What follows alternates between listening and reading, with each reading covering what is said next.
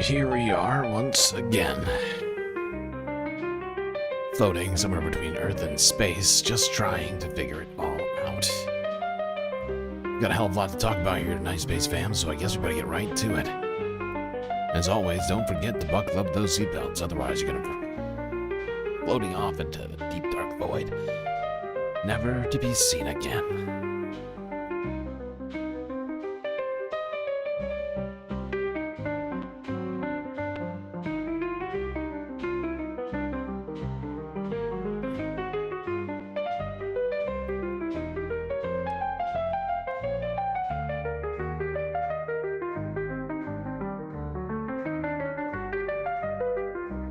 Well, Space Fam, it's beautiful to see you here on this Sunday evening. Got a hell of a lot to talk about, but first, some shout-outs. Amanda, Trevor, Mo and Noep123 in the YouTube chat, Shaxby, a close fourth. Hermit Horologist also here. Mr. Spock, HBX, Joe4771, Echios, Jetmend, Glitchmaster, Morbius, Donald James X,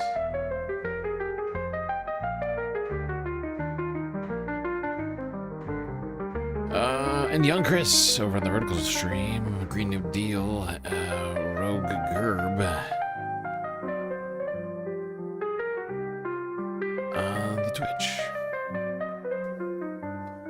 Well, we have a whole lot to talk about here tonight. Unfortunately, as some of you may know, those of you in the Discord, the internet was not working for some time, which is why we're starting so late tonight. But that also means we're going to have to cut down on Sunday Fun Day action and focus almost entirely on Iran. I'm going to give us a few, I'm going to do a few of these Sunday Fun Day stuff. I've already cut out a lot of them from the list. A lot of fun hit the cutting room floor, I'm afraid. Anyway, everybody, let's start in that familiar place, the United States.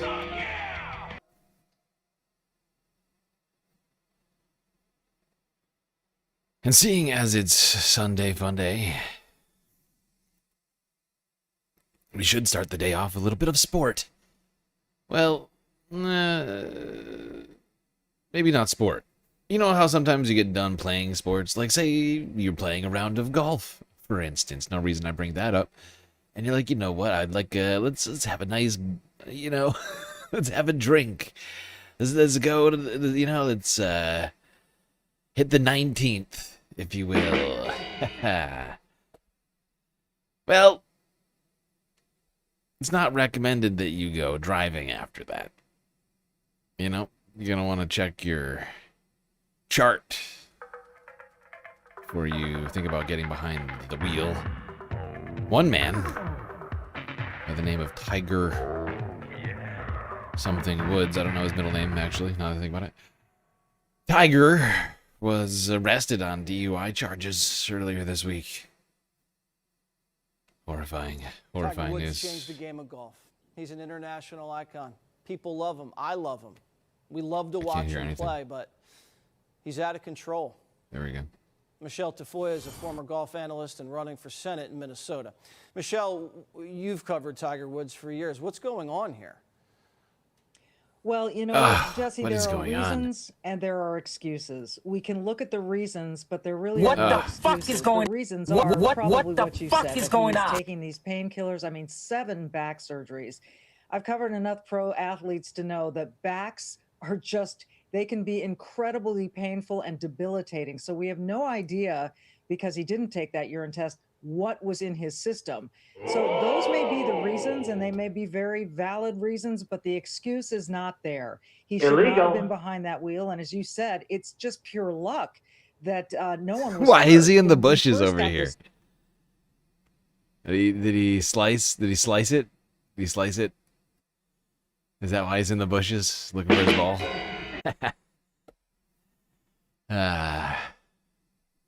Well, Tiger arrested for DUI, flipping his, I think, Range Rover. Can't quite tell what kind of car that is. Then spotted in the bushes for some reason. Not sure why he was over there. Shockingly, seeming to be perfectly fine after that crash. Now, the president actually had some things to say about this incident. He does love golf.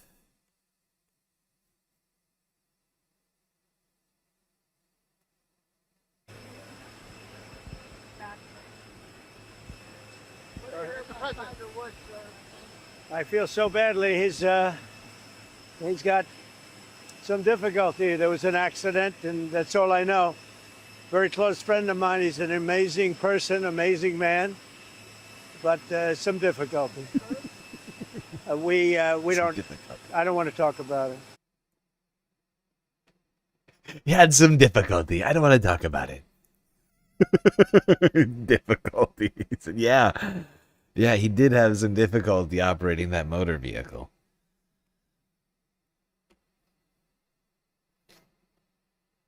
Difficulty. He had some difficulties. Okay.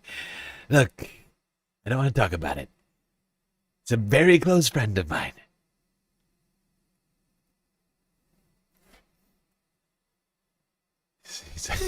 He's a crazy person.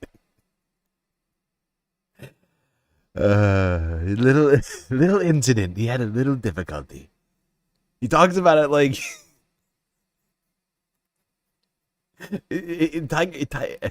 Tiger Woods flipped his motherfucking car. We just saw the images, things like upside down.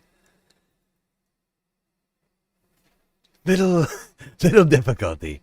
That's a little more than a little difficulty, if you ask me. Wow. Green New Deal on a 50 stream streak and Hermit Horologist on a 100 stream streak.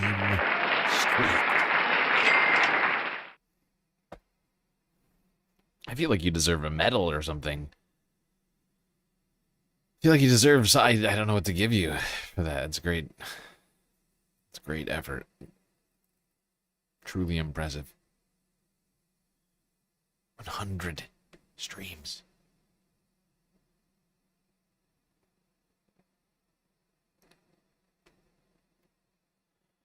Well, while we're talking Donald Trump and sports, might as well go here real quick. Talk about the event that will be hosted at the White House for Donald Trump's 80th birthday, which is coming up in a The White House is trading policy battles for actual fighting as President Donald Trump prepares to mark his 80th birthday with UFC cage matches on the lawn. In coming weeks, crews will erect a 6-foot wire mesh fence shaped into an octagon outside the White House. It's where UFC fighters will use a combination of kickboxing, jiu-jitsu, wrestling, and other martial arts in a June 14th show timed for Trump's 80th birthday. Trump's been hyping. I love how the Associated Press is trying to describe what MMA is to us. So if you're familiar with kickboxing, thank you. Since last summer, we're going to have a UFC fight. Think of this on the grounds of the White House. We have a lot of land there. Trump was the first sitting president to attend a UFC show. Taking in a 2019 fight, stopped when the loser was deemed to have too much blood pouring down his face. He supported UFC for decades and used his love of the sport to attract voters who weren't traditionally politically engaged during his successful re-election run in 2024. He's also close friends with UFC CEO Dana White and the Ellison family, whose Paramount Plus has the broadcast rights. It's going to be fun. It's a sport that mirrors Trump's brawling, no-holds. It's going to be fun, says Dana. Dana, whatever his fucking name is. Okay, pal. Well, there you go. President will be... Wait, why is this not working? Oh, I know why. Because I haven't done this yet today. There we go. Now it's working. The reference frame. Using your galactic individual membership highlight, message highlight to congratulate Hermit on the 100 stream streak. It is impressive. It's impressive.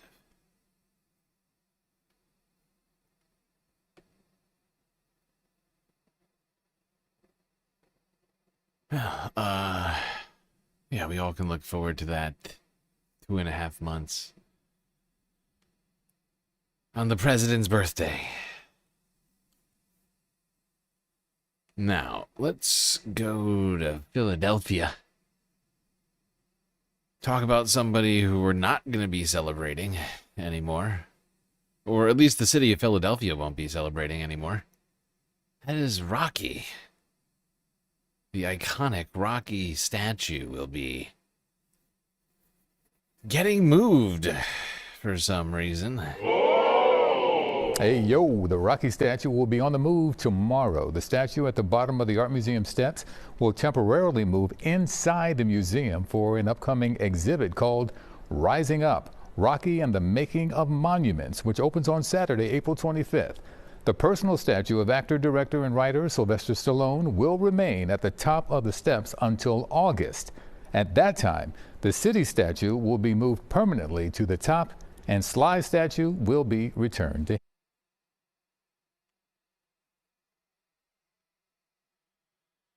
Well, there you have it. Rocky leaving the very well-known Philadelphia steps. It's not clear why they made the decision. Maybe politics. Since Sylvester has been so close with the president, I could see why it might be bothering people.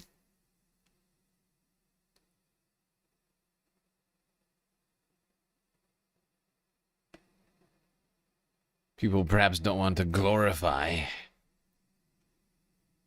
a man who they see as being complicit with all of this, fascist stuff that we're dealing with on a daily basis. That could be it. I don't know. Maybe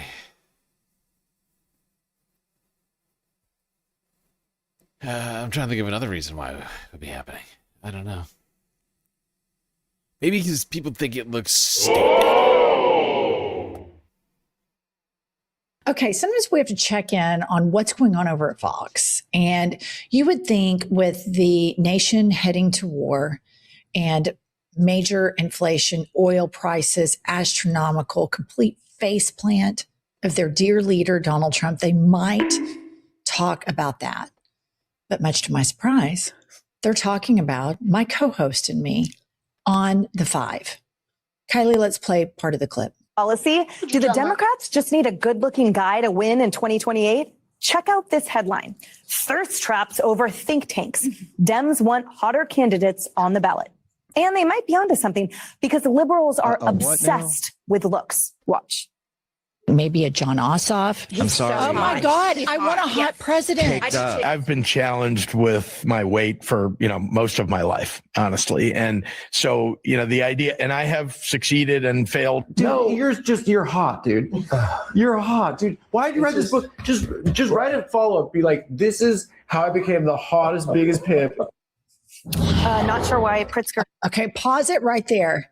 And then we'll return to it in just a second. So first and foremost, Pumps and I were on Andy Cohen, who is the Bravo guy. We were on his radio show. This is not a political show. We're talking about politics. And if you think about Bravo, you think about all the women in the shows, all the gays in the shows. Of course, this is the way normal people speak, which Jessica Tarlov points out at the end of that. You're like, oh yeah, I like John Ossoff. Oh yeah, he's pretty hot.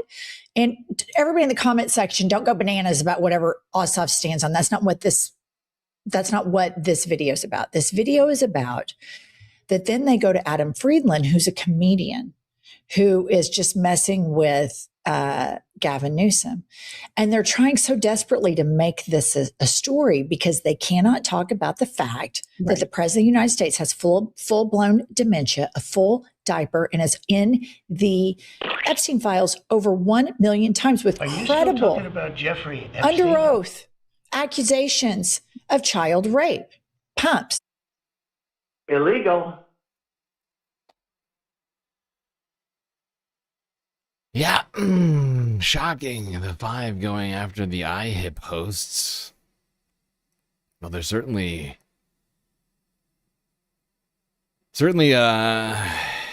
making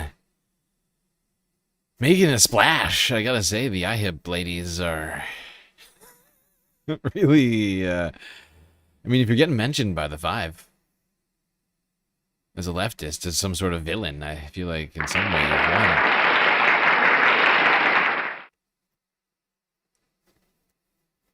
In some way, actually, you've won.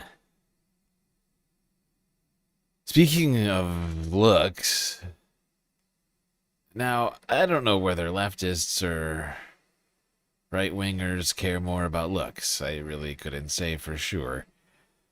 But I know that the audience of this next guy is fairly right-wing, certainly filled with a bunch of weirdos and incels. I know that much. But the very famous looks-maxing, hammer-using, if you know what I'm talking about, you know what I'm talking about, Clavicular, was arrested in Florida. A what now?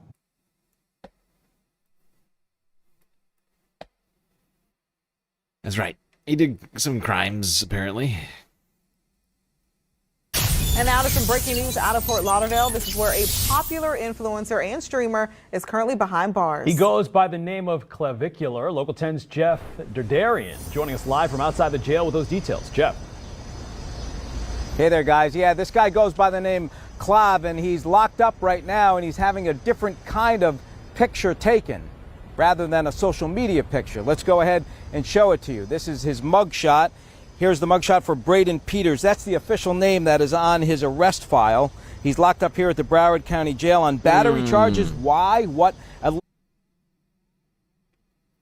You know, that's weird. I always assumed that his parents actually just named him Clavicular.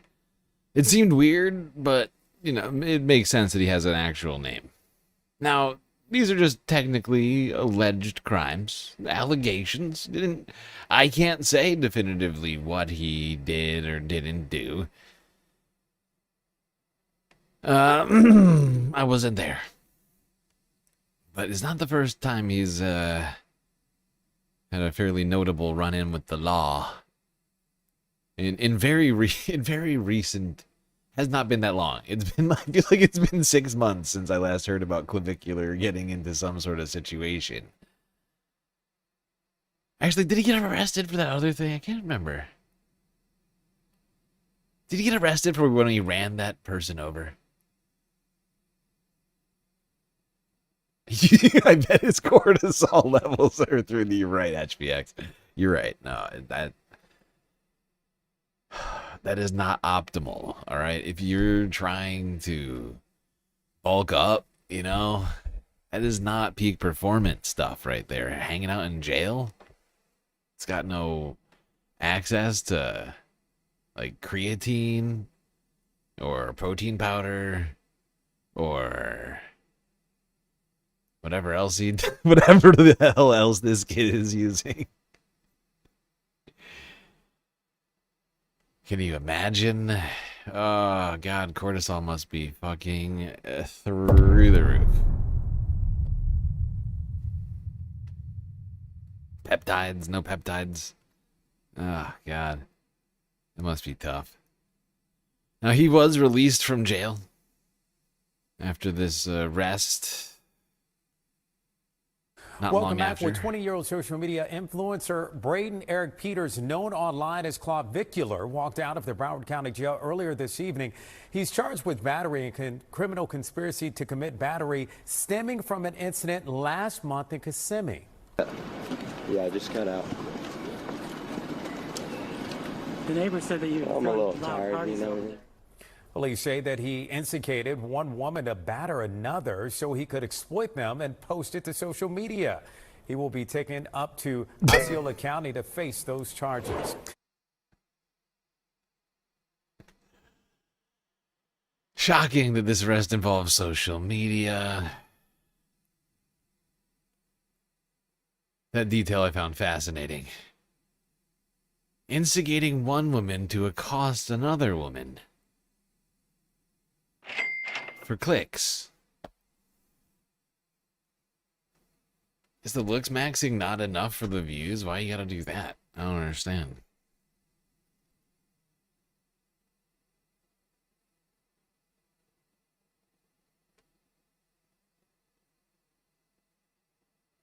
I mean, doesn't he have like millions of followers or something like that? Like, why does he need the clicks so bad? He just can't Is he getting mogged on? Is he getting mogged by other looks maxers? So now he's like switching content. He's like, since I can't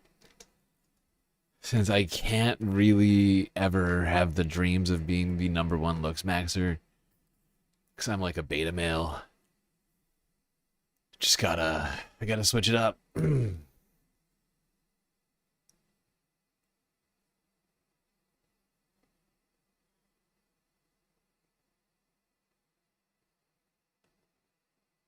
Well, while we're in Florida, we might as well do some fun stuff. Miami's Ultra Music Festival kicking off this weekend. CBS Miami on the story. Well, happening today, we are now less than 4 hours from the start of Ultra Weekend. And you know, thousands of people are going to be in downtown Miami, and a tight security plan is already in place to keep everybody safe. CBS News Miami, Steve Majiri, he's your reporter live at Bayfront Park with all of those final preparations. Steve, they've got to be about done here, right?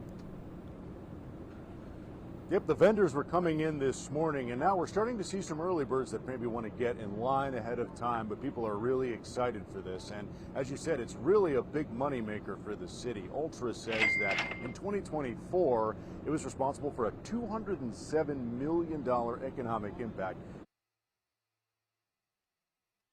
Damn, Miami's Ultra Music Festival making money over here. Sorry, I gotta power through these. I've got a super long list. And I want to get as many of the Sunday Funday stories in here, even if I have to blast through them very quickly. Speaking of music, let's go to Philadelphia to something that, in theory, could make beautiful sounds. Let's talk about the Liberty Bell Awards. I don't know what that means. I don't know what that means. Tell me, 6 ABC Philadelphia. Action News got a first look this morning at the finalists for this year's Liberty Bell Awards. Leaders from Visit Philly made the reveal on Action News mornings, but first they detailed what these awards are all about. So the Liberty Bell Awards are all about instilling civic pride within the community, because it's one thing for Visit Philadelphia to say, go do this, but it's another for residents and visitors to sort of vote on their favorite in the categories that we have. Great. Liberty Bells. Get your little... Is this the award? This tiny little, 3-inch bell?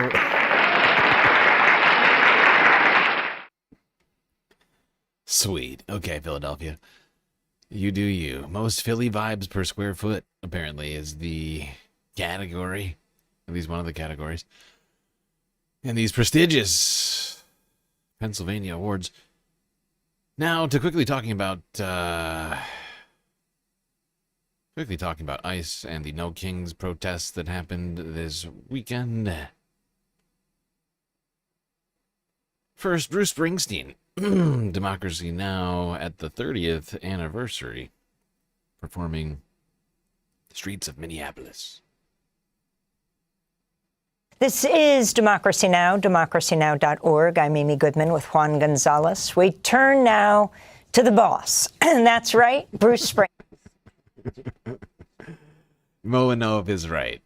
When she's right, she's right. An award for ants. It needs to be at least 3 times as big.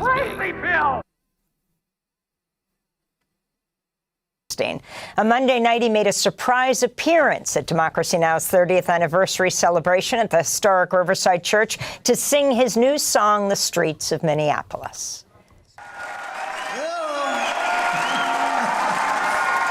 Happy anniversary, Democracy Now! Happy anniversary! And it's so wonderful to be here, and happy birthday, Patty!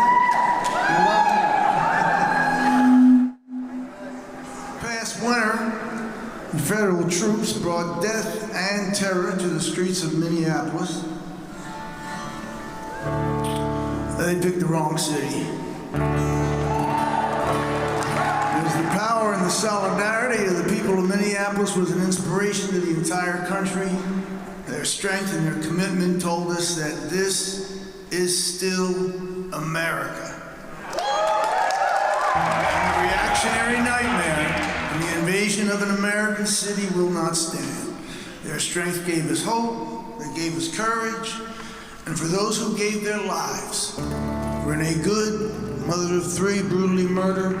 Alex Preddy, VA nurse, executed, shot in the back by ICE in the street, left to die. Their bravery, their sacrifice, and their names will not be forgotten. This is Streets of Minneapolis.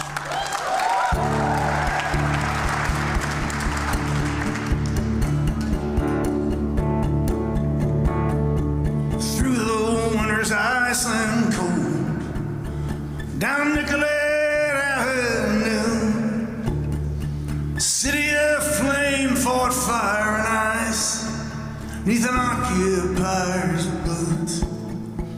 King Trump's private army from the DHS, guns belted to their coats, came to Minneapolis to enforce the law, or so their story goes.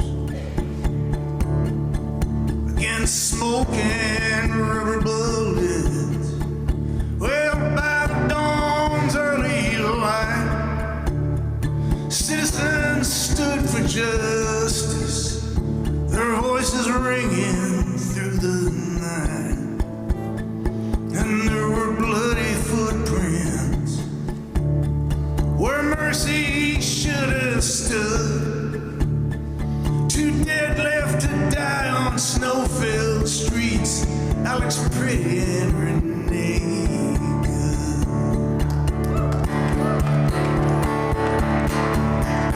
Oh, in Minneapolis, I hear your voice singing through the bloody mist.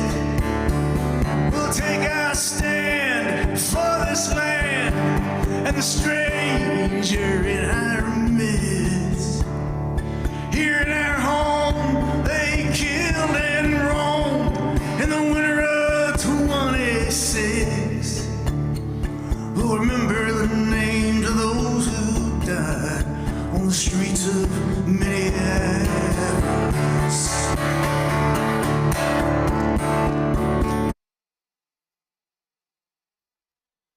Okay, we're not gonna listen to the whole song. Unfortunately, we don't have the time.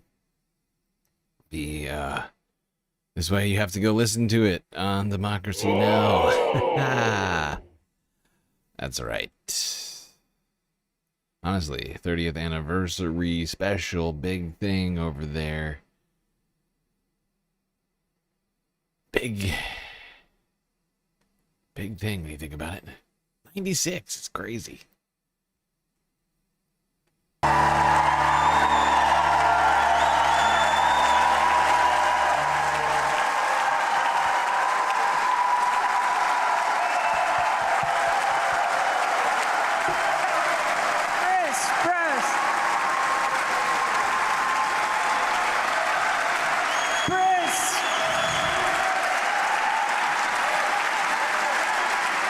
Bruce, you're taking this on the road across the country, beginning in Minneapolis. Tell us about the tour. Not much to tell, starting in Minneapolis and going on to Portland and Los Angeles, of course, 2 other cities where they had to deal with ISIS terror, and then we're going to end up in Washington, D.C., and with a few words to say to the fucking White House. And you're saying where ICE is present, does that mean you're taking it to airports now? I've been in plenty of them, probably so, you know. One other question. I mean, 41 bullets, the streets of Minneapolis. Now you just made news again this morning. The ACLU launching a national ad campaign featuring your Born in the USA, highlighting the landmark birthright citizenship Supreme Court case that they're going to be arguing on April 1st. Right. Well, it's our pleasure to be working with the ACLU, and they finally put Born in the USA to some good and righteous use, so I'm glad about that. That's Bruce Springsteen performing at Democracy Now!'s 30th anniversary celebration Monday night at Riverside Church. To watch the full event, thanks for watching Democracy. Yeah, you can go watch the full event. I think they have the whole thing on the YouTube channel. Actually, I think you might have to go to the website. I We have at least part of it on the YouTube channel.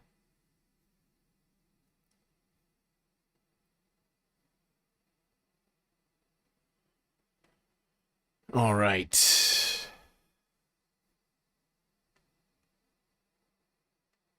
Bruce Springsteen, everybody. Democracy Now! 30th anniversary. Haven't gotten to watch many clips of that this week. We've been too focused on Iran and other things like Iran. And yesterday, the protests, which it was a nice break from Iran, which we'll be going back to talking about shortly. And honestly, taking a day off from talking about Iran, it was nice, but now going back to like looking through it, I'm like, oh fuck. I'm like, oh fuck, you gotta be kidding me. This is what's happened in 24 hours. Really? It's all it took? Okay, if you say so. Ab Silverheart with a sweet, sweet super chat. We love you, Bruce.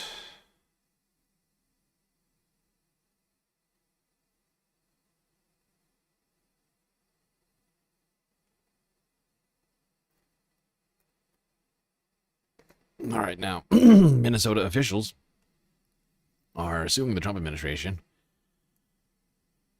over the shooting investigations or lack thereof. Minnesota officials are suing the Trump administration over access to evidence they say they need to independently investigate 3 shootings by federal officers during Operation Metro Surge, including the killings of Renee Good and Alex Preddy. The lawsuit claims that the Trump administration reneged on its promise to cooperate with state investigations and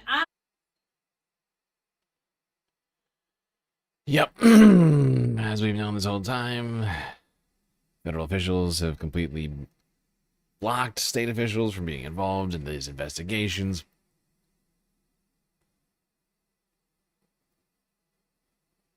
And now,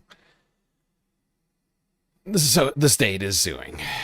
All right, let's go to talking about the presence of ICE in airports really quickly with Democracy Now! This is Once Democracy again Now!, from 3 days democracynow.org. ago. I'm Amy Goodman with Nermeen Sheikh. As President Trump deploys ICE agents to airports across the country, we're joined by a whistleblower who's been speaking out about how ICE has drastically slashed its training standards for new officers. Ryan Schwank worked as an ICE lawyer and legal instructor in Georgia up until last month when he resigned. In late February, Schwank testified before Congress. On my first day, I received secretive orders to teach new cadets to violate the Constitution by entering homes without a judicial warrant. For the last 5 months, I watched ICE dismantle the training program, cutting 240 hours of vital classes from a 584-hour program. Classes that teach the Constitution, our legal system, firearms training, the use of force, lawful arrests, proper detention, and the limits of officers' authority. For example, they ceased all of the legal instructions regarding use of force. This means that cadets are not taught what it means to be objectively reasonable, the very standard which the law requires them to meet when deciding whether or not to use deadly force. Our jobs as instructors are to teach them so well that they can make split-second decisions about what they can and cannot do in life or death situations. Yet, in the name of churning out an endless stream of officers, DHS leadership has dismantled the academic and practical tests that we need to know if cadets can safely and lawfully perform their job. All to satisfy an administration demanding they train thousands of new officers before the end of the year. DHS told the public that new cadets receive all the training they need to perform their duties, that no critical material or standards have been cut. This is a lie. That was Ryan Schwank, former ICE lawyer, legal instructor, testifying before the House Oversight Committee. He resigned last month from the agency and joins us now.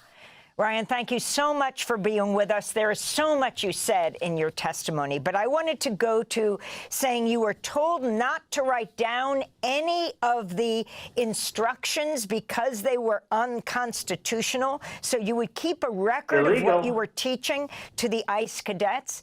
Explain exactly and why you finally quit. Hi, thank you for having me. So to answer your question, I quit because it's not possible with the way the academy is being run right now to ensure that the people graduating from it are able to lawfully perform their duties in a safe way and in a way that supports the constitutional requirements for law enforcement in the United States. And when I said that, they told me not to write anything down. When you teach at the Federal Law Enforcement Academy, and really if you do any kind of instruction in law enforcement, you try to keep close records of exactly what was taught. The material given to the students, how the process or procedure was explained to them, the step-by-step approach, because you want to be able to go back later and say, okay, this did or did not work. And if there's a question about the quality of training or a question about the nature of the training of the cadet or the graduate of the program, to say, here's what we taught them, here's what was taught to this particular class.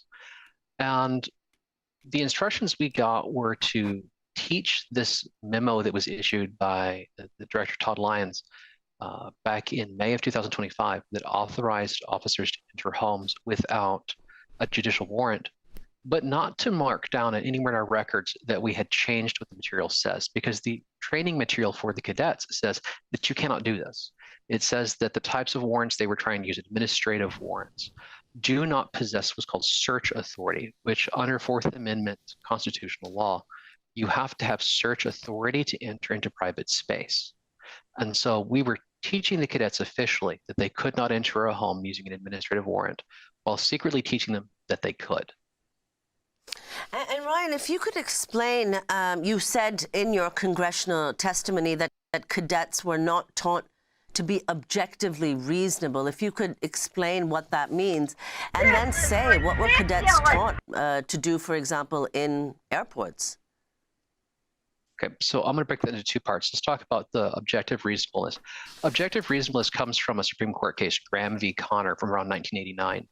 That is the case where the Supreme Court looked at how do we decide whether or not police officers can have liability for use of force against an individual. And the court came back and said that the way we measure that is the Fourth Amendment protection against seizures is exercised when police stop you or seize you through the use of force. If someone shoots you, takes a baton to you, uses some form of force on you to stop your movement, that's a Fourth Amendment seizure. And so the court said what you essentially have to do is you have to look at, would another officer in the shoes of the officer in question, so the officer who used force, would another officer knowing the same piece of information, the same set of facts, make the same decision or come to an objectively similar decision? And that's the basic underlying premise behind all use of force law in the United States, is that Graham v. Connor decision. It's the foundation on which everything is built. And there's later decisions that modify that expound on it, but this is the fundamental piece, this idea that if you're a police officer and you use force, you can be liable for excessive force if what you did is what another officer who was being objectively reasonable, that is, being calm, being rational, being sane with their decision making, would not have done. Would have looked at it and said, oh yeah, no, that's not the right way to do things. That's not appropriate or acceptable, right? And to some level, when we talk about objective reasonableness, what we're really talking about is what is a jury going to interpret that to be? And now, moving from that to your question about airport security, I cannot tell you what the cadets are taught about airport security because it is not part of the training program.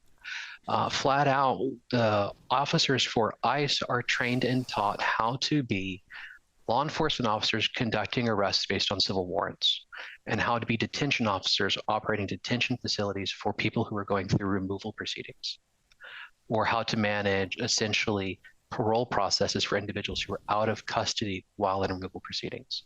There's nothing in their training that ties directly back to their work in airports. So I can't tell you what they were trained to do with that because it's not part of their training.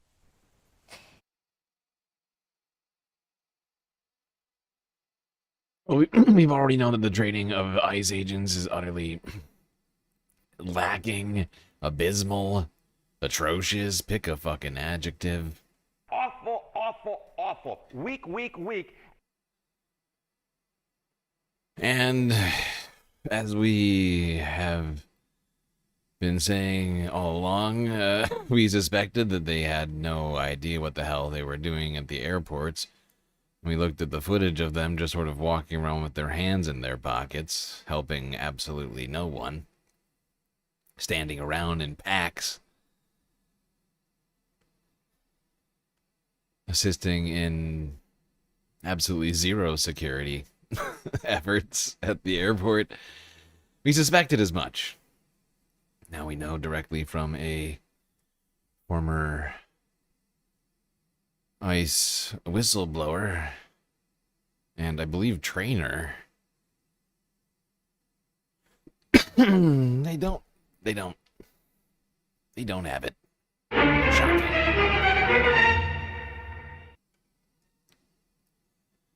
Now the guy who's currently in charge of ICE, taking over for Tom Homan, taking over for Greg Bovino, is now Tom Homan. He went on to CNN, talk with Jake Tapper.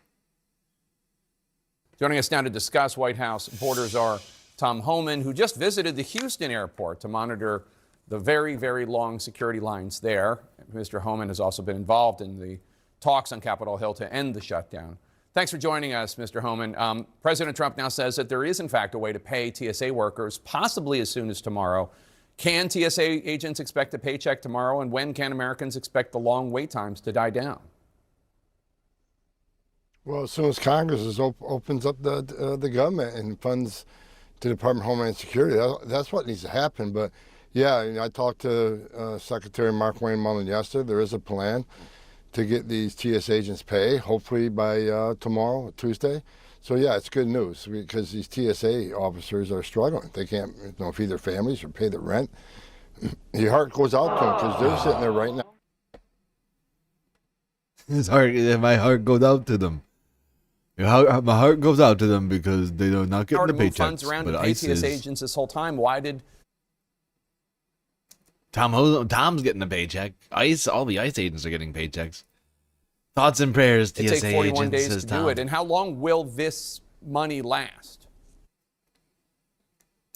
Hey, hold on, this isn't the part I want. We can't listen to this whole fucking thing. You can't listen to Jake fucking Tapper talk for very long. All right, this is the part I want. Once TSA agents start getting paid, will ICE agents leave the airports? We'll see. It depends how many TSA agents come back to work. How many TSA agents have actually quit and have no plan coming back to work. I'm working very closely with TSA. Yeah, we'll see. Okay, Jake. When they get paid, we'll get there and we'll think about it. We'll think about whether or not ICE agents will leave. It's fucking insane. We've given ICE an insanely bloated fucking budget, and now they're just looking for things to do. Because they've run out of undocumented immigrants. They're all all of them are sitting in detention centers right now. They have nothing else to do. So now they're just paying them to stand around in airports, even though they don't have the training to help with anything that they're being claimed to be doing. It's insane. It's fucking insane. It's a massive waste of money. And they can't even tell us that they're going to leave with any certainty.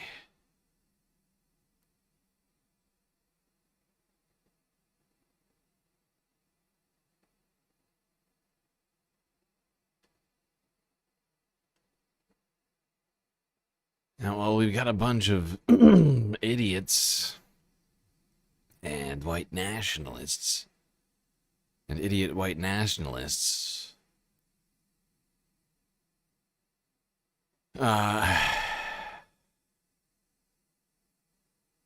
Doing moderate ethnic cleansing in the country.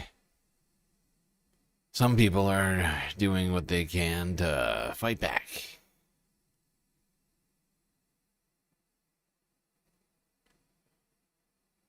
However, Donald Trump is waging a war on those people. Help! Help! I'm being repressed! Sam Cedar on the Majority Report. Emma Vigeland out today, back tomorrow. Joining us now, Javier de Janan, the Director of Mass Defense at National Lawyers Guild, to discuss 9 people who were convicted of terrorism-related charges in what some have characterized as an attack on the Prairieland ICE Detention Center, but I'm not quite sure that it could be characterized as an attack until the protesters were attacked. But Javier, welcome to the program. Tell us, what was the situation like? What was going on that day? Thank you. Thank you so much for having me. So, as you mentioned, there was a 3-week federal trial a couple of weeks ago in North Texas. And so, before the trial, we would say, it seems to be, it appears, we believe. But now after the trial, we can say, we know what happened. And what happened is that on July 4th, people organized a noise demonstration.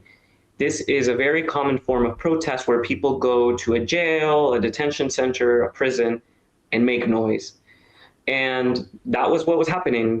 July 4th was picked because it's Independence Day, and the goal was to make noise in solidarity with people inside an ICE detention center.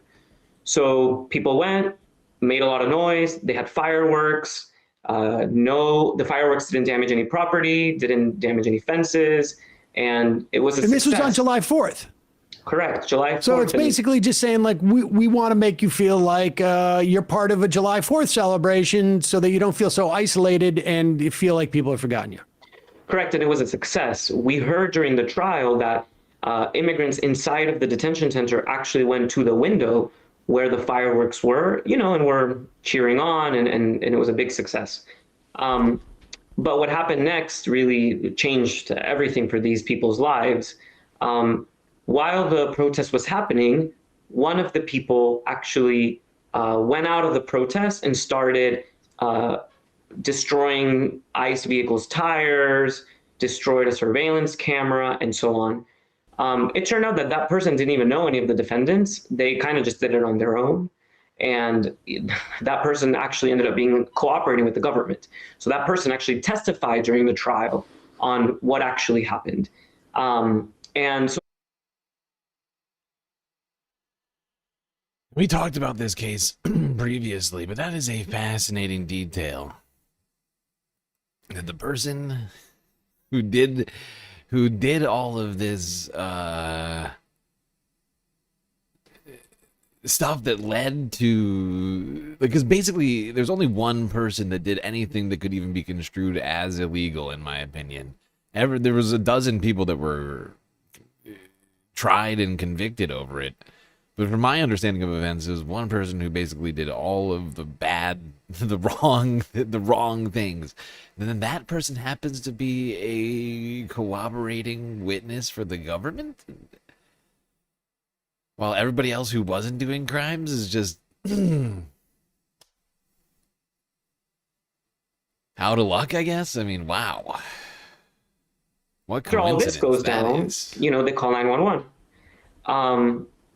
A police officer arrives, and the officer was actually responding to a report that someone was breaking into the ICE facility, which was not happening. I mean, all of it is miscommunication, misinformation.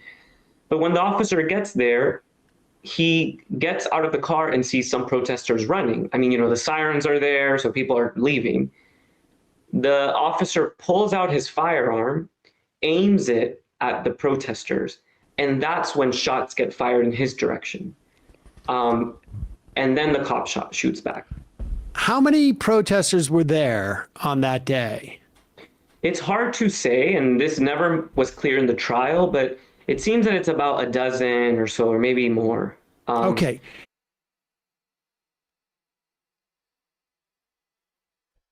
Okay.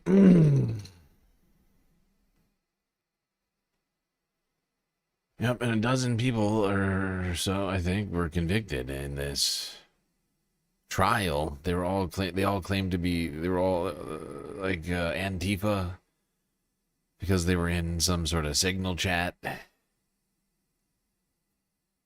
It's insane.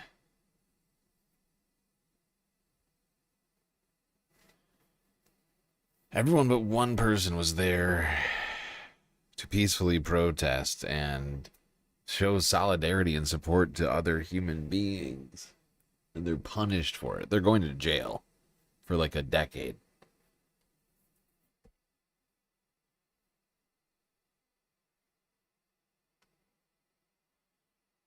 Oh, we're living in a dictatorship. But this weekend, everybody was protesting the king. Help! Help! I'm being repressed! Let me hear you say no, king! Say no, king!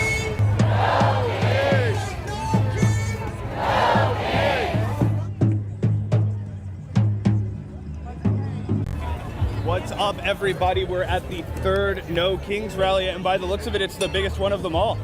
Yeah, well, it's just getting started here. It started like, 15 minutes ago or so, but I think that in 30 or 45 minutes, the crowd is going to be completely overwhelming. The Country Club Plaza, as Zach mentioned, this is the third No Kings protest. And it kind of has perfect timing, in my opinion, because this war with Iran just popped off, super unpopular. So a ton of people out here, not only to protest Donald Trump and his king-like behavior, but also his recent warmongering and all of the innocent people that have been killed already as a result.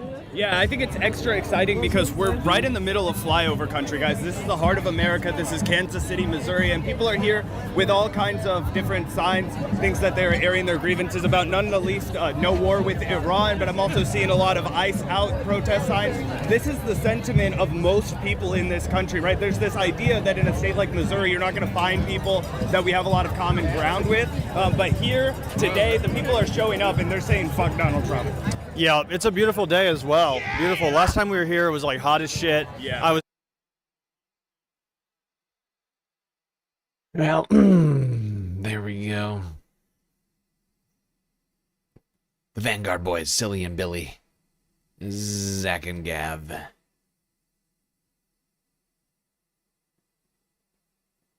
One more clip on the No Kings protests. We're not going to watch this whole thing. We already watched it yesterday. And we did a 12-hour stream on the No Kings Day. We're not going to. Come on. Your strength and your commitment told us that this is still America. And this reactionary nightmare and these invasions of American cities will not stand.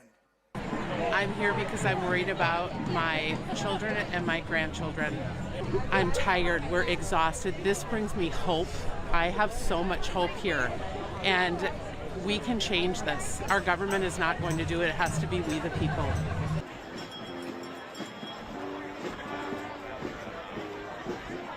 What we provide is mockery to the king. And we call this part of the Mock and Awe Tour. And that's really about just taking authoritarianism and making fun of it, which they hate. And that's what we're doing. And no one, not the bully in chief, not the racist in chief, not the wannabe king, no one is above the law. They want us to be afraid that there's nothing we can do to stop them. But you know what? They are wrong, dead wrong, because we know better. Millions of us are not afraid to know our rights and exercise them.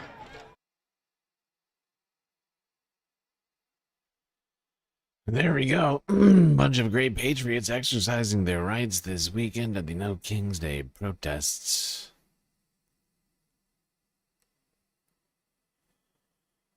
Now, one show has become a symbol of worldwide discontent and protest, which has been seen at the No Kings Day protests.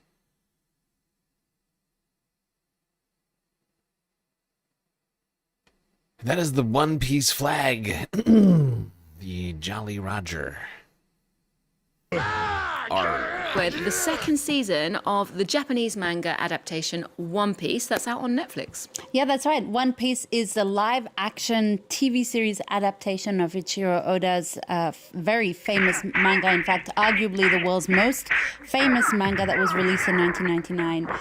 One Piece on Netflix follows the adventures of Monkey D. Luffy and his crew, the Straw Hat Pirates, as they search for the One Piece treasure in the Grand Line, a fearsome stretch of sea where danger and adventure await. Season 1 ended with Monkey D. Luffy and his Straw Hats facing off against Luffy's grandfather. This season sees them heading even deeper heading to the Grand Line, but they'll have to confront some very scary enemies along the way. The stakes are always high indeed. Well, let's take a look at that season 2 of One Piece. There are 100 of us. And only one of you. That's not gonna be a problem. There's something swimming right for us! Brace for impact! What the hell was that? What the fuck is going on?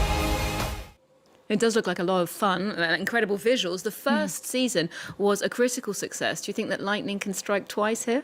Well, excuse me, season 2 received 100% rating on Rotten Tomatoes, so very positive there, positive critical reviews as well. I'll be honest though, full disclosure, I'm not an expert in manga to TV series adapts, but I have been reading some of the reviews from those who are experts, and the feeling I get is season 2 is a crowd pleaser among critics and fans alike. You'll find a lot of the successful elements returning to the season, like great casting. They stick pretty closely to the original material. There's a vibrant production set that encapsulates that adventurous spirit of the story. There's also a new villain this season called Baroque Works. It's a sort of shadowy criminal organization of cartoonish agents that adds a bit of dark comic relief. So, well, there you go, Space fans. One Piece Season 3 coming immediately, if not very sooner. Soon.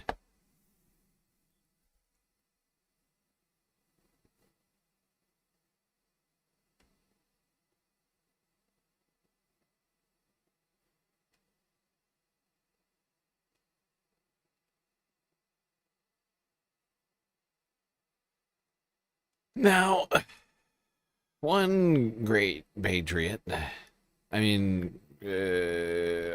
criminal, did something great. Terrible. Sorry, I keep... Jeez, what is wrong with me? I'm struggling here.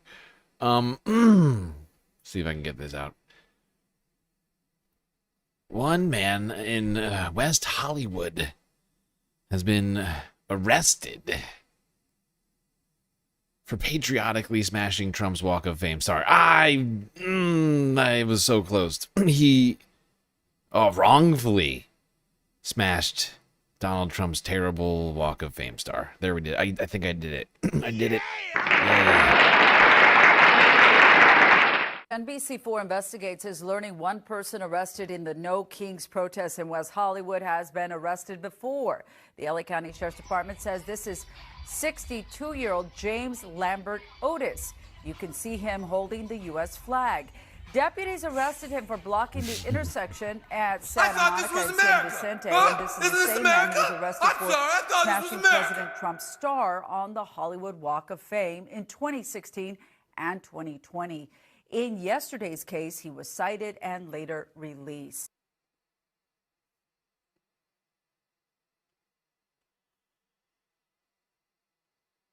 Well, there you go. One man allegedly smashing the Walk of Fame star of Donald Trump, released on bail, I assume. Although, it's actually not clear to me whether or not he was charged.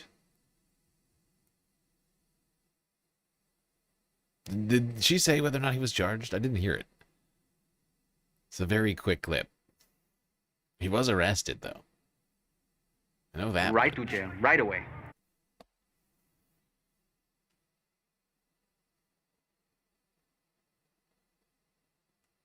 Now, everyone's patriotic duty every single election cycle, at least, is to vote. And, of course, Republicans are currently trying to pass the SAVE Act to prevent as many people from voting as they can. People who, in their estimation, are not going to vote for them. They're also going to get rid of mail-in voting. I think that's part of it. However, of course, Donald Trump himself has voted by mail many, many times. I think he has been voting by mail in most elections for the last, Tell me about 30 mail-in years. ballots. Go ahead. You mean I used a mail-in ballot? You probably said, yeah, I did. Why did you know use what? that? Is Because that I'm president of the United States, and because of the fact that I'm president of the United States, I did a mail-in ballot for elections that took place in Florida, because I felt I should be here instead of being in the beautiful sunshine But you taking. were in Palm Beach, sir, the last few weekends. That's right, and I decided that I was going to vote by mail-in ballot because I couldn't be there, because I had a lot of different things. But you know, we have exceptions for mail-in ballots. You do know that, right? So if you're away, we have an exception. If you're in the military, we have an exception. If you're on a business trip, we have an exception. If you're disabled, we have an exception. And if you're ill, if you're not feeling good, whatever. So I was away, mostly in Washington, D.C., so I used a mail-in ballot. But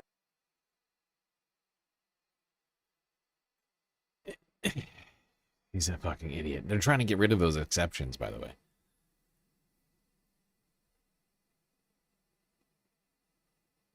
But people should be able to vote however they want. It really, really doesn't make a difference. Except for the people who are voting, right? Like, to the people who are voting, it makes a difference. To the rest of us, it shouldn't.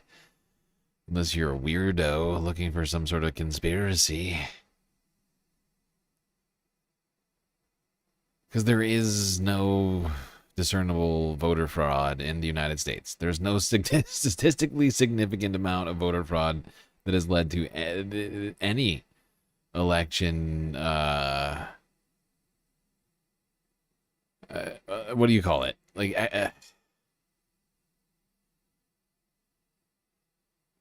election outcomes being changed. Nothing close to that. I mean, closest thing you can get to is Florida in the 2000 election.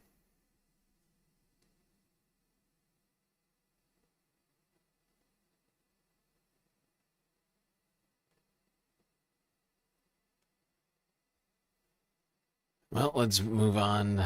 Talk quickly about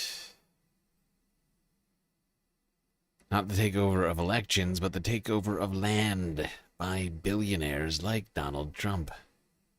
I'm not saying he's the one doing it, but people like Trump are they're taking all the land. I know it's shocking to everybody. You see how there's like snowmobile tracks and then they just stop? Yeah. That's the boundary. For decades, powerful corporations have had their eye on lands like this. Some of the most pristine wilderness and recreation areas in America that have valuable resources buried beneath them. They just want to grab some money so they can, go buy a third villa in Italy or something. And now they're on the verge of getting their wish. And we will turn the Iron Range into a mineral powerhouse like never before. That's what it is. Over the last few months, Republicans in Congress have quietly worked to hand over our most protected lands to billionaires. I think that proponents of this project would have you believe that the American people benefit from this project, but for the life of me, I can't seem to understand how that works out. They are a foreign mining company. They don't really care what happens here. They just want the copper. It's a scheme that could unlock millions of acres of public lands across the U.S. for private corporations. I went to Minnesota, ground zero in the fight over who gets to control our public lands. To understand what a mine would mean for communities like this, Job creation is extremely important. They are only doing this because of greed. How what happens here could change the fate of our protected lands across the country, and if there's still a chance to stop it. Who really stands to benefit from mining here?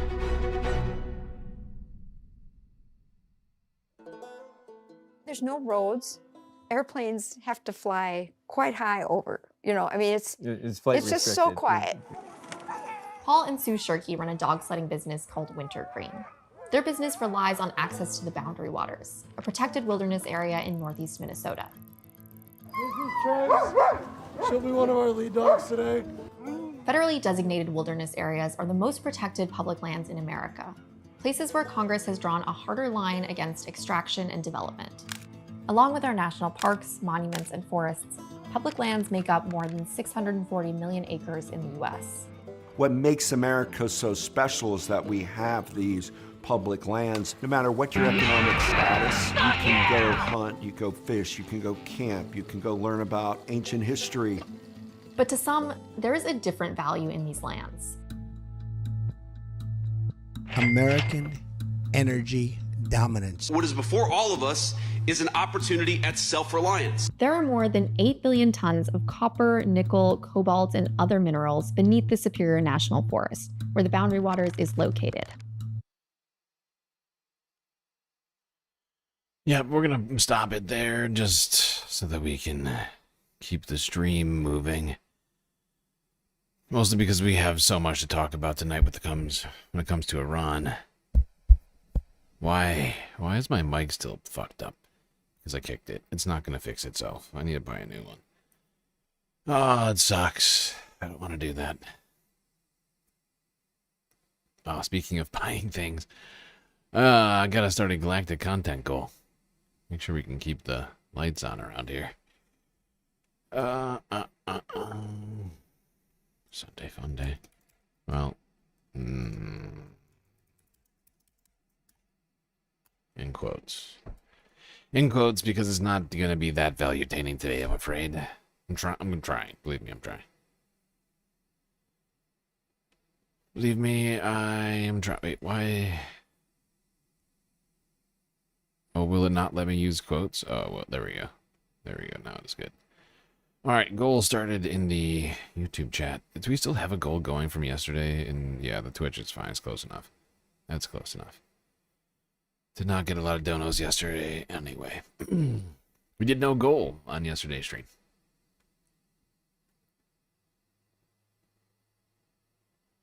No King's Day. Good to do. All right. Let's go from the seizure of what used to be public lands by billionaires for access to natural resources. Talking about the tech oligarchs that are now switching from a fun workplace environment with sweet benefits to a terrible work environment of oppression and long hours. For much of my young Caucasian life, Silicon Valley has been a whimsical candy land of office ping pong, fuchsia nap pods, and surprisingly boring threesomes with the Winklevoss twins behind the kombucha tap. But lately, the big swinging pendulum of tech culture has swung noticeably back in a significantly more hardo direction. I should know, because they post about it all the time. Been going harder than ever. I don't have time to sit and relax. In San Francisco, you're very high status if you work very hard. My day usually kicks off around 4:30 in the morning. I literally just pulled a couple of 12-hour stays. All the companies I was interviewing with were like, we work 7 days a week in office, or like 9 a.m. to 9 p.m. SF tech workers are working Saturdays. In a typical week, I work pretty much every waking hour. 92 hours per week. I'm either sleeping or around the people that I work with. Well, some of us have the balls to sleep with the people we work with. But I digress. So what happened? What compelled this new generation of baby-faced nerds to suddenly start grinding their dicks off? It's time to take a look-see.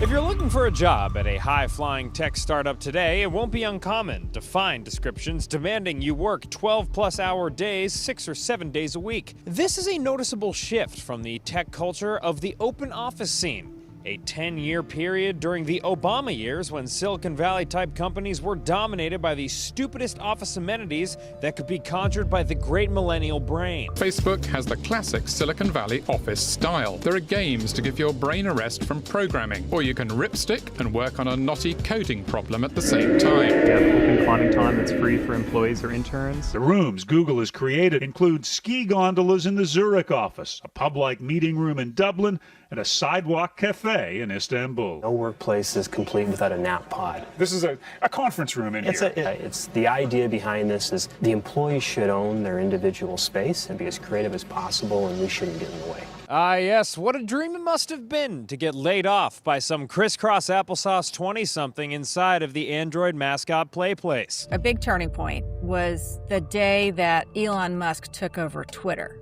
now known as X, and declared this was going to be a hardcore work environment, and anyone who didn't want to sleep under their desk could just quit now. Margaret O'Mara is a professor and historian of Silicon Valley, and the man that she is referring to is Elon Reeve Musk, a South African internet personality born in 1971. That kind of gave permission for other companies to swing away from a kind of kinder, gentler capitalism, let's call it, and say, yeah, if we're going to really be, really compete, let's get down to basics. Let's work on developing and shipping product, and that's going to require a lot of hard work. Indeed, when it comes to what some young startup employees have called the Great Lock-In, Elon may actually have just been the last straw to, how you say, gag the camel. But it's not just Musk that's got these keyboard warriors sweating it out. There's another dynamic going on in San Francisco too called escaping the permanent underclass. And it's this idea that the gains of the AI boom are going to go to a top few and everybody else is going to live in virtual serfdom. Raya Jetta is a reporter for the San Francisco Standard covering tech culture in Silicon Valley who introduced me to some very chill-sounding ideas. Some tech founders I meet are kind of like, I need to work really hard right now so I can escape the permanent underclass, and they truly believe that that's the direction the world is going in. Now, I don't know if any of you folks have heard of something called AI, but it's a technological development that is causing the great people of San Francisco to go bat fucking insane. There's a belief spreading across certain sects of the valley that once AI gets smart enough, it will divide the world into two groups: a permanent underclass of unemployed people who have had their jobs taken over by artificial intelligence, and a small group of super rich people who built the one super AI to rule them all for the rest of time. And while all this sounds like a shitty YA novel set to turn into an even shittier movie, there are admittedly some objective reasons an anxious young software engineer might come to this conclusion. Like how right now the big tech kahunas keep firing people and blaming the layoffs on advances in artificial intelligence, while dozens of AI startups are turning their founders into billionaires. You're constantly being fed the narrative by these big companies like Microsoft saying we're replacing a bunch of our early to mid-level engineers with AI, right? Ah, Maceo, quick.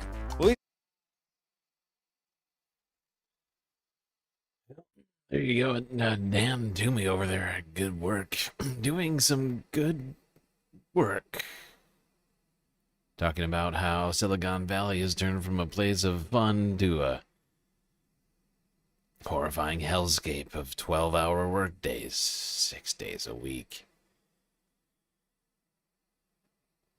Where really they're just there to profit max for the old shareholders. It's all thanks to old Elon Musk, apparently. So they say. Now, of course, it's a fair concern to be worried that you'll be a permanent underclasser, I suppose, while we have billionaires rushing us towards the AI apocalypse and the Trump regime fully embracing that plan.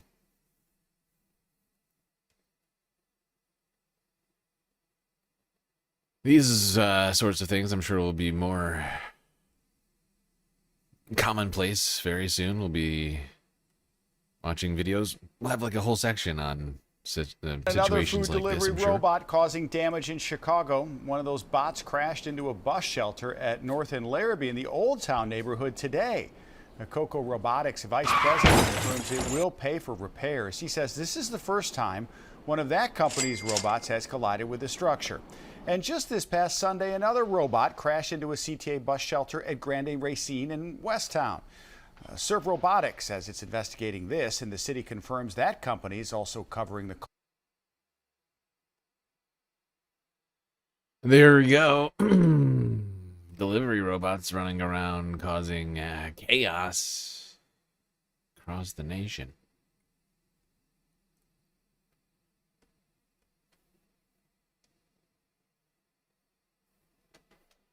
Beautiful AI future that we live in.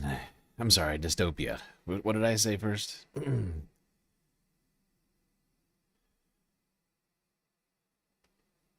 We could have, I don't know, high-speed trains and healthcare in this country. Instead, we have tech oligarchs, AI slop, and robots crashing into everything. However, in one place, one man is a small spot of hope. New York City, Zoran Mamdani, working on the infrastructure. Zoran Mamdani, I think he used this a little bit. I think there were some interviews where he talked about sewer socialism, and we've talked about this on this program. Sewer socialists were, I think, basically a movement that started, I feel like, in Milwaukee. And maybe it was about 100 years ago. And it was basically socialists who really focused on providing material benefits and making sure that cities ran well. And looking at like your average person and what are the stuff that you deal with. And that would be like transportation, you know, maybe like we're going to make the subways really good or the buses really good, or both for that matter. And Mamdani was very careful, you know, like they tried to attack him on the snow sticking around so much, which, you know, not so responsible for. But I'd be honest, like, I think the response to snow was pretty impressive, especially the second time around when they paid all the people and it was a massive propaganda victory for him. It was a massive victory. I mean, honestly, I could tell the difference when I walked to work. Yep. And now he's attacking the potholes. Let's check this out.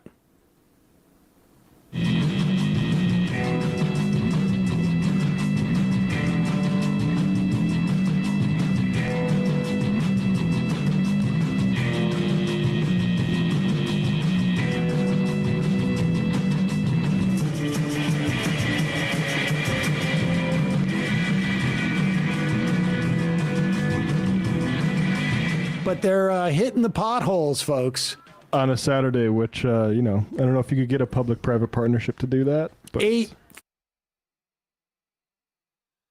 Yeah, we talked about the plan. There was a whole meeting over the potholes that Zoran called a couple weeks ago. And here are the results of that meeting. Look at that pothole. No longer. That's a flat road, is what that is. 1,000 potholes filled on a Saturday. I saw them out on Saturday when I was walking to buy New some York, recreational materials. NYC.gov/fix my pothole. Or you call 311. Pretty impressive. And I'm not seeing all these people saying, you know, we need a Mamdani to come solve our problems here. It's becoming a shorthand for good governance, and we're only in March. Yep. Yes, indeed. He's only been in office for 3 months. It's crazy.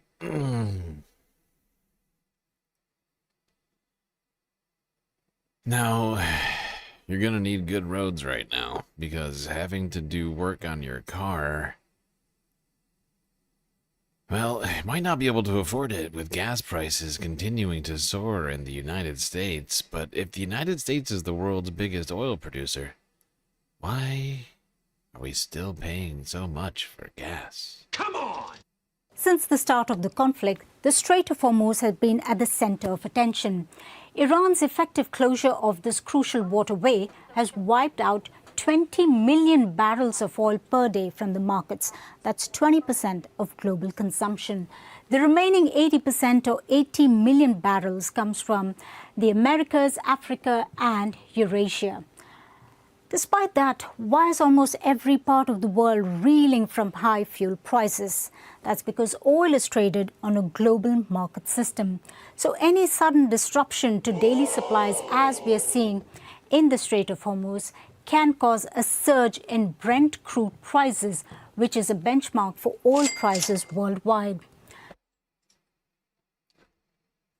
Thank you, Al Jazeera lady, for the explanation. It's traded on the open market.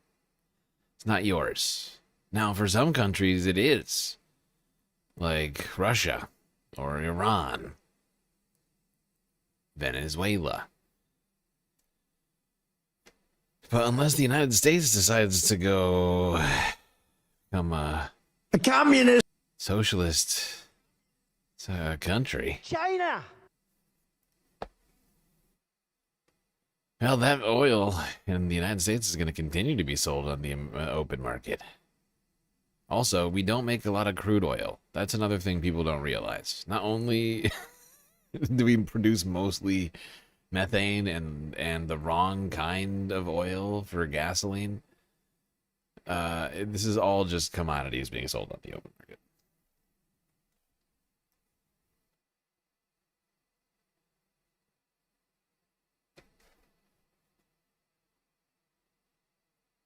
Don't worry, though. Donald Trump is focused on all the important stuff.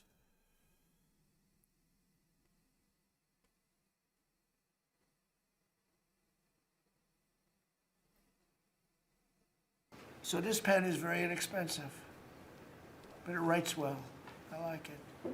But I can't have the pen the way it was. You know what it is. I don't want to give too much publicity, but they do treat me well, Sharpie.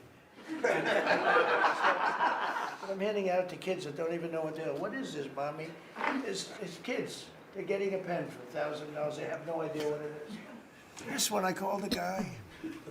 I said, I'd like to use your pen, but I can't have a gray thing with a big S on it saying Sharpie.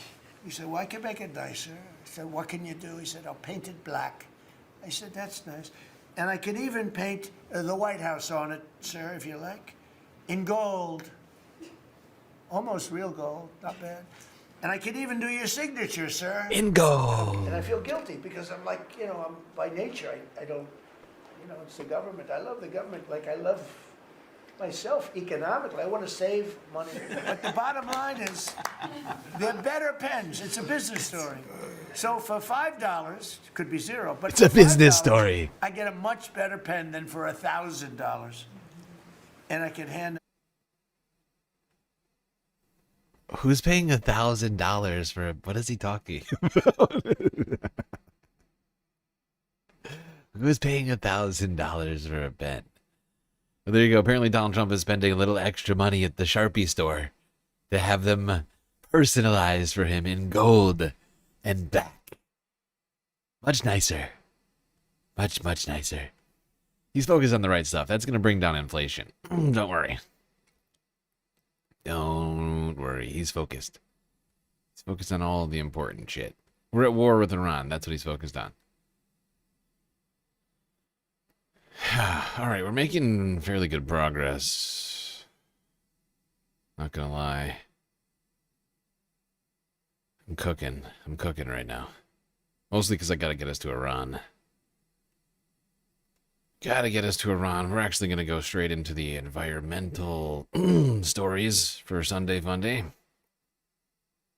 Are you noticing we are actually kind of doing a Sunday Funday? It's truncated because I'm moving quickly. But we're getting some less than just the worst possible stories. So, yeah! Yay.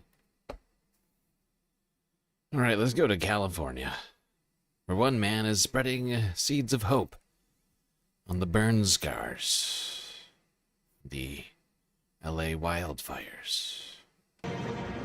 Finally tonight, sowing seeds of hope in fields of poppies is bringing a new life to a community that has lost so much. CBS's Joy Benedict has that story in our Weekend Journal.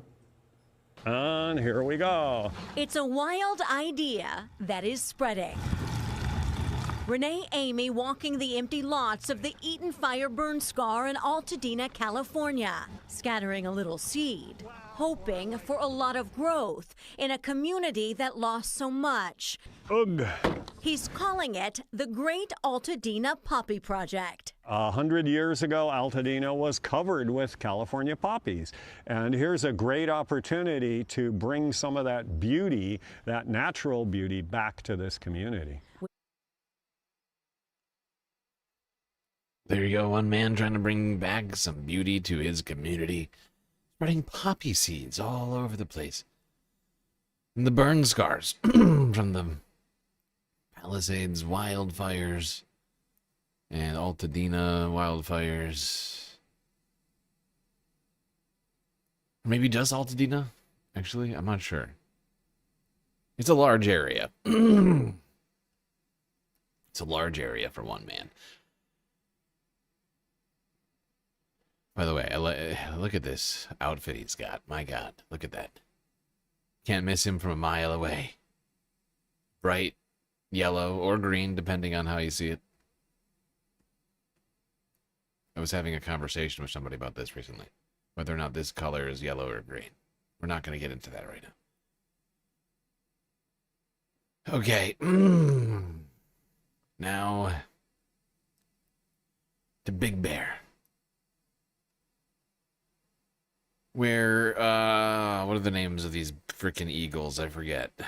Anyway, these two very famous eagles are preparing for chicks.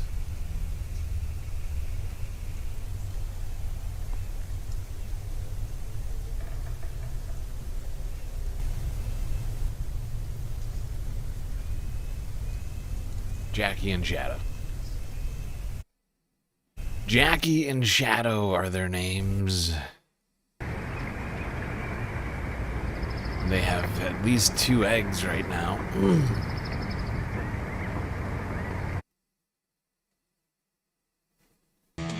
America. PerfXL with a sweet, sweet super chat, getting us to 2 of 10 on the Galactic Content goal. Funds for the gunship. Much appreciated. All right, there you go. Eagle protecting the nest as they ready for new chicks. Apparently those baby birds are on their way very shortly. Pipwatch approaching. Now inland to Utah, where the heat seems to be winning out on the slopes. KSL Utah with the clip.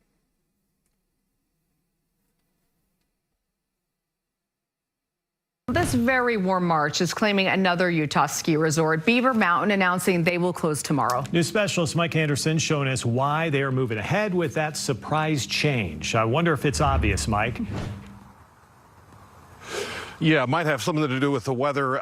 Mike and Davey, it makes for one of their shortest seasons ever, as you know, they were aiming for Sunday, but even before that, they were hoping to make it through April 5th. But when you consider the conditions up Logan Canyon, you can easily see more or less they were more or less cornered by this heat wave. Operations manager Travis Seeholzer says overnight lows have been in the 50s, melting away their base. They credit their mountain groomers for helping them stay afloat this long, constantly moving snow onto the runs from other areas. Eventually, however, they ran out of stuff to work with. People today are out making the best of what's left. It definitely hasn't been like the biggest season we've ever had, but we're still sliding, so. Yeah, it definitely wasn't the biggest season, according to that reporter. It was actually the shortest season in history. And yet some people still continue to think that climate change doesn't exist. Live in a very dumb timeline. Speaking of lack of ice and snow, let's go to Wisconsin and talk about something which is also under threat. Ice fishing.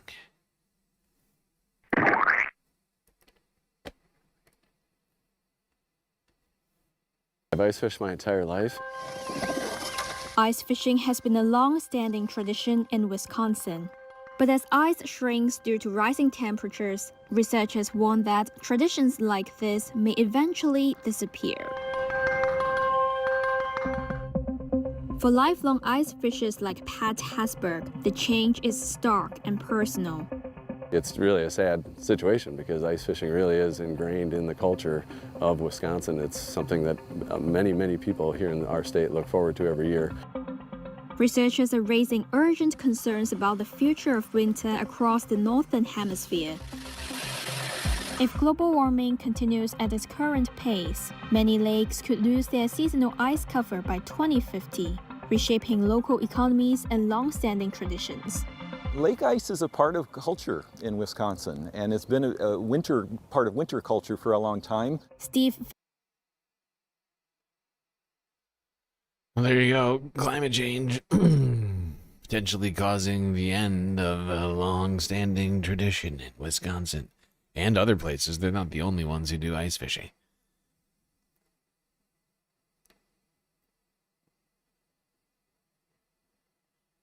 But it's all under threat as the world continues to warm.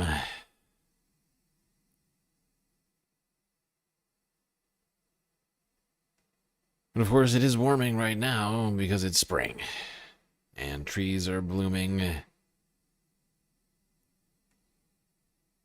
basically everywhere, including in Fairmount Park in Philadelphia.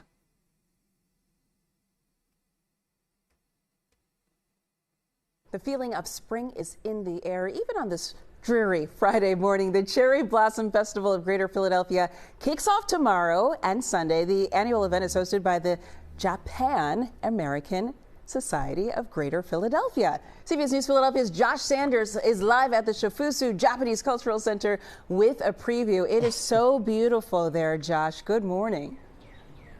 Oh, good morning, Janelle. Yeah, it's stunning here. They let me off the pulse test to come out here and celebrate what this weekend means to so many people here in Philadelphia. This really is a festival of history and friendship. The first festival was in 1998, but this dates back to 1926 when Japan gifted 1,600 cherry blossoms to the city of Philadelphia.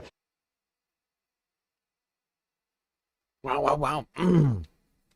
100-year-old tradition dating back to a gift. Very cool. Enjoy that, Philadelphia. Although I'm not seeing a ton of cherry blossoms yet for Philadelphia. I'm noticing. I'm noticing something of a lack of blossoms.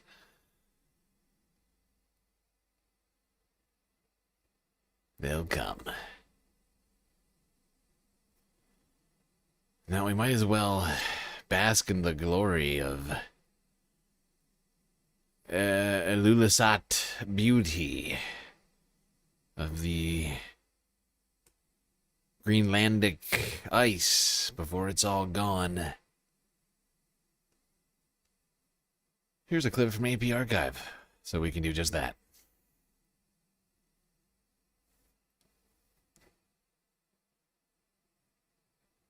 Look at it.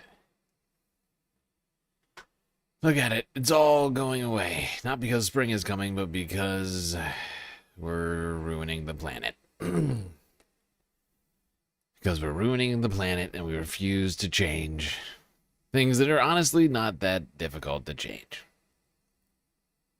We're just allowing ourselves to be ruled by corporate overlords and orange Cyclone dictators.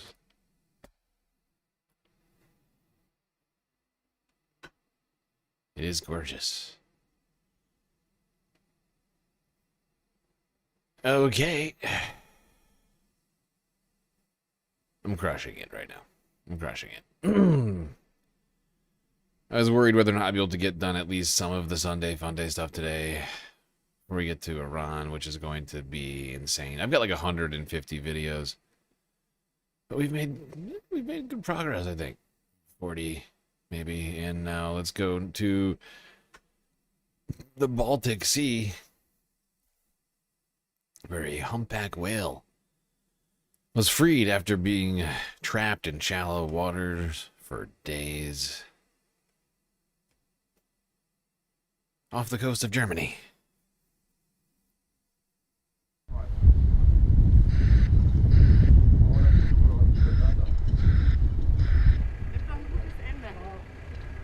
Ultimately, we'll have to wait and see, but we're really pleased that the animal managed to swim out to safety and actually cover the last few meters on its own.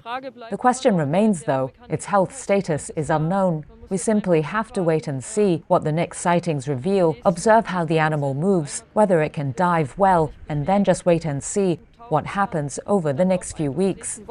This isn't something that will necessarily become apparent in the next few days. It could take weeks for an illness to weaken the animal and cause it to strand itself again. The waters off the coast. Okay. Now, before we move on from that, we've been talking about whale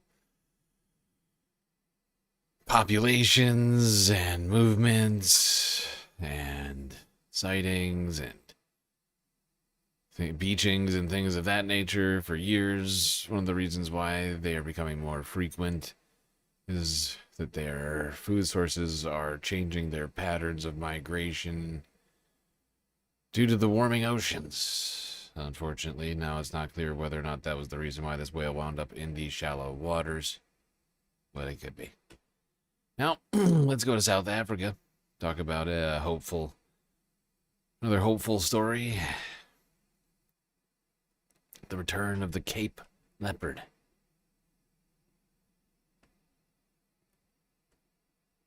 In the Cape province, this researcher checks 23 camera traps which show that over the past 2 years, the leopard population is on the rise. So yeah, we're going to extract the SD card and check on the computer what are those 141 images. It is, thousands of photos and videos to go through, and then it gives us a really clear idea how the leopard is interacting with the landscape compared to food availability, compared to vegetation, compared to human or roads. The Cape leopard, smaller than its savanna cousin, had nearly disappeared from the region 170 years ago. Now the predator is returning. This NGO rescues leopards caught in traps set by farmers to protect their livestock. So far, nearly 100 animals have been saved.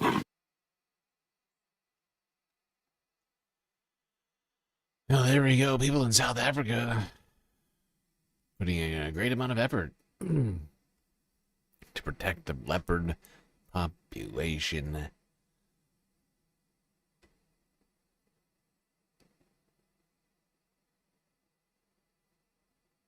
I'm trying to bring a little bit of happiness and fun to this Sunday Fun Day stream to you people. I hope at least some amount of it is coming through. It's tough. There's a lot of shitty news. It's mostly shitty news right now. It's a pretty big struggle for me to craft a even slightly value-obtaining stream. All right, to the Indian Ocean. France's Reunion Island. For some geological beauty. When fire meets the ocean, a cascade of glowing molten rock plunges into the waves. The lava flow from Piton de la Fournaise has just finished its journey. It's been nearly 20 years since people have been able to witness this spectacle. While the eruption is causing disruption on the island, tourists are making the most of it too. We're here on holiday and we feel lucky to be here while this is happening. You realize how lucky you are. It lights up your heart. You forget everything. The fusion of lava and sea triggers a plume of water vapor mixed with gases, a toxic fog.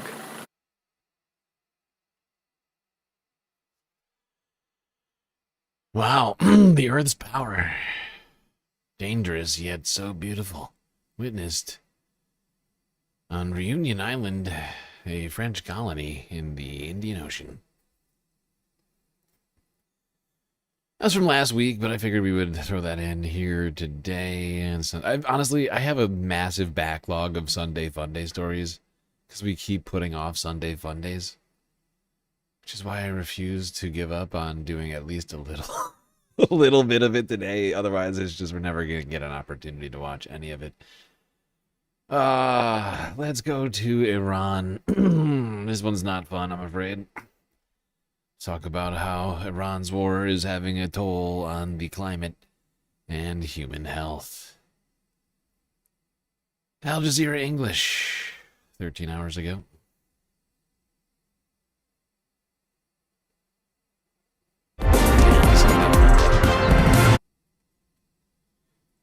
You demand a Sunday Funday for yesterday during the, King's Day protests. You said they were cringe and we didn't have time for this. But now you're demanding fun in the sun? Yeah. Wow. The US-Israeli war with Iran has had a devastating humanitarian impact that could last for years. The bombing of energy infrastructure, fuel depots and oil tankers has not only shocked the global economy, but polluted air, soil and waterways with toxic chemicals. So what will be the true toll of this war on populations and ecosystems around the globe?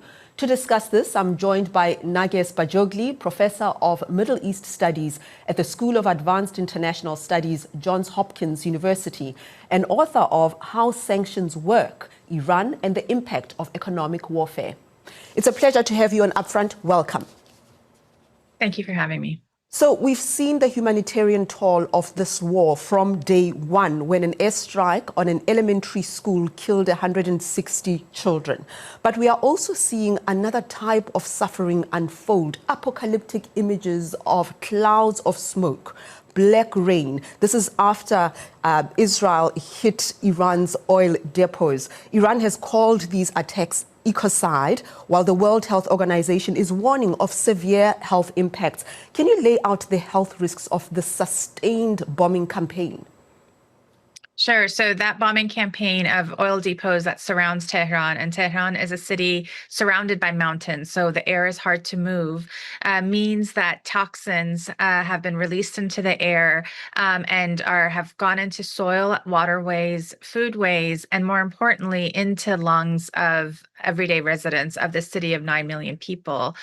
The type of toxins that have been released are lodging themselves into lungs, and what doctors and toxicologists inside of Iran are telling me is that what they are afraid of is that these will have impacts for years and potentially generations to come.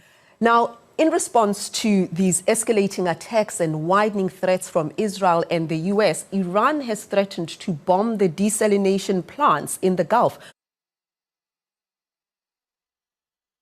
Yep. And not only is this detrimental to human health, absolutely terrible for the fucking environment when you are blowing up oil tankers and oil fields and oil refineries. I mean, it's just, you're literally just burning fossil fuels, except unlike usual, rather than using it for some sort of human productivity, activity, you're just blowing it up. You're just adding to the car. You're just adding a massive carbon footprint. I don't know what the Iran war's carbon footprint is right now, but it's got to be horrifying. But one country is managing to stay afloat as a result of having transitioned to electric vehicles. I'm talking about China. For 12 hours a day, Liu Xiaolu drives this truck delivering goods around Beijing. With conflict in the Middle East pushing up oil and petrol prices, he's glad his vehicle is battery-powered. Now there is a war in Iran. The price of petrol is getting more and more expensive. Everywhere it's the same. It's better to have an electric truck. China is one of the world's largest oil importers and relies heavily on supplies from the Gulf. Beijing has instructed refiners to limit exports of gasoline and diesel and raised price caps on petrol to conserve supply. But in China, millions of drivers no longer rely on petrol, insulating them from sudden price spikes. 1 in 4 new heavy vehicle sales and half of all new car sales are electric.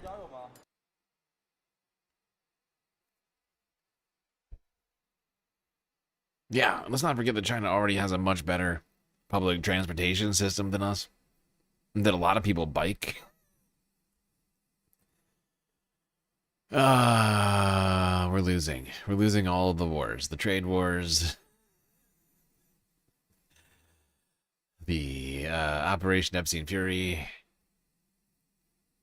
Orb Rumor. With a sweet, sweet blank super chat. Thank you, Orb. Getting us to 2.5 out of 10 right now. Frizzla with a super chat as well. We demand fun.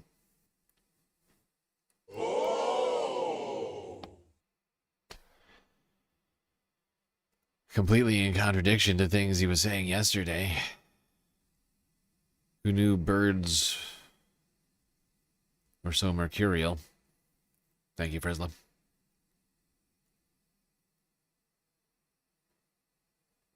Getting us to 3.5 out of 10 now. Making progress. Now from China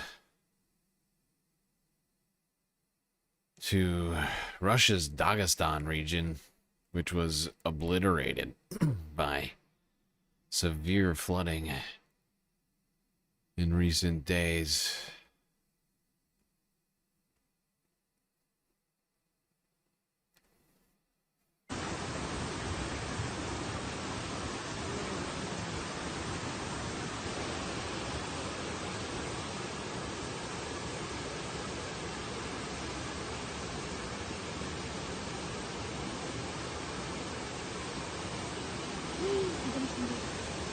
Jesus Christ.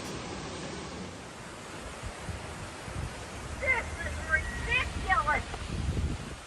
Вот там. Не знаю, что в городе происходит. Какую я здесь впервые вижу.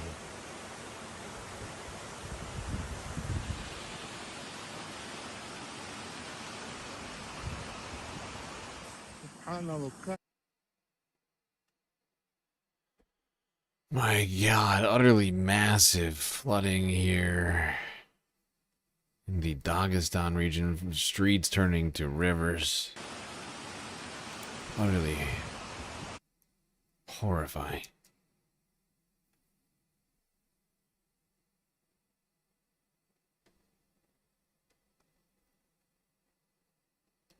Now to something less horrifying. With the spring rains comes flowers. And in Tokyo, Sakura season has begun. I'm talking about the cherry blossoms.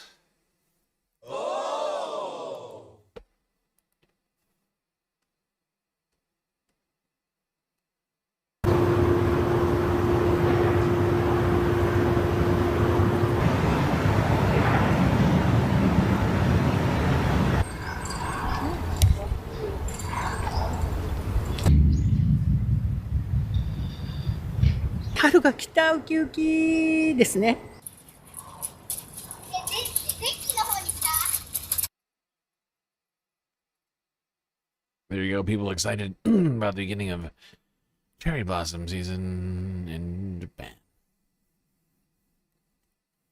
Now, unfortunately, the seasons have become more and more erratic in the weather we experience during them as well. And unfortunately, that's a result of the fact that the planet is continuing to heat faster and faster.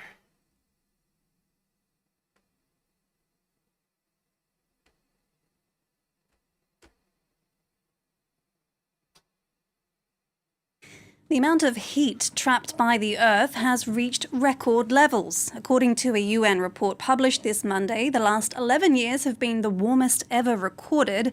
For the first time, the World Meteorological Organization warned of a growing energy imbalance driven by rising greenhouse gas emissions. Scientists also fear that a natural warming phase called El Niño could soon bring further heat records.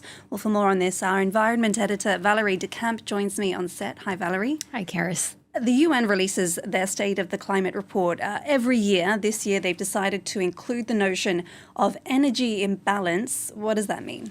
It's the rate at which energy enters and leaves the planet. And I want to show you a graphic published by the WMO. And you see essentially that under a stable climate, there is energy coming from the sun, and so you have the same amount of energy coming in as the same amount of energy leaving the planet. What's happening now is that under an unstable climate, the Earth is gaining much more heat than it actually can release, and so Yep, most of it's going to the ocean, and it's utterly decimating our marine life. Which will have terrible impacts for humans if it continues down the path that we're going down. Maybe before there's no more time,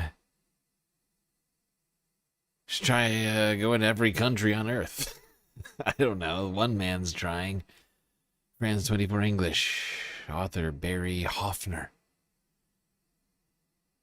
On overcoming grief by traveling the planet. Now it's time for today's perspective. My guest on the programme today is one of those people who've done so much in their life. He's travelled the world as an investment banker. He's farmed vineyards and an olive orchard in Northern California. He's founded a non-profit organisation, Caravan to Class, to expand education for young people in Western Africa. He's also, though, experienced extreme grief when his beloved wife Jackie was killed in an accident in Botswana. But in the aftermath of that tragedy, Barry decided, well, he literally wanted to feel the pulse of the world again, as he puts it. So he dreamt up an audacious mission to visit all 193 countries on Earth. It's all recounted in his book, Belonging. There we go, super rich investment banker decides to just go to all the countries in the world. Fuck it. Great. Great job, pal.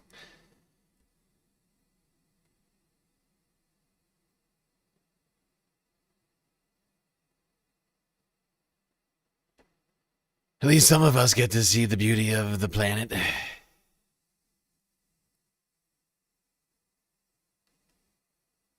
Now to space. Space news time. And then I think we're going to take a break. Quick bit of space news. Artemis 2 astronauts arrived at the launch site for first moon mission in 53 years. This weekend.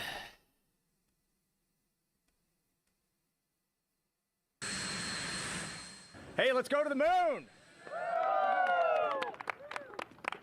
I think the nation and the world has been waiting a long time to do this again. And on behalf of myself, Victor, Christina, Jeremy, we are really pumped to go do this for this entire team. This mission is much more about duty and responsibility, so we can pass the batons off for this campaign called Artemis with its lofty goals. And we live that every day, and then that's it. And then we want to back out and disappear while the Artemis 3 crew stands in front of this microphone. we're going to be There we go. Artemis 2 astronauts speaking to the press ahead of their mission, which I think is going to happen. I don't know the exact day and time of it, but it is coming up soon, apparently. I think it might be this week.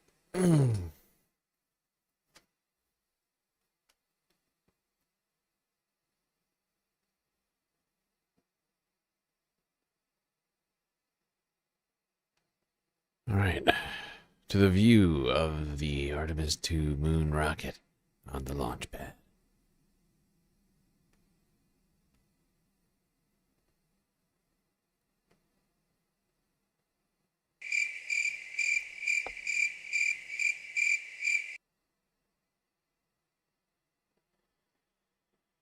Well, there it is in all of its glory.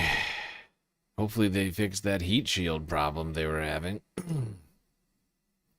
Because some former NASA engineers were suggesting if they didn't, it would be incredibly dangerous. But I'm sure that they solved that situation. We've got one of Elon Musk's personal friends running NASA, so I'm sure that he's a perfectly competent human being. Well, first of all, some of the things that I say will be incorrect. Okay, you're not helping my point right now, Elon. Okay, well, we're 2 hours into this stream. If you haven't already, hit the follow button on Twitch and subscribe on YouTube. Hit the bell icon and the like button as well. While you're at it, do consider contributing to the Galactic News Network, as we are completely funded by individuals like you. So many great ways for you to show your support.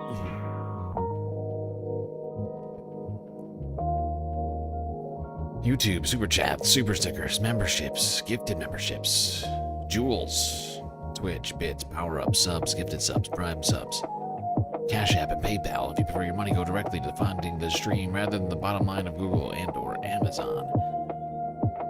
We got Throne. But of course, the very best way to get most space benefits for your Earth dollars is Patreon. Where for the low price of $3 a month, you can get access to a myriad space benefits unseen by the rest of the goddamn Milky Way galaxy. Things like a shout out at the end of every stream, avatar on one of the break screens, secret Discord channel inside of the Discord server, and much, much more. All right, everybody, enjoy the break. Grab yourself a drink, maybe a snack, and I will be right back.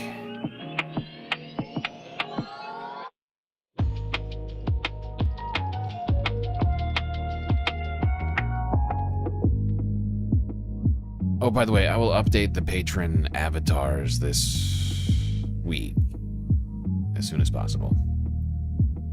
Immediately, if not sooner.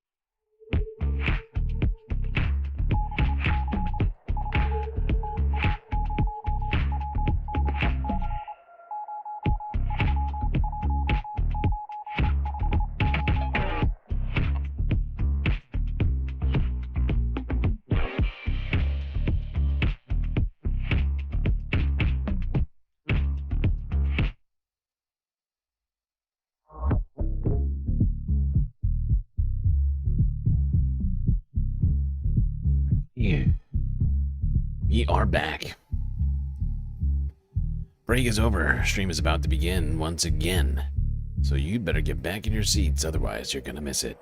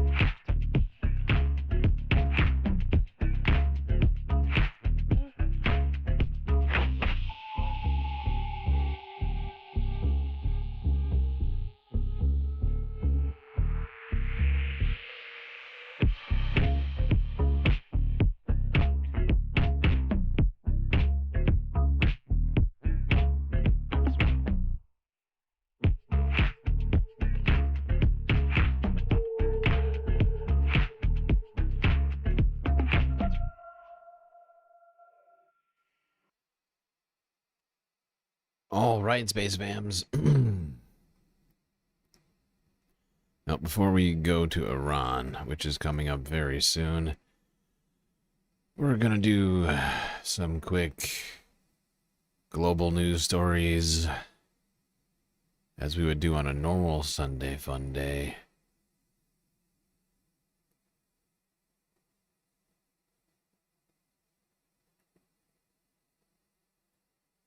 But, any second now, we'll be talking about Iran.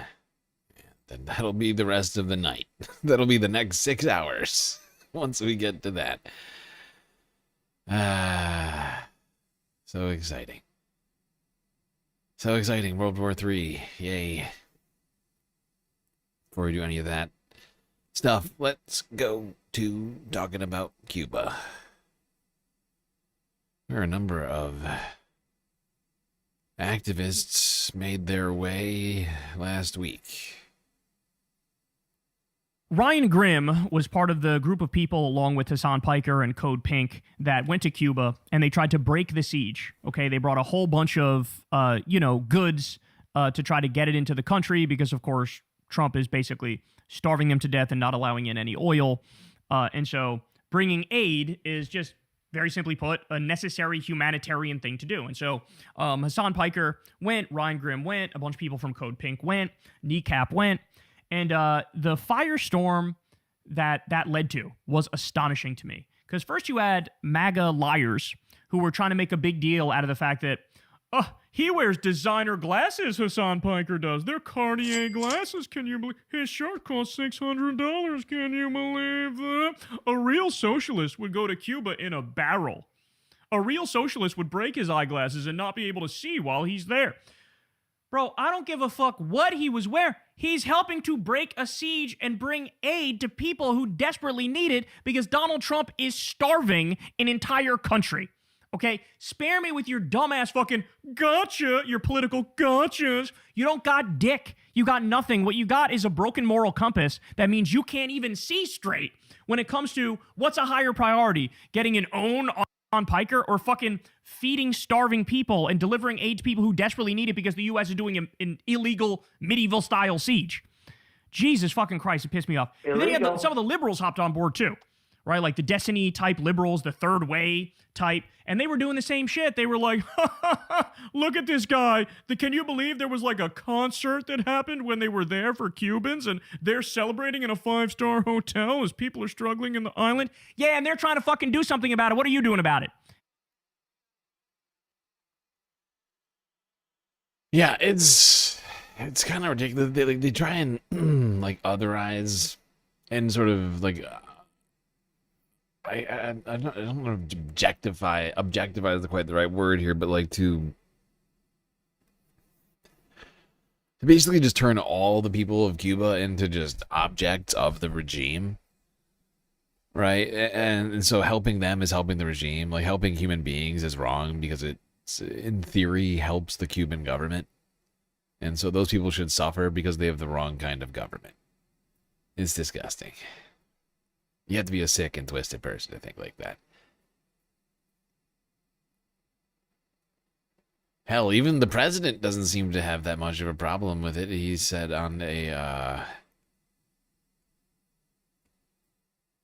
Air Force One in a talk with reporters here. Yeah, Cuba's going to be next. Cuba's a mess. It's a failing country, and they're going to be next. Within a short period of time, it's going to fail. And we will be there to help it out. We'll be there to help our great Cuban Americans out who were thrown out of Cuba. In many cases, their family members were mutilated and killed by Castro. Well, Cuba's going to be next, yeah.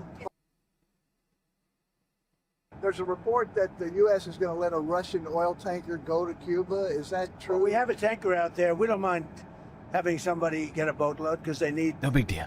They have to survive. It wouldn't get a boat. The report is true as far as you know. Well, I would Doesn't say, matter. I told them, if a country wants to send some oil into Cuba right now, I have no problem with it. Do you worry that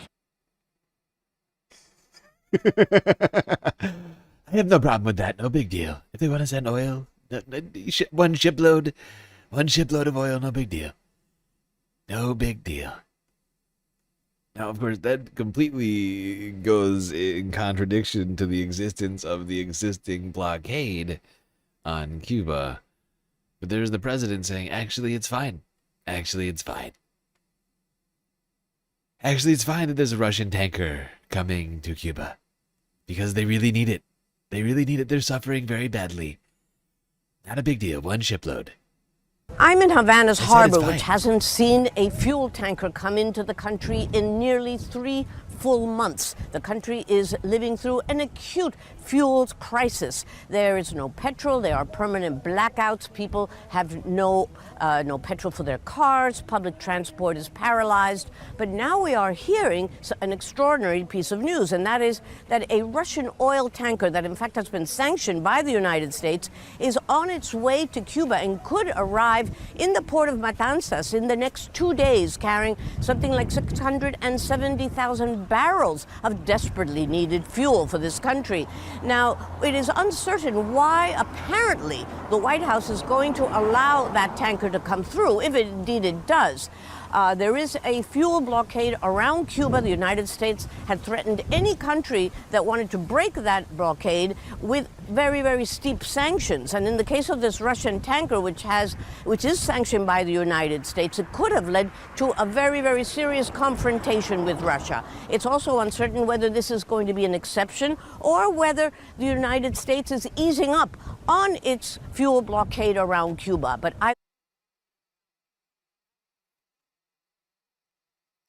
Yeah, I guess we'll see what it all means. Donald Trump just said it was perfectly fine.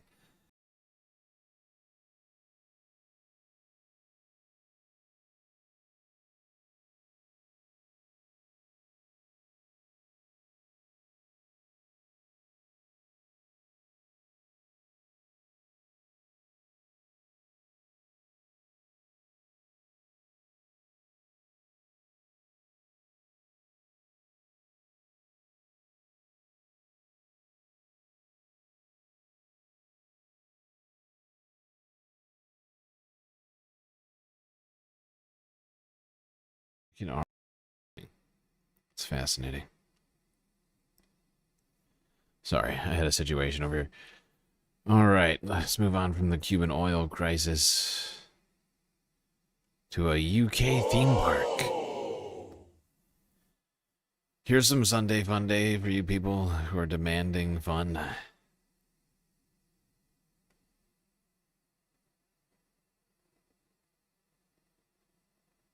Minecraft is becoming a real-life theme park.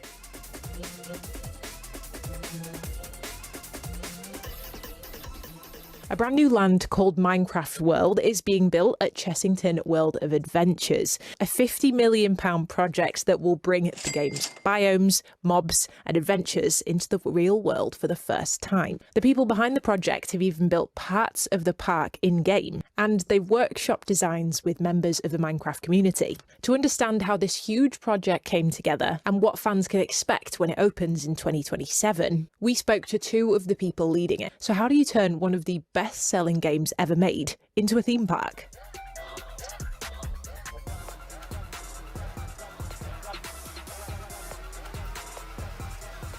Can you tell me a little bit about this world first coaster? What makes that special? What is that about? I mean, I think the fact that it is the only Minecraft roller coaster in the world makes that just super exciting in its. Does it? I don't understand what about Minecraft coaster makes it more fun. What about it being Minecraft theme makes it more fun? That's something that confuses me, but whatever. Anyways, Minecraft theme park in the United Kingdom. Very exciting stuff.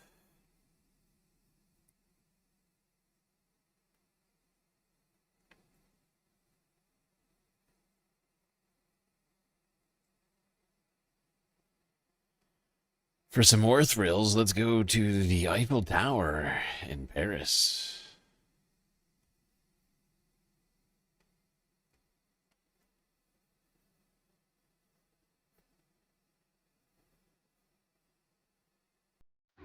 When things start to feel a bit heavy down here, it might be time to get some air. And what better place to do just that than all the way up there? And waiting at the top, a road bridge suspended across the Eiffel Tower's first floor, where visitors can quite literally walk on air.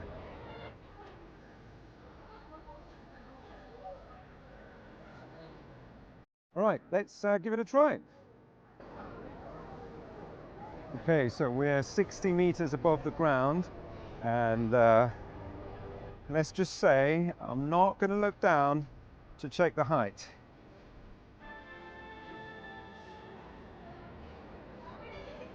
A short walk in the air above Paris, open to visitors here until May the 3rd.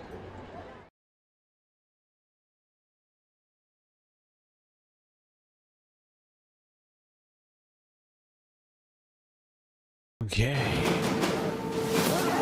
Honored by Alexandre everybody. Dumas, the hero. One more. One more in France. Let's talk about a fascinating real-life mystery that may have found a conclusion. The lost remains of the French musketeer, D'Artagnan. Honored by Alexandre Dumas, the hero of countless films and plays, and a true historical figure, the musketeer D'Artagnan is making headlines again. His skeleton was reportedly found in this church in the Netherlands.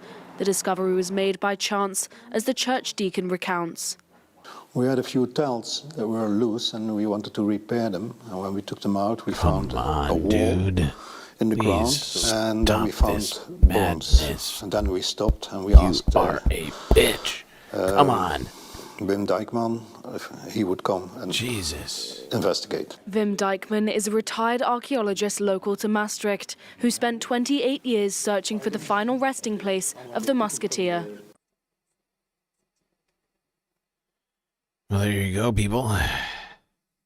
Have they found the final resting place of D'Artagnan? It's possible. It's possible.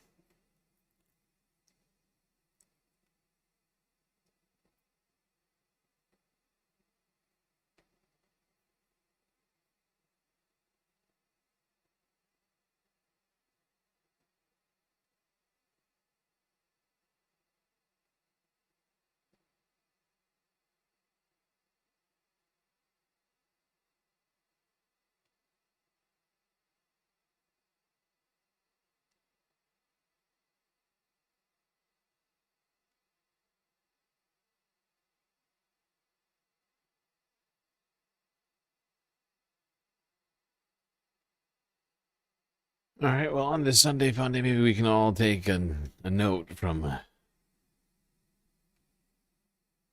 the people of Finland. Because it would seem that they've got something figured out. Happiness. As it turns out, they've come out the happiest country on the planet, 9th year in a row. Quite an impressive feat.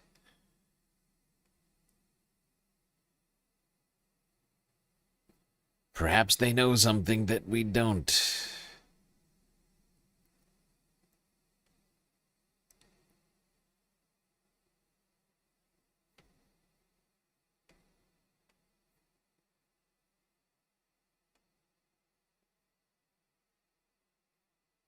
Oopsies, we've no sound.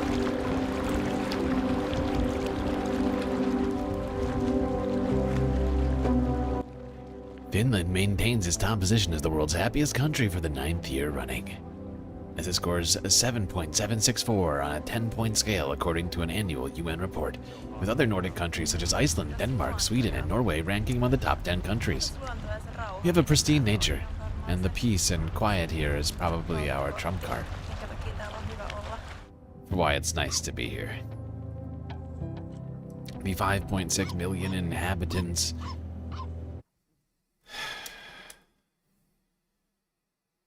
country's steady ranking on top is related to a combination of wealth, equal distribution, welfare state, and a healthy life expectancy.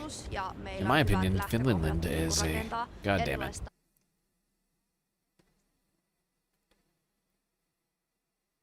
Anyway.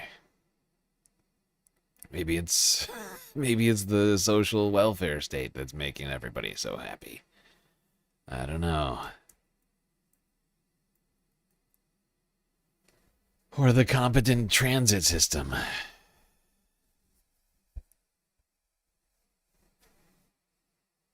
Or the lack of economic inequality. That could be it. That could be it. All right, let's go to the Middle East.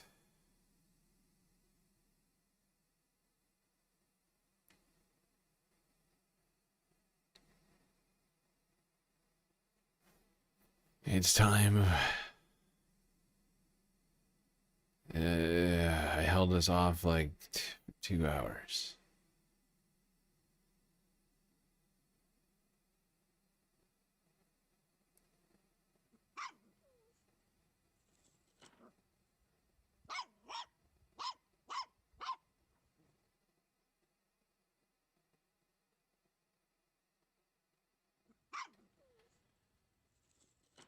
Oh, okay. Yep, I hear it. I hear you. I'll make sure Laika gets a puppy treat. Thank you, Kaname-kun.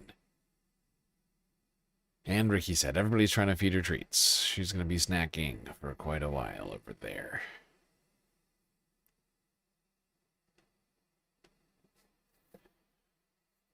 All right, before we go to the Middle East, let's just go down to Italy. To Rome, where the Pope had some things to say about war. And God.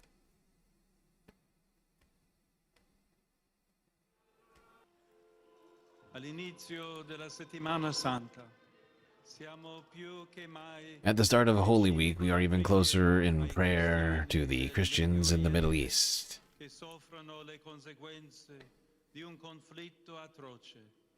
who are suffering the consequences of an atrocious conflict.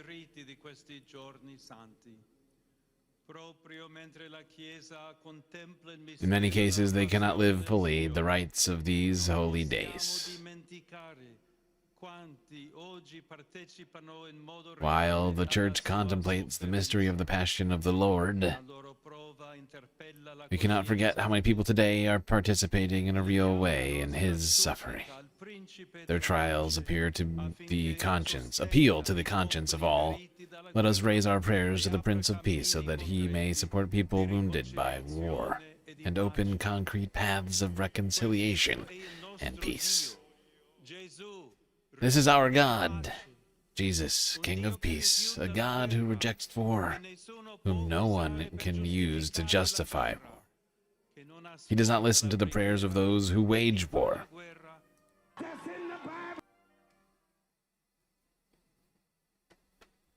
There's the Pope saying that the Lord, Jesus Christ, does not listen to the prayers of those who wage war.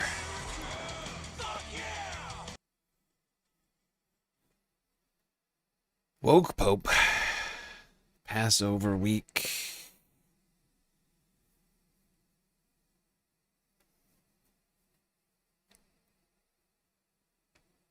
Saying war is bad. And Jesus not into it.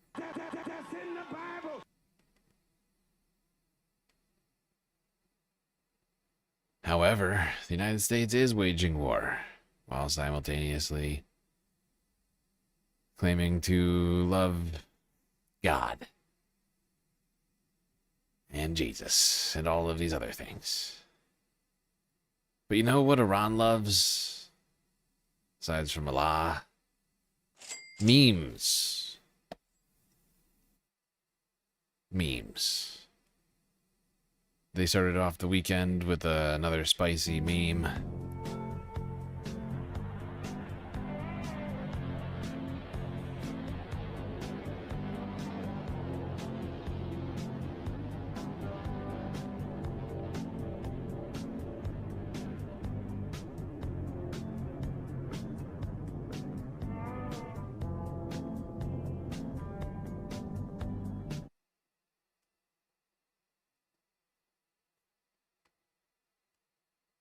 There you go. That was posted by Iran to their state media channel, I believe,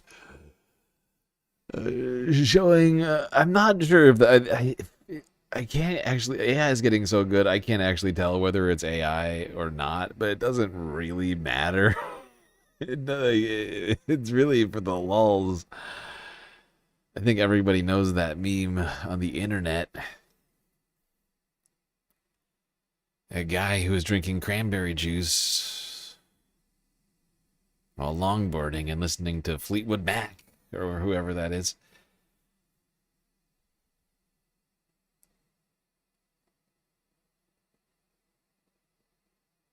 Recreating it in Iran with missiles and pomegranate juice, I believe.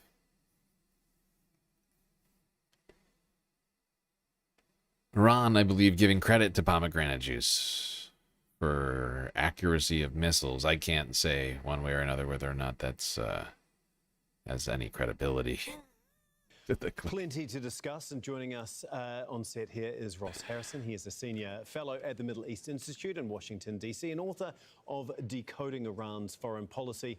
And joining us from Washington, D.C., Harlan Ullman, a former senior naval officer and chairman of the Killowen Group. That's a strategic advisory firm. If I can begin with you, first of all, Ross. I mean, you've authored the book Decoding Iran's Foreign Policy, wondering if you can try and decode their strategy in the war at this point in time. What is it that Iran is doing right now, and does it seem like it's confounding the United States at this point? Yeah, Tom, it's a very good question. I think what Iran is doing is taking a strategy that they actually developed over the last 30 or 40 years after the Iran-Iraq War, which was fought from 1980 to 1988, which was a strategy of diffusing their power across the region. And they did that in the failed states of Syria during the Syrian civil war, in Lebanon with Hezbollah, with the Hashd-Shabi and PMUs in Iraq, and the Houthis in Yemen. And they distributed their power through those states. And what we're seeing now is they're doing some of that now as well, but they are also moving this sort of guerrilla strategy, what we call diffusion strategy, of pushing their power out across the region and making themselves a bigger target in a way, a harder target to hit. They're taking that same strategy and moving it to the state level and pushing conflict into where we are sitting here in Doha, into Saudi Arabia, UAE, Bahrain, and doing that in order to create a political pressure. They know they can't compete with the United States in terms of kinetic power or military power directly. So what they're doing is, rather than dealing directly with us, they're creating pressure on the United States politically by raising the price of oil, and then obviously the Hormuz Strait obviously plays into that. Yeah, and it seems to be working at this point in time. Harlan, how difficult is it for the US to try and combat that strategy, as Ross was talking about, this diffusion strategy from Iran, distributing their power, right across a vast territory? I would put it in different terms. Iran has learned from history, how do you defeat the United States? You defeat the United States winning by not losing. The American military won every battle in Vietnam. Who won the war? In the second Iraq war, the American military won every battle. Who won the war? In Afghanistan, the Taliban could say, you have all the watches, we have all the time. Who won? And so what Iran is doing very cleverly, because militarily they are hugely inferior to the United States, is winning by not losing. All they have to do is persist. As Ross says, turn up the pressure in terms of gasoline prices. And the stock market is not volatile. The stock markets are down about 10% from their highs just 2 weeks ago. That puts enormous political pressure on Donald Trump at a time when you have a Congress can't even agree about opening up the government.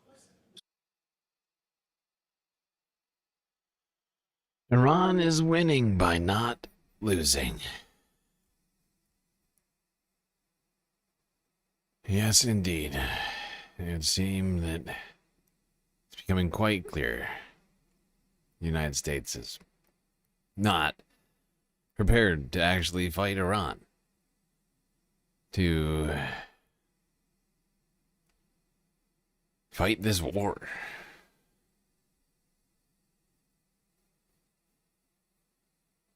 Let's go here next. Richard Wolff speaking with Al Jazeera yesterday. Professor Richard Wolff, thank you for joining us on Upfront. My pleasure. Thank you. Thank you so much. So since the US and Israel launched their war on Iran, we have seen a spike in oil prices, market volatility. Some economists are even warning of the potential for a recession. Just how bad has this war been on the global economy? Well, it is amazing what documentation it gives for those of us who have been feeling more and more that we are one big economy in the world today, that the planet is interconnected by long supply chains, by rapid movement of trade and investment. And despite all the disruptions, the solidification happens more and more. And the way that's relevant is that it means that this war, barely a month or so old, is already having enormous implications by the rising price of oil and natural gas and fertilizer and so on. But it therefore touches every continent and literally every industry one way or another. And therefore, for example, one of the consequences is that in a very short time, the whole pressure of the world's being damaged by these rising prices, in most cases, is exerting enormous pressure on Mr. Trump and Mr. Netanyahu, far beyond what they foresaw, because they, like so many of us, had not understood how the global economy now works. So it's not just rising prices that's adding to the growing economic pressure. I mean, just last week, Donald Trump asked for $200 billion more to finance this war. How will this affect the American public?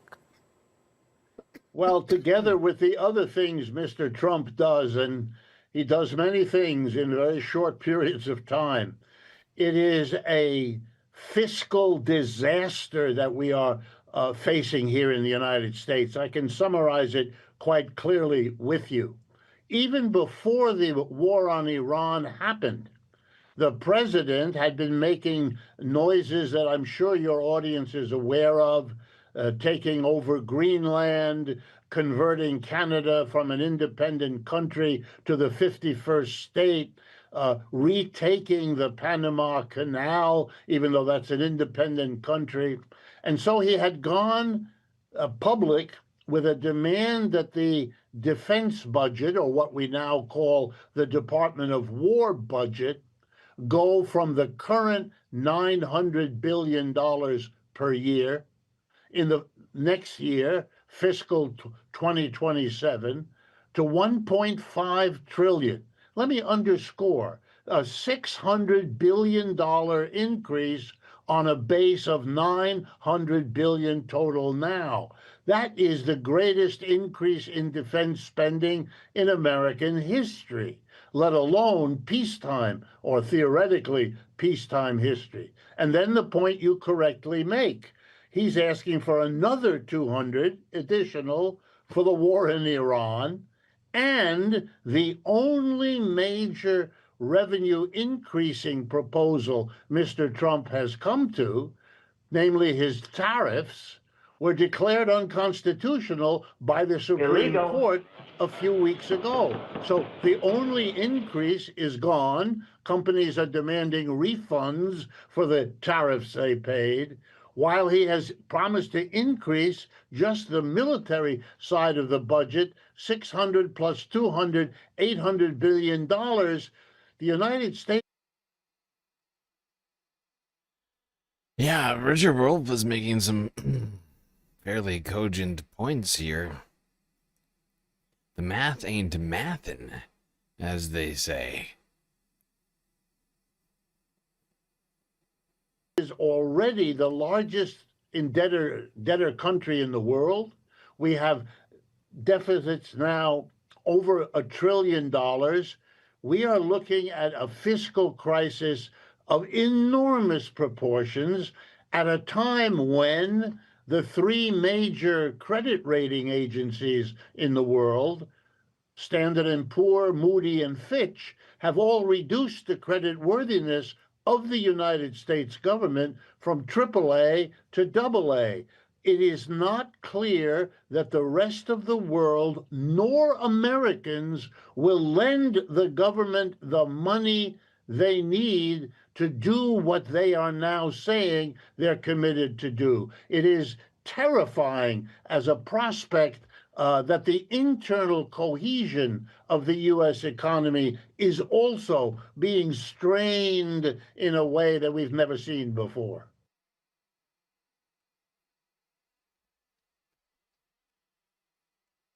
Yeah, it seems like we're heading down a path towards disaster.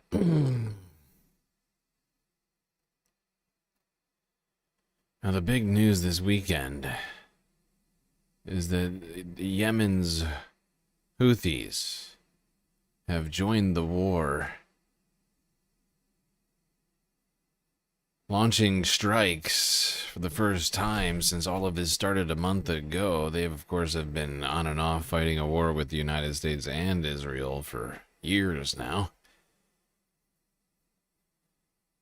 This is something that I predicted would happen at some point. I didn't think I wasn't sure when it would happen, honestly. I didn't really have an idea of when they would feel it necessary to join in. Apparently, it was this weekend. Here's Al Jazeera English from yesterday.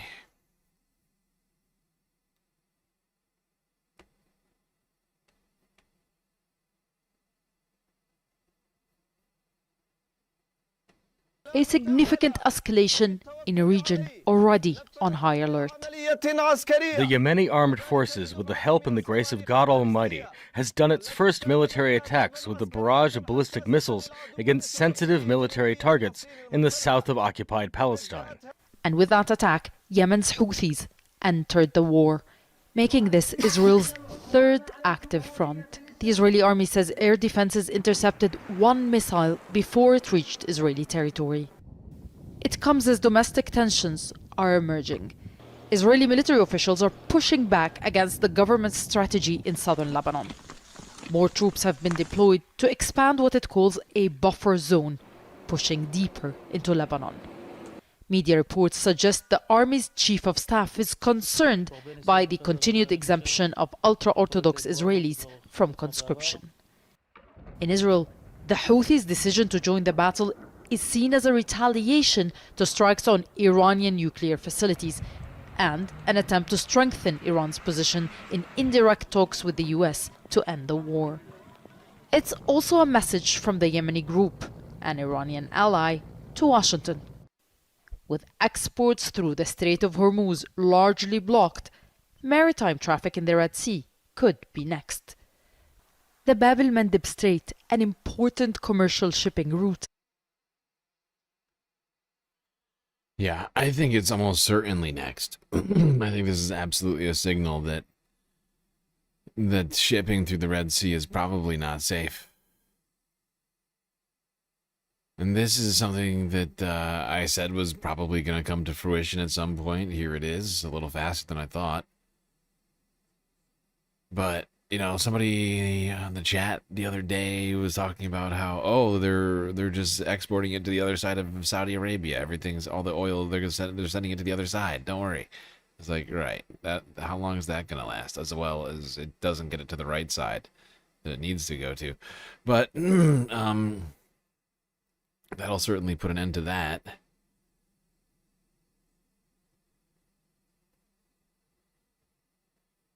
And all of a sudden, we're back to where we were, if not even potentially worse. I mean, if, like, honestly, shipping was going through the Red Sea up until now. If this gets shut down, I mean, see serious impacts from it to all the countries here in Africa, on the East Coast. Well, the Houthis are arguably the most powerful of Iran's non-state allies. They have much greater military capabilities. Youssef Mauri reports from Yemen's capital, Sana'a. Just a couple of days ago, the Ansarullah Houthis issued out a number of warnings saying that their finger is on the trigger. The warning phase, we can say, has officially come to an end. And the finger that was on the trigger, well, that trigger has been pulled.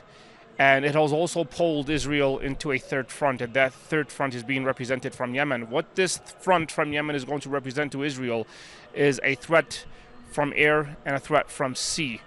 We already know that Israel is currently overstretched, trying to intercept all of the Iranian hypersonic and ballistic missiles, and also trying to intercept the rockets being launched from Hezbollah from southern Lebanon. And now their military and their air defense system is going to be completely stretched because Yemen has proven that they're able to launch ballistic missiles and hypersonic missiles and drones on a daily basis if need be.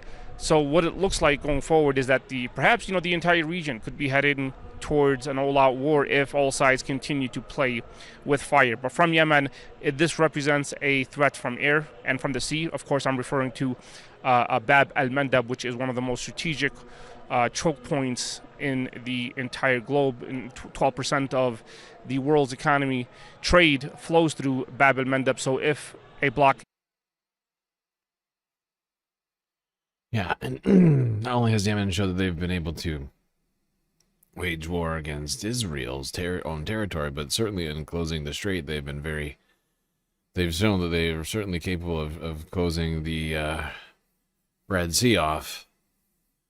And with Yemen closing the Red Sea, Iran closing the Strait of Hormuz, this whole thing just gets more and more complicated and... what's the word?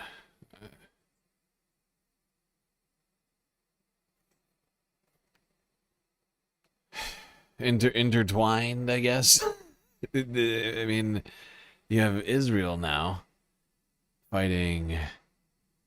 Israel's fighting Yemen, Lebanon, and Iran, as well as technically they're still waging a war. They're still doing a genocide in Gaza, and really like waging a war on the West Bank. While the United States is also involved, who are also fighting a war with Iran, but also fighting in Iraq, And actually, I think Israel's been involved in some of the strikes in Iraq as well, although I think it's mostly been America.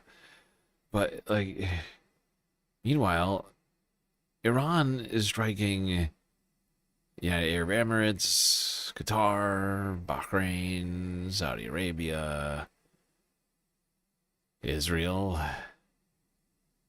I mean, this is getting out of hand so quickly. You got like a dozen countries involved in this, at least. And that's just in the fighting. Earlier today, Houthi rebels in Yemen, backed by Iran, announced they launched missiles towards sensitive military sites in Israel, marking the group's entry into this war. CNN's Eleni Jacos. Good morning to you, Eleni. What do you know? Okay, so there's quite a few things happening here, and we've got, we're a month in, and it feels on this Saturday we've woken up to what is sort of like an escalation around the region. And this is really a fascinating turn of events. This was perhaps the wild card that everyone was sort of anticipating, because the Houthis have been very vocal in terms of supporting Iran in this war, but very quiet militarily. It's an Iranian-backed proxy group.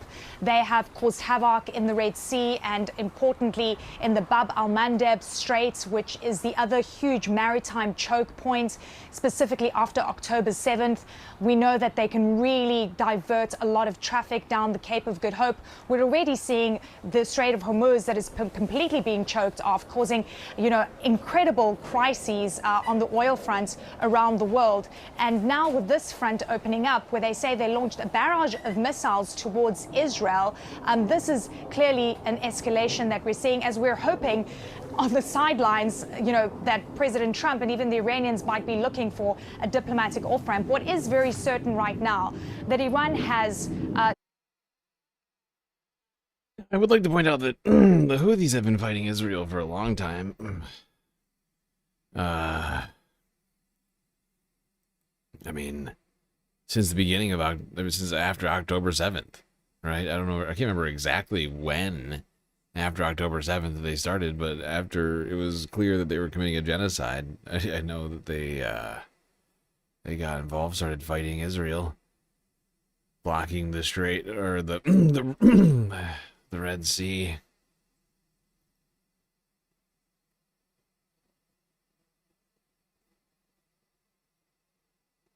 And while they'd like to talk about Hezbollah and Houthis and all these people as proxies, but they're all technically independent organizations. Like, and they're in different countries. And while they may have a relationship with Iran, doesn't mean Iran dictates everything that they do.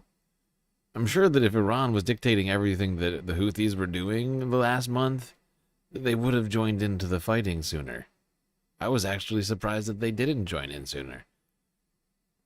Strategic hold over the Strait of Hormuz, something the Gulf countries won't accept. And of course, President Trump is trying to get a coalition of countries to try and open that strait up, as we still see strikes across the region. Victor. Eleni Jacos setting the table with reporting for us this morning. Thank you. All right, let's talk now about these developments and more. We're joined now by CNN military analyst and retired Colonel Cedric Leighton and CNN global affairs analyst Kimberly Dozier.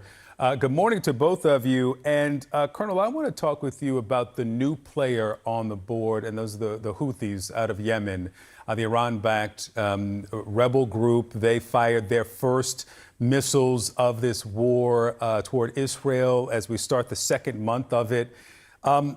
First, an official with the group said that closing the Bab al-Mandeb Strait off the coast of Yemen is a viable option. We've focused a lot on the Strait of Hormuz. If they were to exercise that option, how would that change this war? Well, that would be a big change, Victor. Good morning to you. There are certain things here that the Houthis have already done and some things that they're talking about doing. So, Did you just call them the Houthis? The Houthis. The Houthis and the Blowfishes. Yes, thank you, CNN. The Houthis and the Blowfishes. Yes, this is serious journalism. Houthis absolutely have, and they sort of surprised, I think, Israeli authorities who had been saying that they believed that Iran would restrain the Houthis, one of these kind of proxy groups that Iran sustains around the region, until the end. The thinking in Israel had been that only if a ceasefire agreement was signed and on the table in a sort of final volley would the Houthis join in, but they have joined in. And so there have been missiles launched towards Israel, even just in the last hour, from Yemen, from Hezbollah in Lebanon, and from Iran. You know, it's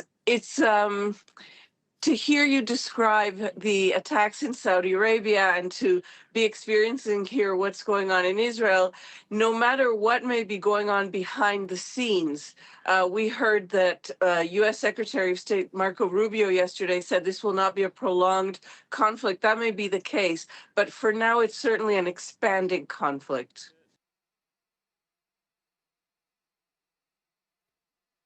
No kidding. It's expanding, you say.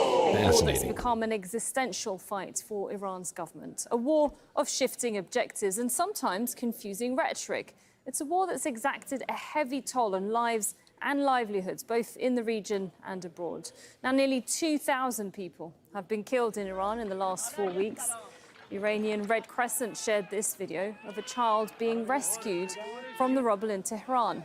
And in the last 24 hours, Israel and the US have also struck at the heart of an Iranian industry. The attacks on steel plants in Isfahan and Kazakhstan could prove to be a major setback to Iran's economy.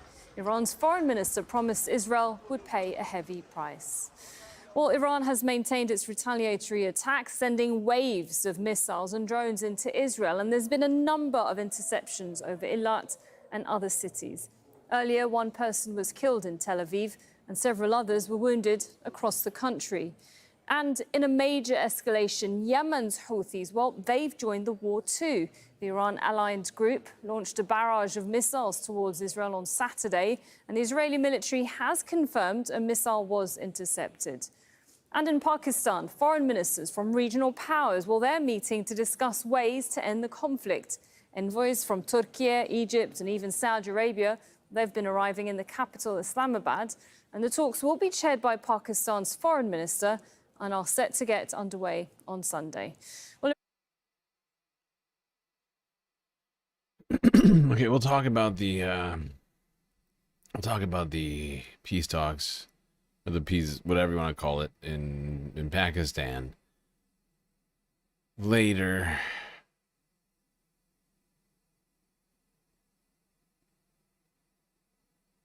But I want to stay focused on the Houthis right now. I'm trying to stay on I'm doing this by country somewhat until we get later on into this.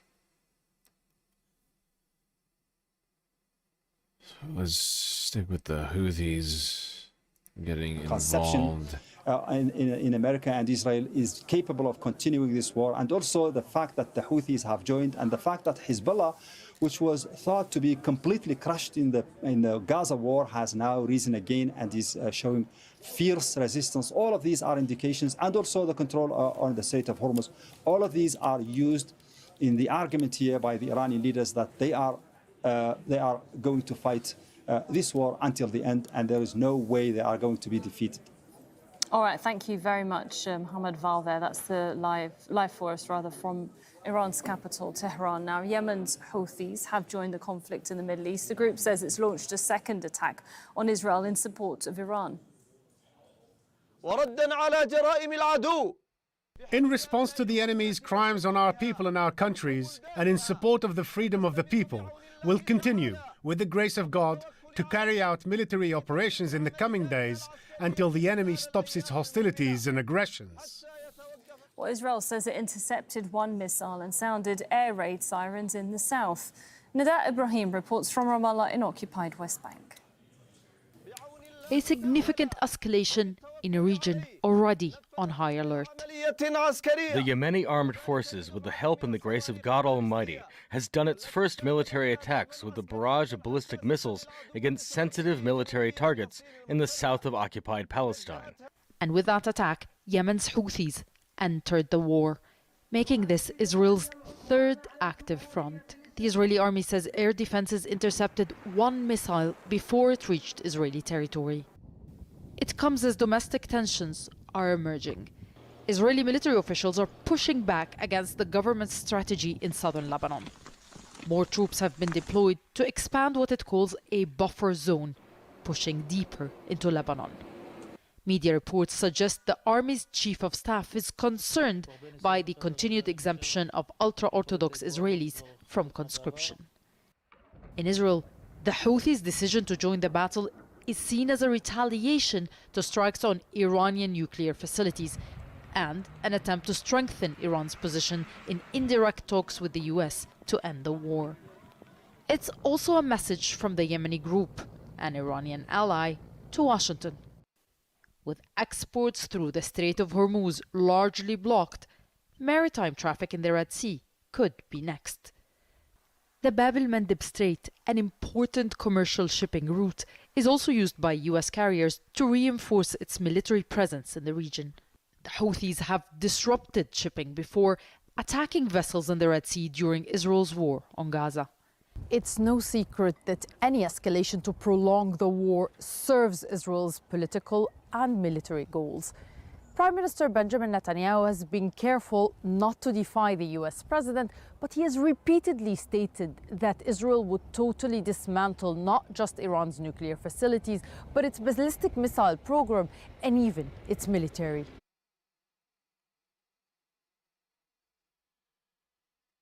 Okay. Let's keep going through the clips here.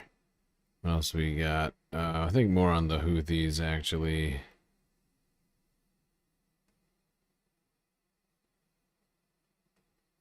Yeah, France 24 next.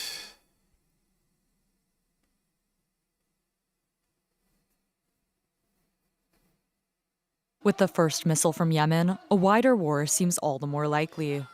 Israel. Oh, by the way, everybody, we're 3 hours into the stream already, somehow. It feels like we're only just getting started. If you haven't already hit the follow button on Twitch, subscribe on YouTube. It really helps out. How else will you find the stream, by the way? You want to find this sort of content in the future. Also, still got a galactic content goal to complete. We're like 35% of the way through it. You can contribute to it with YouTube, Super Chats, Super Stickers, memberships, gifted memberships, Twitch, bits, power-ups, subs, gifted subs, prime subs, Cash App, PayPal, and Patreon memberships. Early Saturday, its air defenses responded to incoming fire from Yemen. This came after the Iran-backed Houthis expressed their readiness to join the conflict in a televised address on Friday. We affirm that our fingers are on the trigger for direct military intervention in any of the following cases: the joining of any additional alliances with the United States and Israel against the Islamic Republic of Iran, and the axis of jihad and resistance; the use of the Red Sea to carry out hostile operations by the United States and Israel against the Islamic Republic of Iran or against any Muslim country. We will not allow that. Although military intervention could refer to strikes on Israel, the announcement has primarily raised fear of renewed attacks on the Red Sea. All eyes are now on the Bab el-Mandeb. This vital corridor off the coast of Yemen, connecting the Red Sea and the Gulf of Aden, is one of the busiest shipping lanes in the world. Attacks on the strait would further disrupt the global energy market, already impaired by Iran's effective closure of the Strait of Hormuz.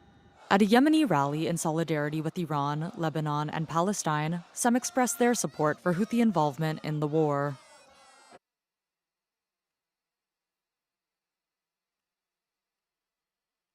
Okay. Now, next on our list, back to Al Jazeera. Talking about this escalation in the war in the Middle East, Operation Epstein Fury. Just hours after the US claimed its war with Israel against Iran would end within weeks and not months, volleys of Iranian missiles towards Tel Aviv continued into the morning, and a new front was opened, with Iranian-backed Houthi fighters in Yemen firing one of their own towards Israel for the first time. Our operations, with God's help, will continue until the declared objectives are achieved and until the aggression against all resistance fronts ceases. In Yemen's capital Sana'a yesterday, thousands had come out to show their support for intervention. This a war increasingly hard to contain.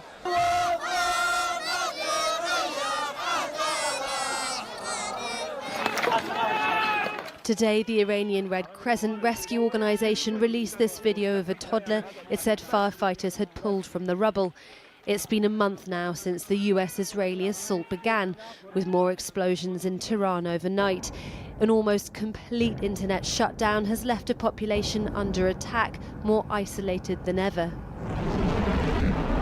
Iranian state media this morning released pictures of missiles it says damaged a US fighter jet yesterday, as well as pictures of an American airbase it struck in Saudi Arabia.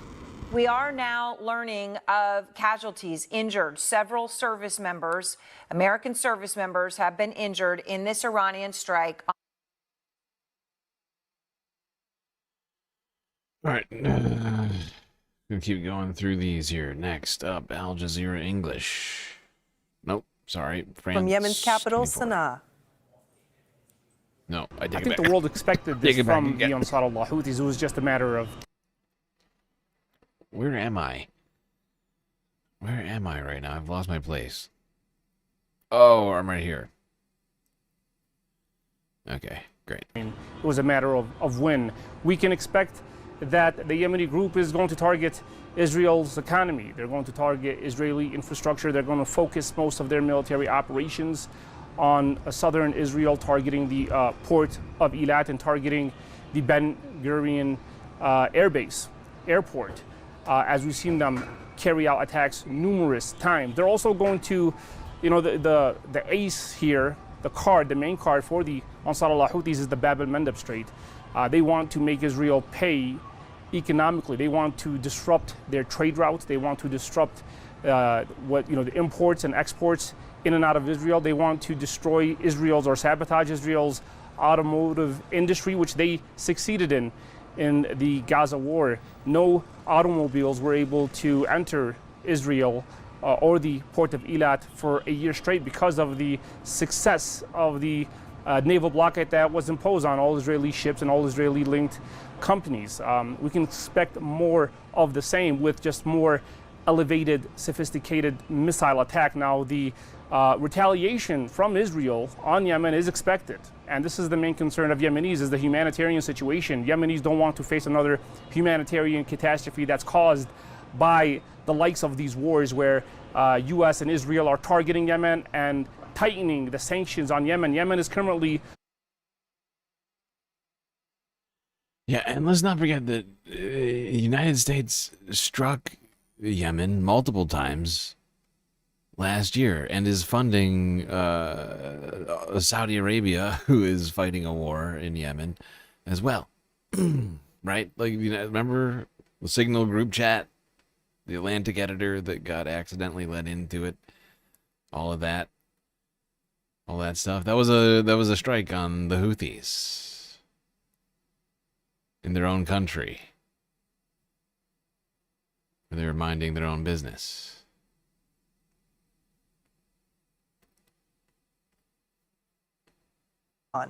Israel says it intercepted one missile and sounded air raid sirens in the south. Nida Ibrahim reports from Ramallah in the occupied West Bank. A significant escalation in a region already on high alert. The Yemeni armed forces, with the help and the grace of God Almighty, has done its first military attacks with a barrage of ballistic missiles against sensitive military targets in the south of occupied Palestine. And with that attack, Yemen's Houthis entered the war, making this Israel's third active front. The Israeli army says air defenses intercepted one missile before it reached Israeli territory. It comes as domestic tensions are emerging. Israeli military officials are pushing back against the government's strategy in southern Lebanon. More troops have been deployed to expand what it calls a buffer zone, pushing deeper into Lebanon. Media reports suggest the army's chief of staff is concerned by the continued exemption of ultra-Orthodox Israelis from conscription. In Israel, the Houthis' decision to join the battle is seen as a retaliation to strikes on Iranian nuclear facilities and an attempt to strengthen Iran's position in indirect talks with the US to end the war.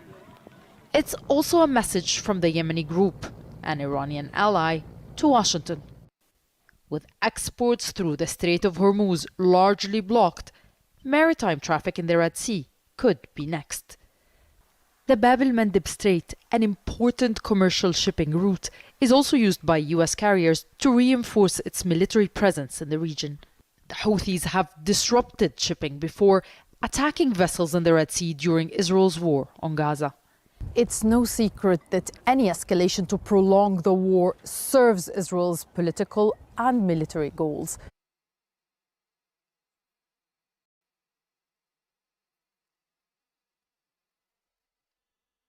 Jesus, it really does seem like this thing's about, I just realized Leica, why isn't Leica munching treats over here? Leica should be munching treats, and she's not. It's very strange. There you go.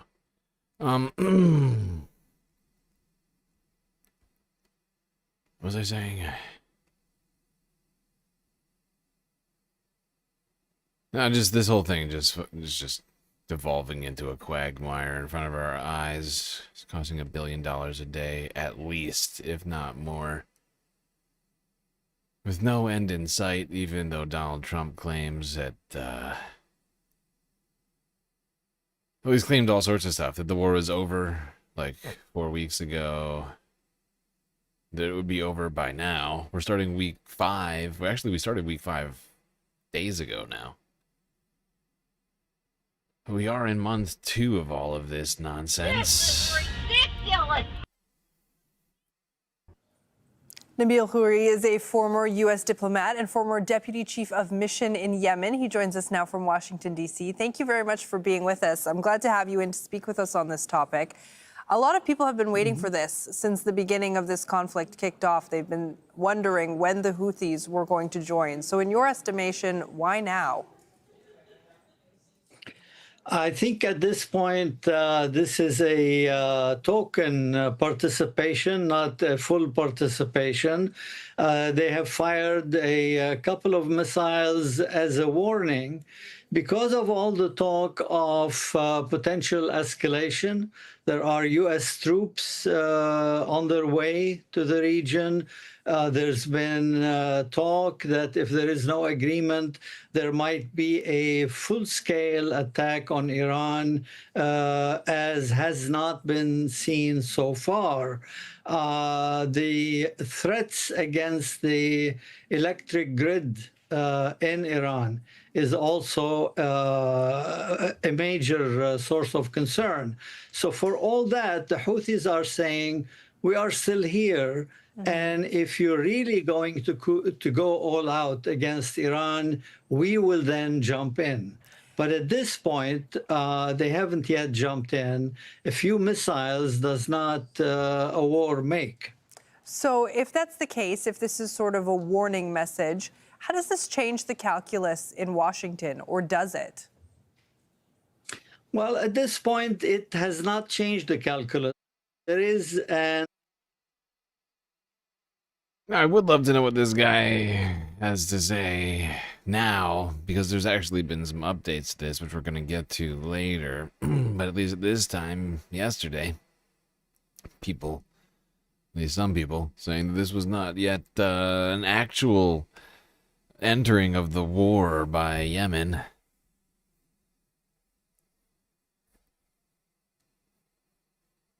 Now, let's go to talking about the blockade right now. McBride now, who's been... Because, of course, it is causing economic pain across the planet.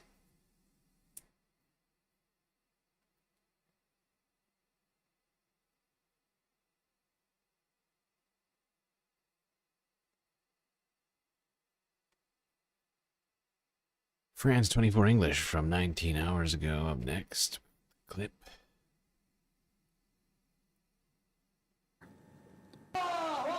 Firing a salvo of missiles at Israeli military sites, Houthi forces have opened a new front in the war. The Iran-backed rebels said they would continue their military offensive until aggression from all sides came to an end. The Yemeni armed forces, with the help of Allah Almighty, have carried out the first military operation using a barrage of ballistic missiles targeting sensitive Israeli military sites in southern occupied Palestine. This operation coincided with the heroic operations carried out by the Mujahideen brothers in Iran and Hezbollah in Lebanon. By the grace of Allah Almighty, the operation successfully achieved its objectives. The escalation raises fears of renewed attacks on the Red Sea, with all eyes now on the Bab el-Mandeb. This vital corridor off the coast of Yemen connects the Red Sea and the Gulf of Aden and is one of the busiest shipping lanes in the world. Attacks on the strait would disrupt the global energy market even further, already impaired by Iran's effective closure of the Strait of Hormuz. At a Yemeni rally in solidarity with Iran, Lebanon and Palestine, some expressed their support for Houthi involvement in the war. We stand with our brothers in Iran. We are not neutral. At any moment, when the time comes, we will intervene, if God wills that we'll intervene. And when we see blatant aggression against our country, we are ready. The Houthis have already shown their capacity to disrupt global trade. In late 2023, the group launched attacks on international shipping vessels in the Red Sea in support of Palestine in the Israel-Hamas war.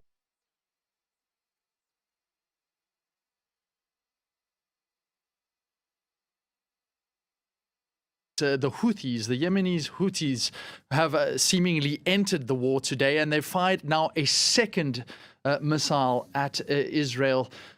It's an addition to drone activity, and it was targeting the southern city of Eilat.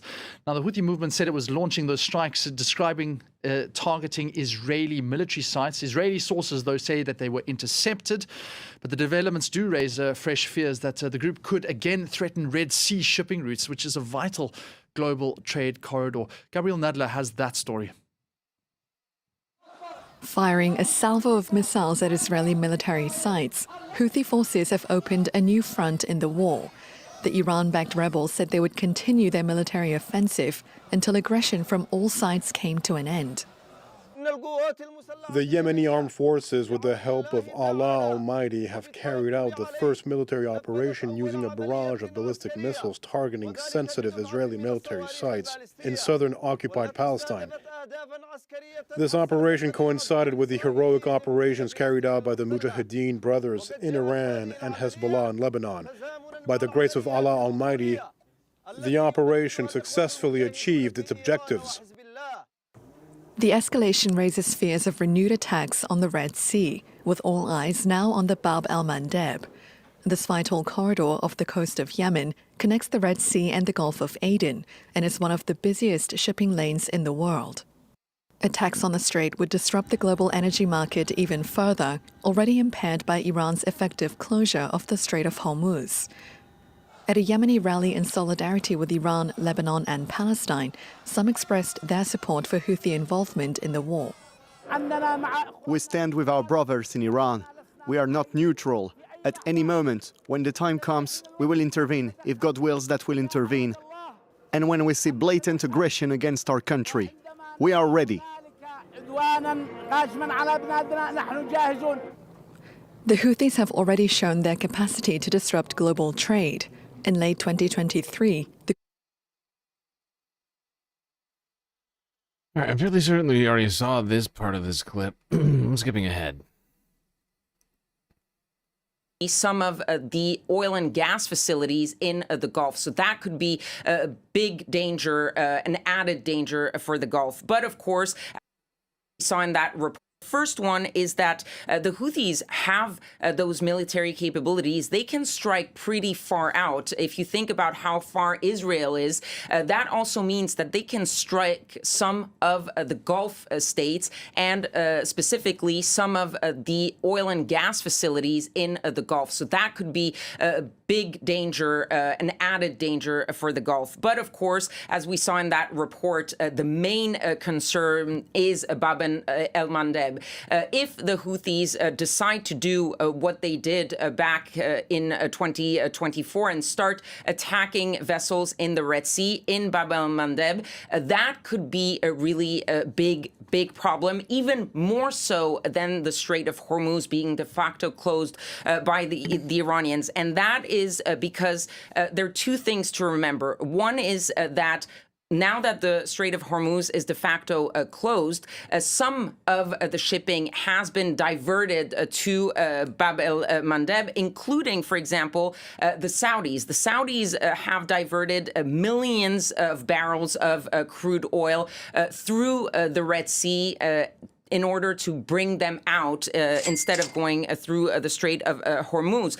But it's not just oil and liquefied gas that we're talking about. It's not just energy.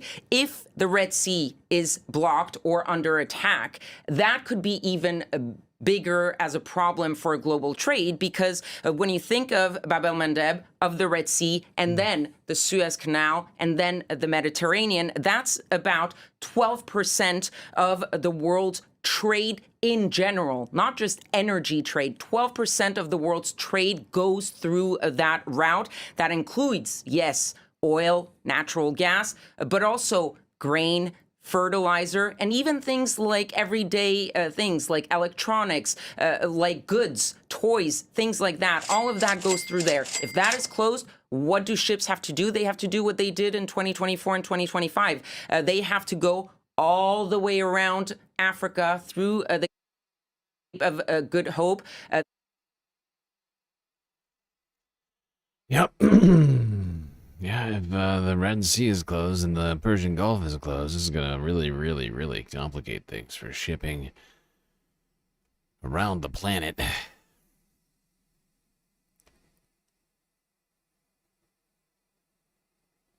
You know, countries like France are doing whatever they can to shield key sectors in their economy from rising fuel prices.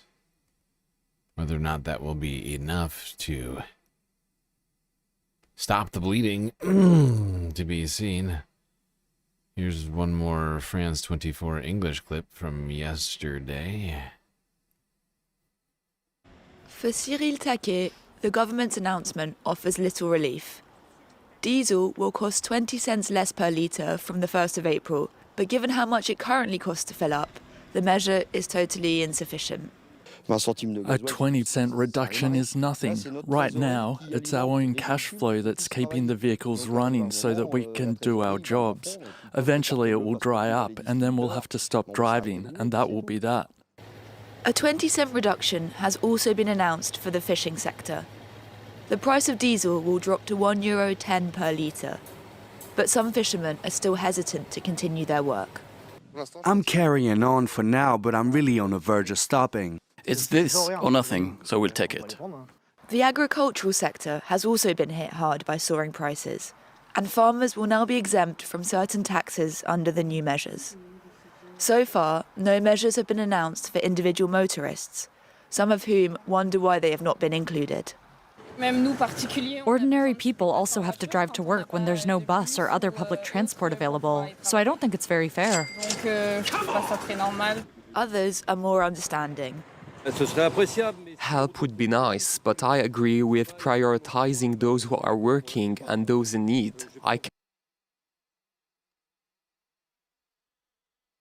Well, there you go.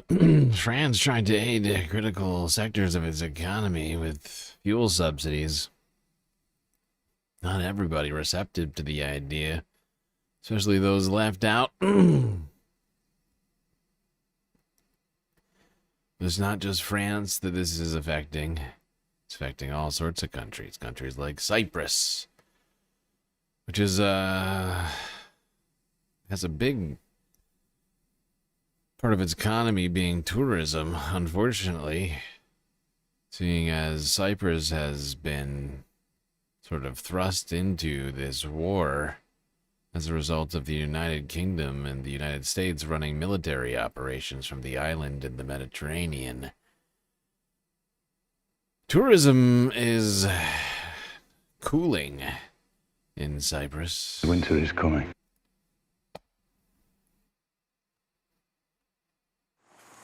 Cyprus has seen a rise in tourist cancellations and a dive in new vacation bookings as a result of the Iran crisis. The conflict began when the US and Israel launched attacks on Iran on February 28th, just as Cyprus's tourism industry was reopening after winter. Days later, as Iran launched a series of counterstrikes, a drone struck a British naval base on the island, triggering a wave of tourist cancellations. US-based data firm AirDNA reported that daily cancellations for short-term rentals in Cyprus shot up from around 15% before the conflict to as high as 100% in the days after. While that figure has now dropped, it's remained around 45%.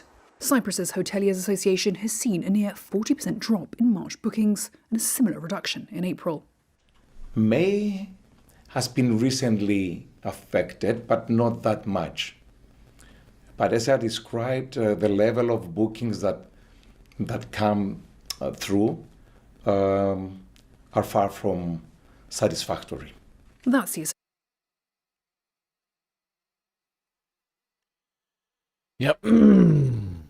Iran war causing the small Mediterranean nation of Cyprus to be badly affected.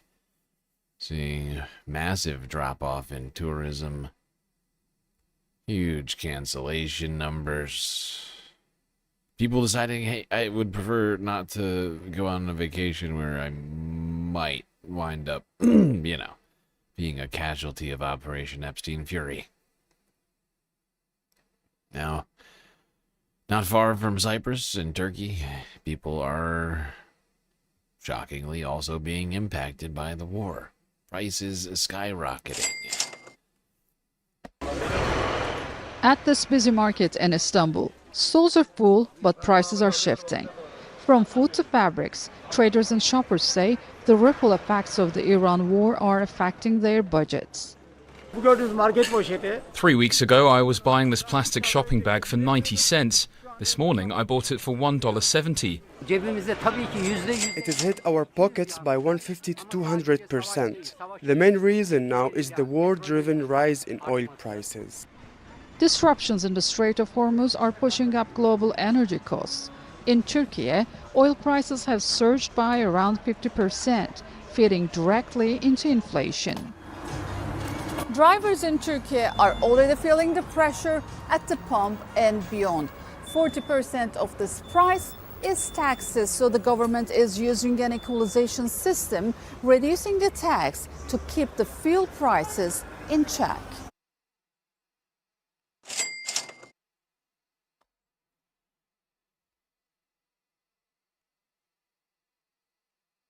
Seems like everybody is trying to do whatever they can, trying to offset the cost of rising oil prices.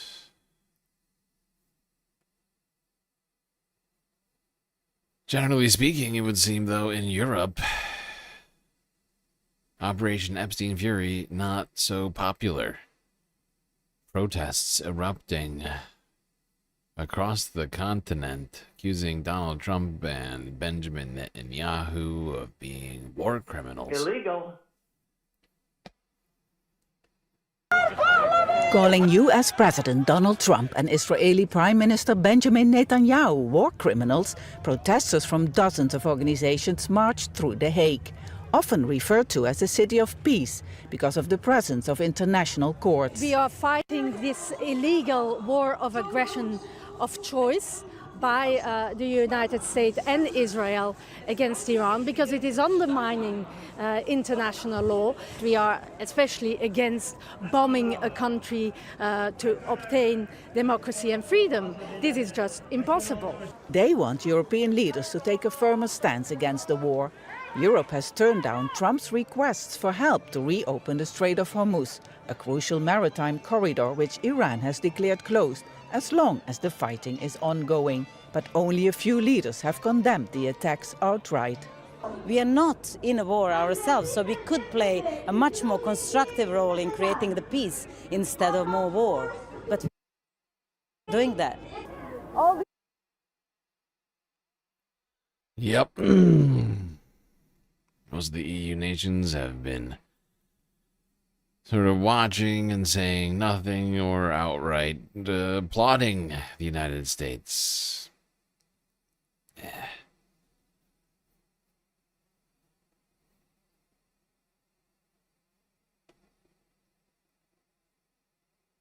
It's not just Europe that's getting hit by the economic cost of this war. Of course, Asia is being affected perhaps the most right now. Countries like Sri Lanka, India, Bangladesh.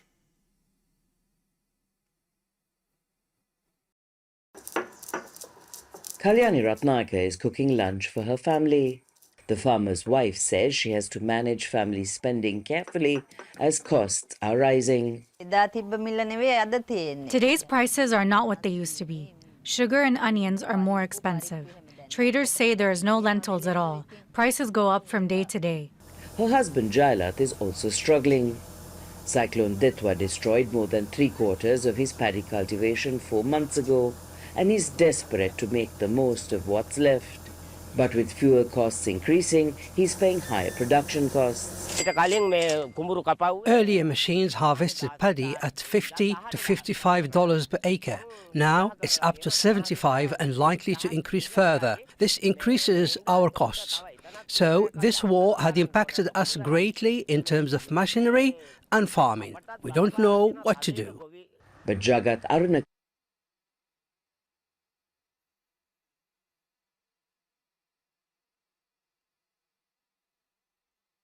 Okay.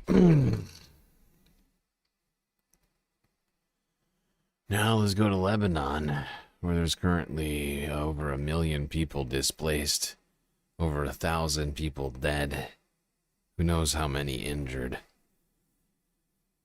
And the civilian toll continues to rise.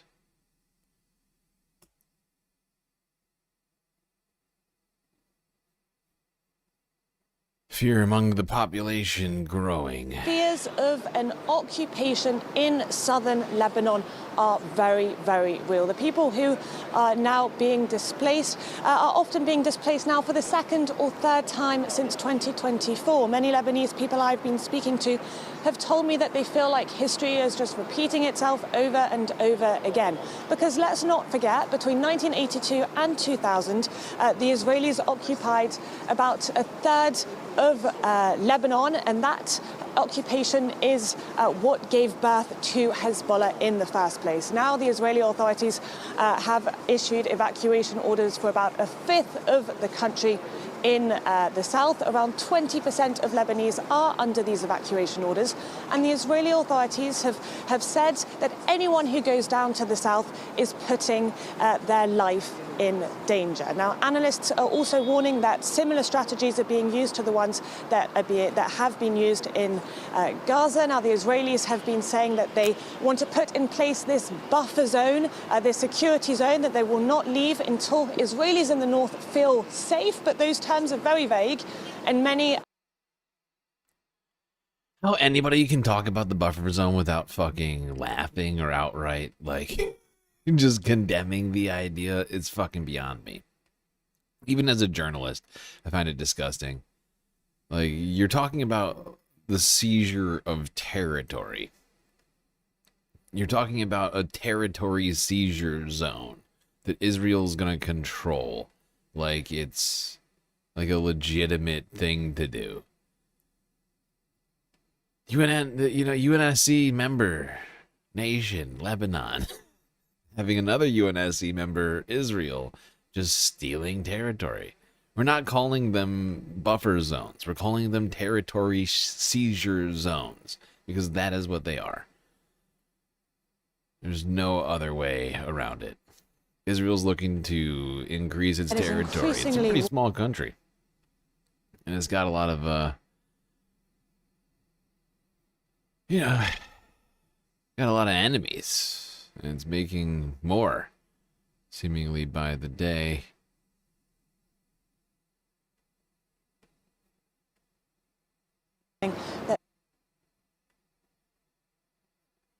Well, the war crime is probably not helping with that reputation. The situation is now a humanitarian crisis. Over 1.2 million people have been displaced, and human rights groups are saying that nowhere in the country is really safe. Here in Beirut, it feels like a city holding its breath.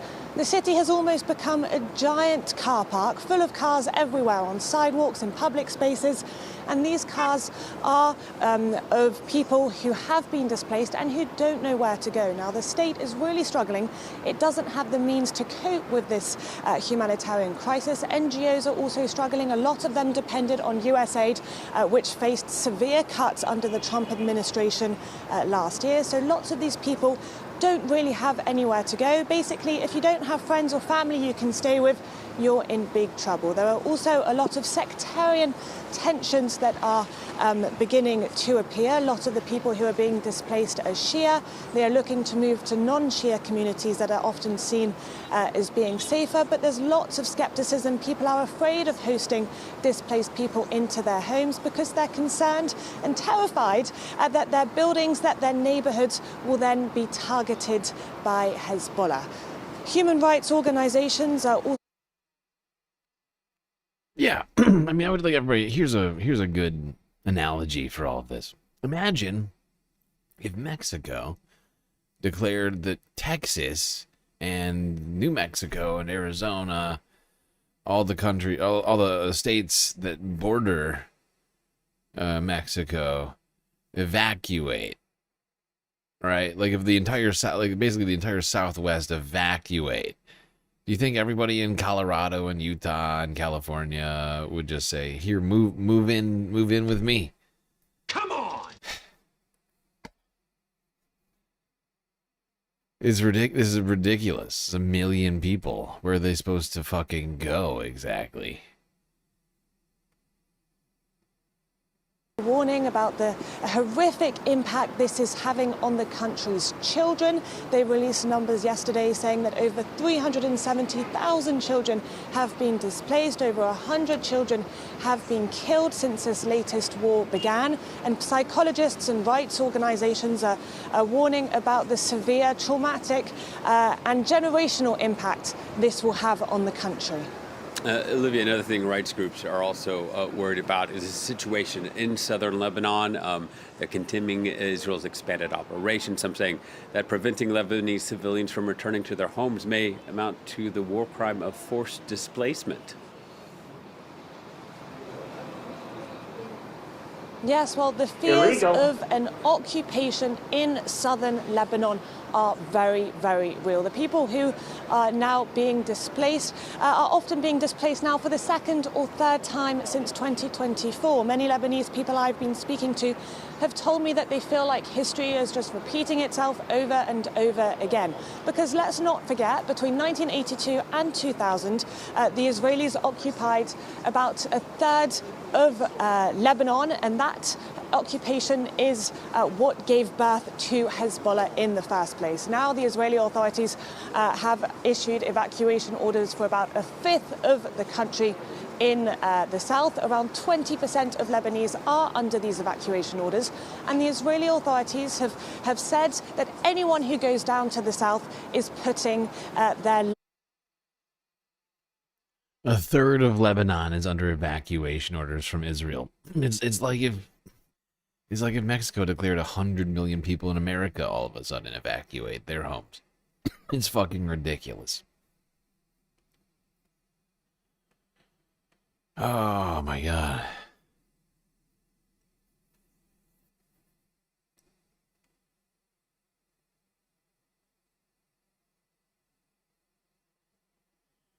Now, Israel is not just committing war crime by forcing the displacement of millions of people.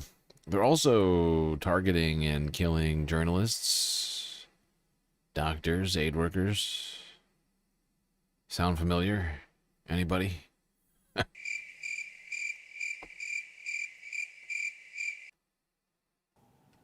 Three more Lebanese journalists have been killed by Israel. Ali Shuaib, a correspondent for El Manar TV, Fatima Fatouni, a reporter for El Mayadeen TV, and her cameraman and younger brother, Mohammed Fatouni. They were returning from filming an early morning news story in the village of Jazin in southern Lebanon when they were attacked. Their colleague Ali Al-Ahmar says the loss is not just professional, it's personal. Whether it's this war or the last, we have a lot of memories together. Losing Fatima will have a big impact on us, but we learned how to keep going because this is our professional and ethical responsibility, and we have to honor their memory by continuing to deliver the message they were carrying. Israel has confirmed they targeted El Manar's correspondent Ali Shuaib. In 2022, he appeared live on television talking to Israeli soldiers entering Lebanon on foot. Tel Aviv has accused Ali of working for Hezbollah. Today's victims were killed using the infamous Israeli tactic of a double-tap strike. After the car was hit by the first missile, Fatima and her brother were able to get out of the car. Another car coming by stopped to help them, and they were hit again with multiple strikes. That's when Fatima, her brother, and a civilian that came to help them were all killed. Israel has killed 5 journalists in Lebanon since the 2nd of March this year. According to the Committee to Protect Journalists, Israel was responsible for...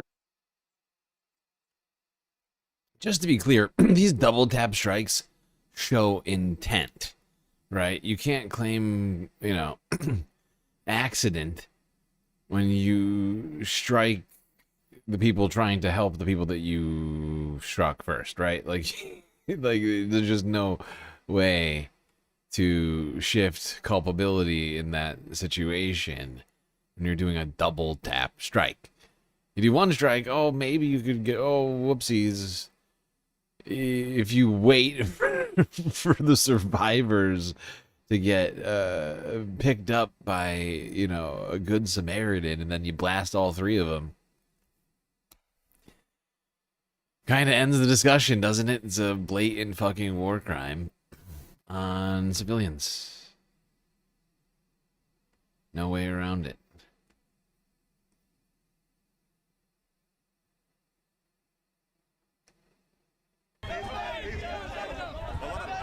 فاطمة حابت لها انه تستشهد على حدود هي عم تتابع شغلها بمهنية عالية وما كانت تتردد انها تكون على الخط الامامي دائما بالرغم من خطورة الموقف. الحمد لله يعني مش اول مرة بس ولكن مسيرة بدها تكمل وخسارة كبيرة، الشباب خسارة كبيرة من اشطر الناس.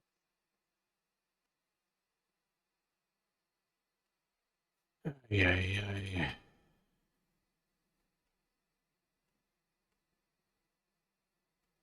So young. No reason for that young woman to be murdered like that.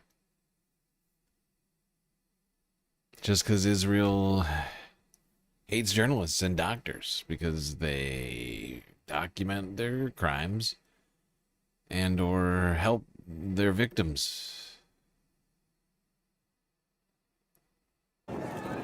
Mourners were overcome with grief and anger as they bid farewell to 3 Lebanese journalists who were killed by the Israeli army.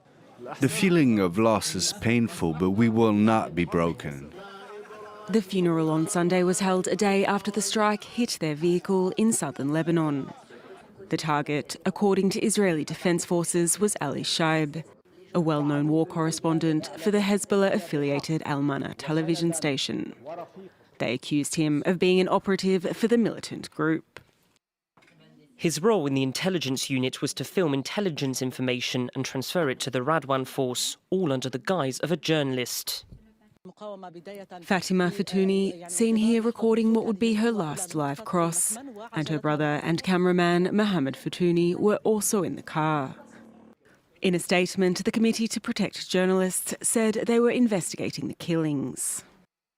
We have seen a disturbing pattern in this war and in the decades prior of Israel accusing journalists of being active combatants and terrorists without providing credible evidence.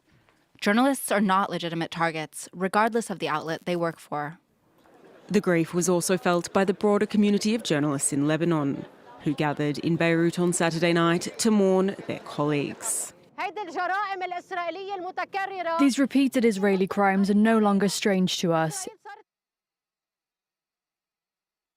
Now, what's interesting is Lebanon actually has more press freedom than Israel or the UAE or many of the other countries in the Gulf. Their journalists are allowed to actually operate in the country, unlike in Israel, where they heavily suppress journalists and the media. Meanwhile, we're told that Israel's the real democracy. It's disturbing. Israel is now committing crimes without batting an eye. Today we've heard the enemy boasting about killing Ali Shaib and taking pride in it.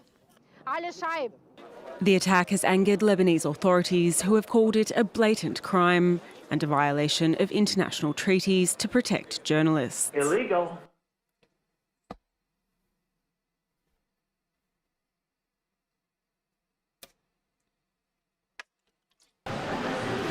Some children say school feels like a prison. For Zahra and Cynthia, it's a sanctuary.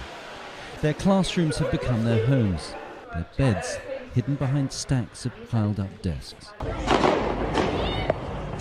With 100,000 other people, they fled their homes in southern Beirut after evacuation orders from Israel, forced to listen as their homes are pounded by Israeli strikes.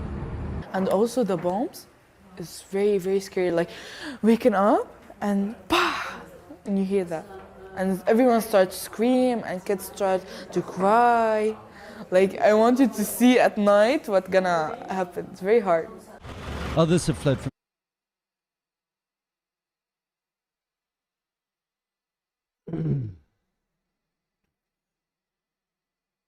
Okay, yeah, as you can see, the human toll in Lebanon is already quite severe. Kids not being able to go to school, journalists being targeted. Just want to remind everybody that we got a half an hour left on the Galactic content goal. You can contribute to that by doing super chats, super stickers on YouTube, even starting a membership, gifting memberships. Twitch can also contribute over there. Bits, power-ups, subs, gifted subs, prime subs. Cash App and PayPal donations, as well as new Patreon memberships. All helpful.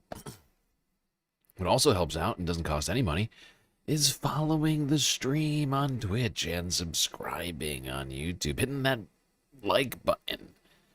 All of these things. Ways that you could help out the stream and not have to pay a single cent.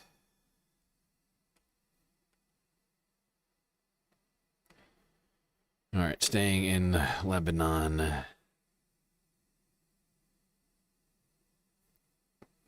Lives lost, families shattered. The war is taking an unbearable toll on those targeted by Israeli airstrikes. At least 120 of the more than 1,100 people killed in Lebanon were children. My son is 10 years old, and my nephew is 9 years old, and they were killed. My brother was in his home, an engineer and a municipal council member. Suddenly, the Israeli army targeted this building, and suddenly my son was gone, my sister's son was gone, and my brother was gone. It's a story told time and time again as Israel intensifies its offensive in areas where Hezbollah has a presence. But Israel's actions extend beyond military targets. Paramedics have been burying their colleagues. Dozens have been deliberately targeted and killed. International human rights groups point out that medical personnel are afforded special protection during conflict, and that must be respected. But Israel is accused of acting with impunity, as it did in the previous confrontation with Hezbollah in 2024. These attacks are unacceptable, and there are no excuses. They violate all international laws. And we, the ministry, we reject all Israeli accusations against these medics. Israel is also destroying civilian infrastructure and killing those documenting these attacks. The 3 journalists killed on Saturday weren't the first to be deliberately targeted. An Israeli drone hit their vehicle, then opened fire at 2 of them on the road after they made it out of the car. Civilians, journalists, they're not sparing anyone. They were documenting the attacks and filming the defeat and losses of the Israeli occupying army at the hands of the resistance. That is what Israel does. Lebanon says it will file a complaint with the UN Security Council, but officials say they don't expect anything to change. Israel, they say, has never adhered to the Geneva Conventions, which govern the treatment of civilians during armed conflict. Human rights groups and UN officials have been critical of Israel's forced evacuation and mass displacement orders in Lebanon. More than 1.2 million people have been forced from their homes. Many are in the streets. While Israel says this is meant to protect civilians, human rights groups say emptying whole areas may amount to a war crime and a strategy to permanently depopulate the areas.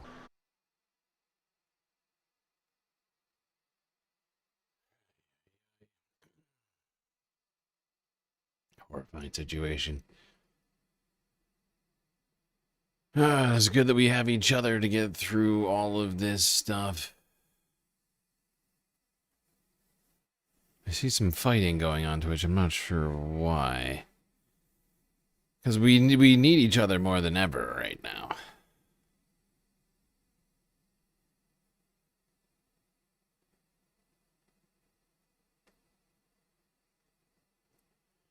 All right, continuing with the discussion of Lebanon and Israel, fighting that has been going on there. Let's move on from their clear violations of international law and targeting medics and press and civilian infrastructure.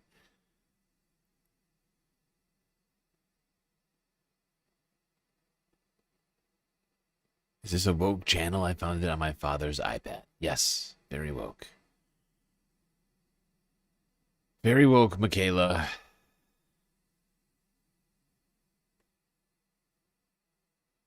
Let's go here. Forbes breaking news from 6 hours ago. Heavy airstrikes within 48 hours across Lebanon kill at least 49 people, severely damaging buildings in the area.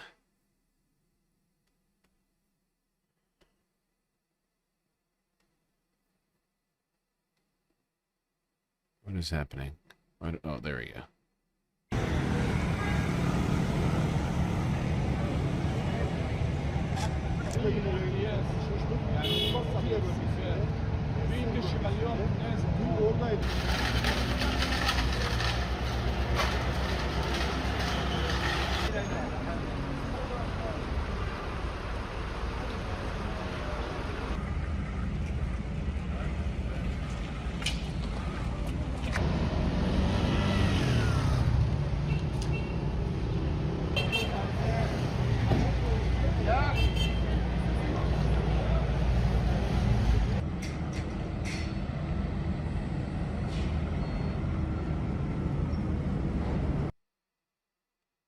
Horrifying images on the ground there in Lebanon of the destruction Israel's been causing in what are clearly residential neighborhoods.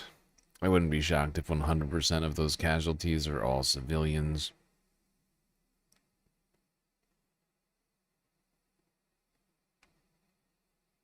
However, Hezbollah has been managing to kill actual soldiers in Israel's military.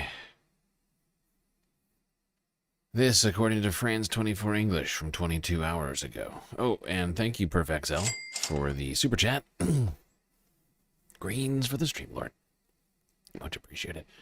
I really do appreciate it. So very much. We need it to keep us alive around here. And I'm still looking at the last month We only got a couple of days left here in the month. We still are going to wind up with a galactic deficit next month. Unfortunately.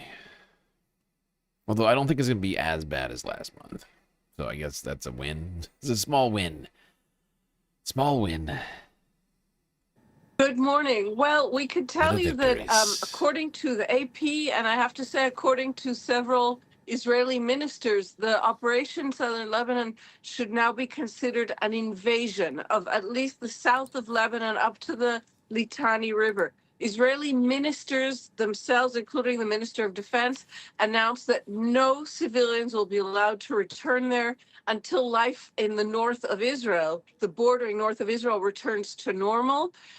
And that is simply not happening. Hezbollah, an Iranian-backed militia in southern Lebanon, has been able to retain a very significant ability to hit northern Israel. And it's been a constant rain shower of rockets from Hezbollah and missiles, and sometimes in coordination with missiles launched from Iran. As you said, a new front has opened with another Iranian proxy group who is the Houthis in Yemen, and who are threatening to put even greater pressure on the international trade routes, I would say, not just energy, because something like 20% of world trade crosses through this 30-kilometer very narrow straits of Bab el-Mandab. And Noga, meanwhile, there have been weekly demonstrations taking place in Israel, and they saw an especially high.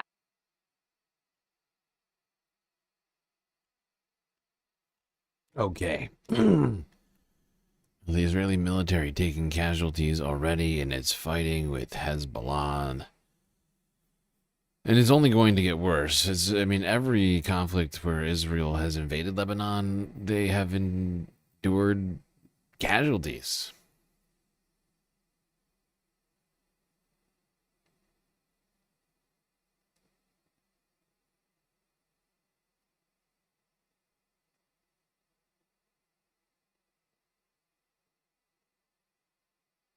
All right, one last with Lebanon. Rockets from Hezbollah are apparently testing Israel's defenses, adding to the number of things that Israel's Iron Dome has to focus on. Sirens have sounded across Israel overnight after Iran launched another missile attack. The military says they were intercepted by air defenses. Hezbollah also stepped up rocket fire from across the northern border as Israeli forces push deeper into southern Lebanon. The Israeli military says one of its soldiers was killed during combat in southern Lebanon. Nida Ibrahim is following developments in Israel from Ramallah in the occupied West Bank. Nida, in the past 24 hours, there have been attacks on Israel launched from both Iran and from Yemen. What can you tell us about where things stand at this hour? Well, according to Israeli forces, they say that no casualties have been reported as a result of these attacks. Some of these rockets fired by Hezbollah have fell in open areas, and others have been intercepted. We've been noticing how much the Israeli leaks say that the Israelis are rationing the use of interceptors as this war enters its second month, with the continued rockets and missiles being fired from Iran and Hezbollah into Israel. According to Israeli media, the rockets that were fired by Hezbollah caused major damage to infrastructure in Al-Mutille. That's an area at the Israeli-Lebanese border. And only the damage has been assessed this morning after a tough night, keeping Israelis heading to shelters and going to fortified places as sirens kept blasting across the country. And as we mentioned just a moment ago, Israel announced that a soldier was killed in southern Lebanon. Have we heard any more details regarding that specific incident? Well, yes. He is the fifth Israeli soldier to be killed since this war started on the front with Hezbollah.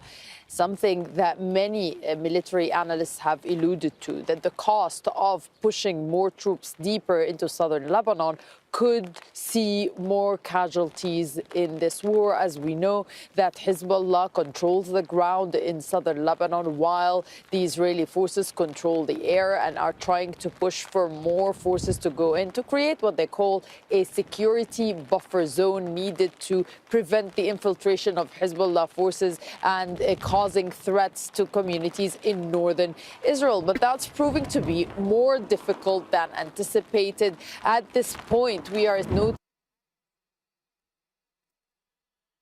The good old Israeli territory seizure zones. How can anybody accept that framing? Of the buffer zone. Nobody would accept this. Like, in the United States, we would never accept that.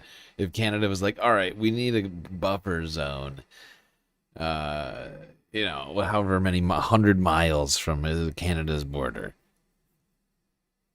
So, you know, I guess like all of Western, really much of Western and upstate New York, parts of like Vermont and New Hampshire and Maine, and I mean Detroit is in there probably. I guess it depends on where you start the border, but you just evacuate it, call it a buffer zone. It's ridiculous. Nobody would accept that here. It's insane. Why should we be accepting it when it comes to other countries?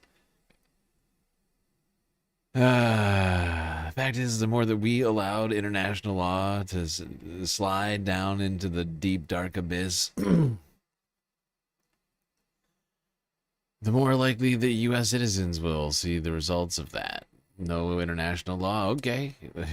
No quarter for U.S. soldiers, right? No, no regard for U.S. civilians abroad. Right? Like, that's what happens, and or here in the United States. If we're out there committing war crimes, we can't expect people to not commit war crimes against us. Like, that's just the way that works. Speaking of war crimes, let's talk about Palestine.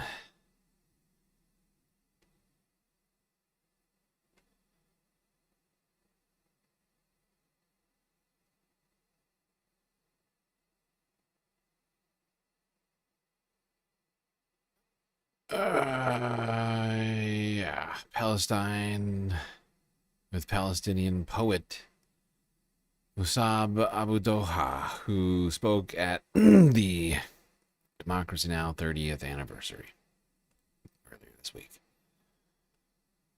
This is Democracy Now!, democracynow.org. I'm Amy Goodman with Juan Gonzalez.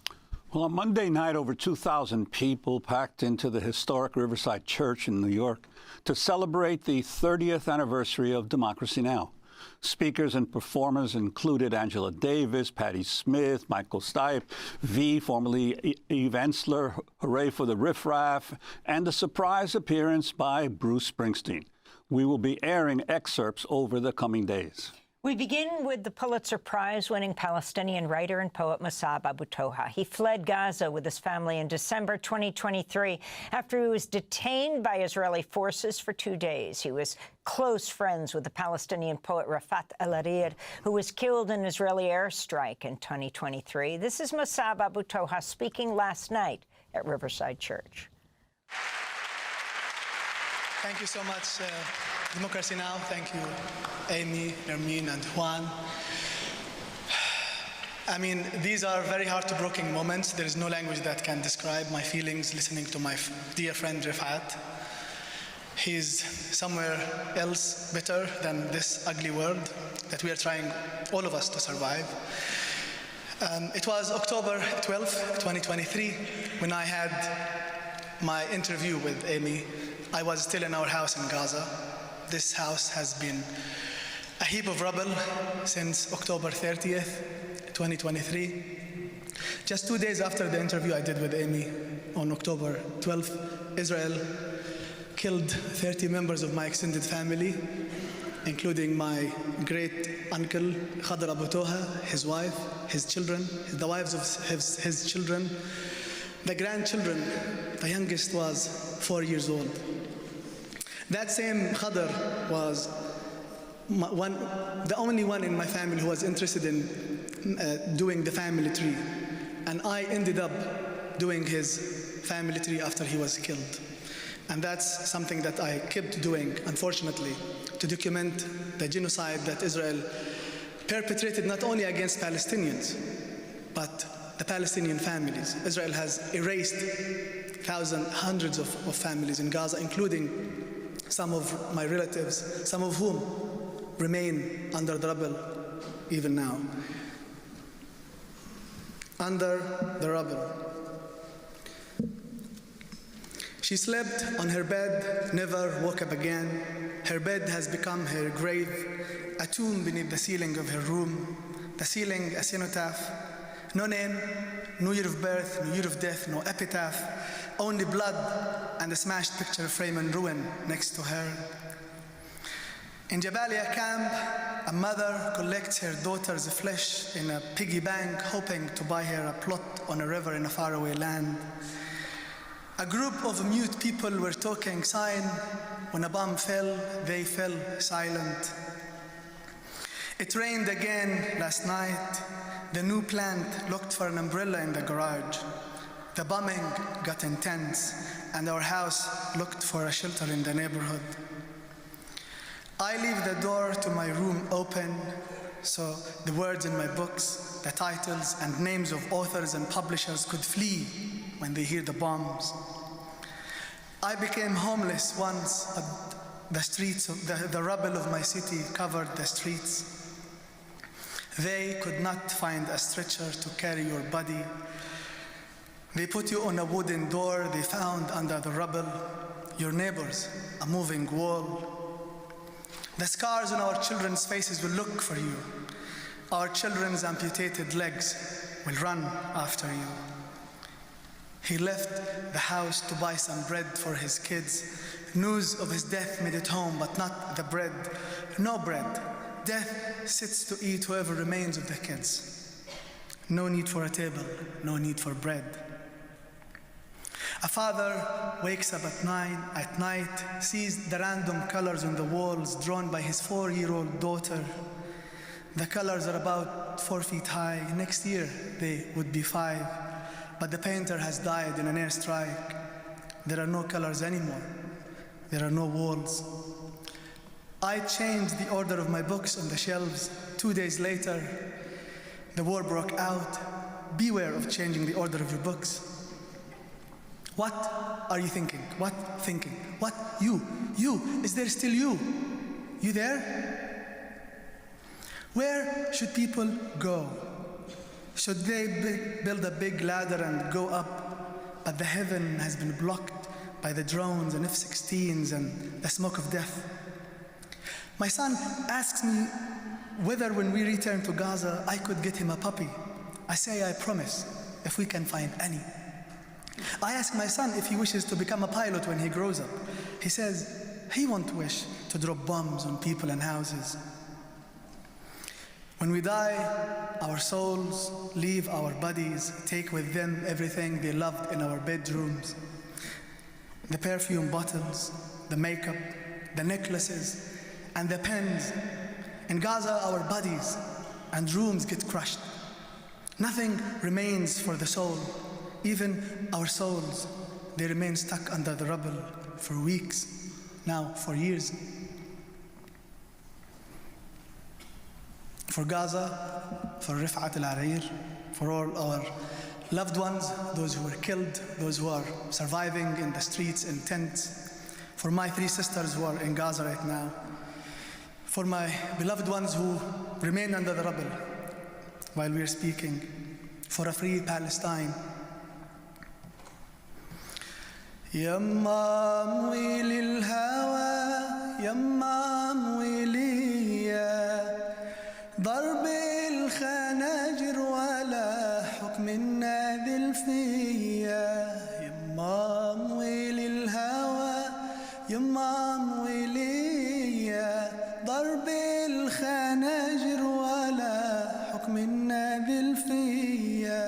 That was the Pulitzer Prize-winning Palestinian writer and poet Mossab Abu Toha on Monday night at Democracy Now!'s 30th anniversary celebration. Thanks for watching Democracy Now! On YouTube. Subscribe to the channel and turn on notifications. Thank you, Democracy Now! We're gonna stick with Democracy Now! Good time for a super chat like this from Sean L. Kearns. Democracy Now!, Democracy Forever, Democracy Next. UN Special Envoy. Wait, is that her job? I can't remember her distinction now. UN Special Envoy of Palestine, I think? Francesca Albanese. On with Democracy Now! This is Democracy Now!, democracynow.org. I'm Amy Goodman with Nermeen Sheikh. An Israeli court has closed an investigation into the death of Walid Ahmad, a 17-year-old from the occupied West Bank who died in an Israeli jail 6 months after he was arrested, held without charges, and accused of throwing stones at Israeli soldiers. An autopsy showed Ahmad likely starved to death after suffering extreme weight loss, muscle wasting, and untreated scabies.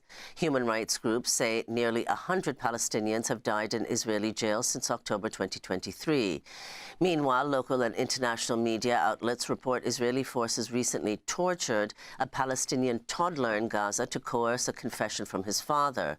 According to reports from Palestine TV, Al Jazeera, and others, the child's father, Osama Abu Nasser, was detained near the Al-Maghazi refugee camp after he came under fire from Israeli soldiers.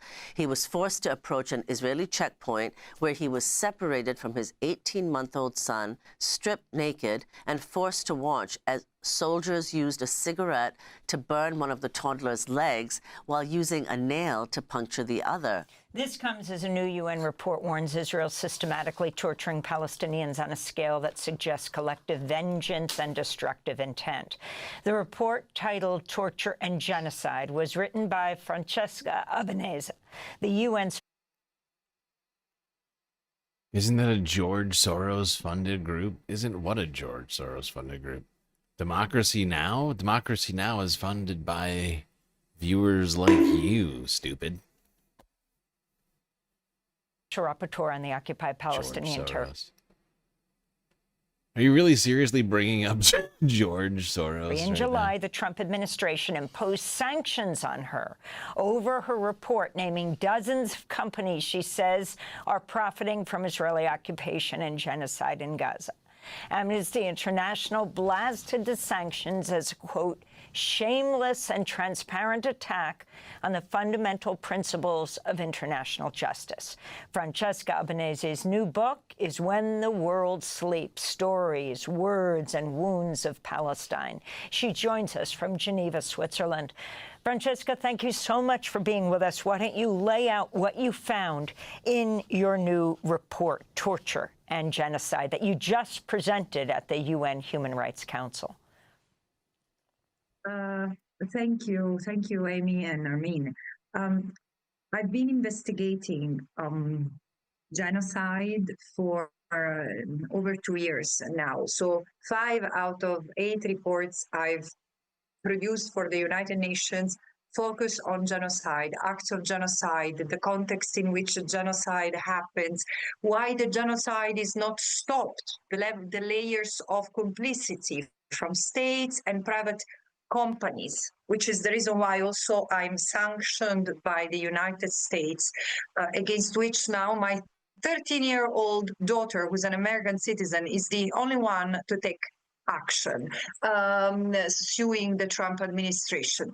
But of all the investigations I've carried out, this has been absolutely the most excruciating, that led me to say that Israel uses torture in a systematic and widespread fashion, intentionally and sadistically, to break the spirit of the Palestinians, not just as individuals, but as a people, considering the scale and intensity of torture. And I monitored torture behind bars, collecting hundreds of testimonies directly and from Palestinian and Israeli human rights organizations, but also analyzing what experts call. Oh God, this chatter is just confirming to me how stupid they are. You think George Soros just went away, stupid. No, I don't. I've never suggested that George Soros went away. What does that even mean to you? Do you think he's the only problematic billionaire? Like, that's the other thing. It's like, people have like this fixation on George Soros. I get the sense it is a rather anti-Semitic fixation. But he's not the only problematic billionaire. All billionaires are problematic. Okay? Not just George Soros. He's also not nearly the richest man on the planet. You know, Elon Musk is the richest man on the planet. Then it's Larry Ellison. Then I think it's like Jeff Bezos or somebody like that. Right? You know, Zuckerberg. All these other guys are way richer. They have way more fucking money than George Soros. And yet, people like you are just have the weird obsession with him. I don't understand why. Explain why you're obsessed with him, and maybe I'll engage you more. But for fuck's sake, it just doesn't make any more sense. I'm gonna have to like mute you in a second. Torturous environment, meaning the cumulative impact of all the practices, of all the crimes that Israel has massively inflicted on the Palestinians. Again, beyond the torture, sodomization, raping in jail, the enforced disappearance, which is touching 4,000 people. This is new. This is a new crime, including for Israel, toward the Palestinians, but also starvation, constant forced displacement, not just in Gaza, but in the West Bank and East Jerusalem, and home demolition, the fear of being always threatened with death or other crimes. It creates a torturous environment for the Palestinians, which is an essential element of genocide, and it is genocide. Francesca, if you could elaborate on this point that you've just made and that you make in the report, namely that torture has effectively become state policy for Israel since October 2023. So what are the kinds of transformations you've seen, both in terms of Israeli security personnel as well as settlers against the Palestinians?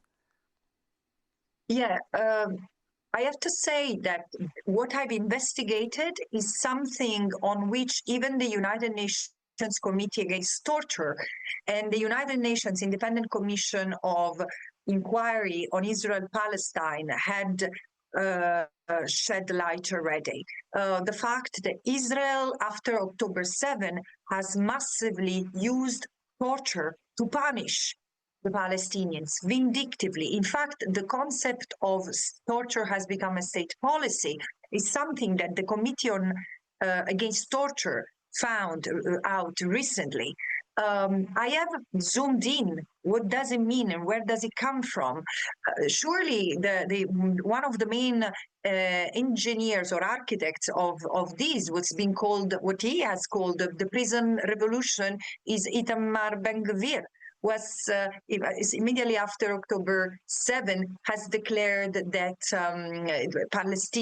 Palestinians in jail would not be afforded luxury treatment or five-star treatment anymore, as if it was a five-star hotel, what the Israeli prison system afforded Palestinians before.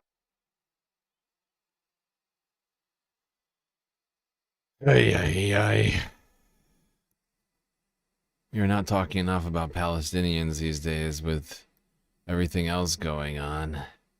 Feels like they're taking the sort of, what do you call it? I can't think of the colloquialism right now. They seem to be forgotten almost by many.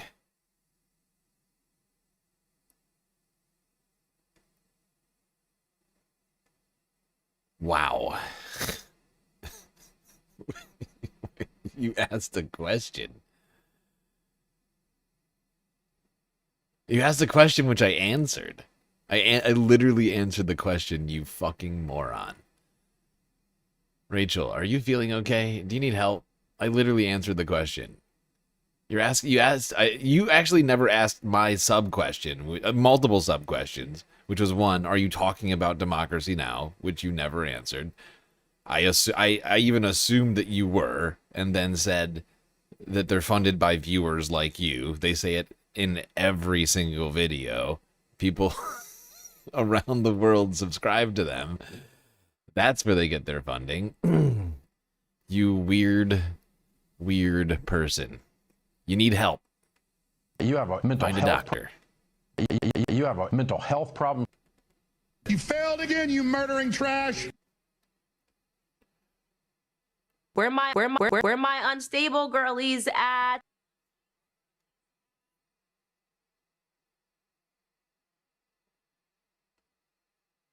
I resulted to insults. This is the kind of idiocy I have to deal with here. I resulted to insults? What does that even do? Good God, you are borderline illiterate. Oh my God, it's not my fault that you're too stupid to have a conversation with. I'm sorry. I made a huge, tiny mistake. I made a huge, tiny mistake, assuming you were. I had seen you in this chat before. I was giving you the benefit of the fucking doubt. Now, while we're talking about Palestinian prisoners, let's talk about this horrifying fucking story I've been avoiding for days due to just how horrific it is. But a literal toddler was abused and tortured inside of an Israeli detention center. Just a reminder, this baby didn't commit any crimes. Because he's a baby, can't even hold a gun. Look how tiny those hands are. Jawad Abu Nasser back in the arms of his mother, Wad. He's too little to say how he got these injuries, but his family fears they were deliberately inflicted by members of the IDF. He and his father, Osama, were detained by Israeli troops when they went too close to the Yellow Line, the new military border dividing Gaza. This is Jawad being handed over to the Red Cross 10 hours later. The Israeli soldier says he's walking and talking and he's happy. But when Wad was reunited with her son, to her horror, she found he was injured. When we got home, I saw that his trousers were covered in blood. He was in a lot of pain. When I uncovered his legs, I saw that they had cigarette burn marks. There was also a wound, possibly caused by metal, with both an entry and an exit. We asked the Red Cross. This is so horrifying, I can't even watch more of this. So fucking depressing.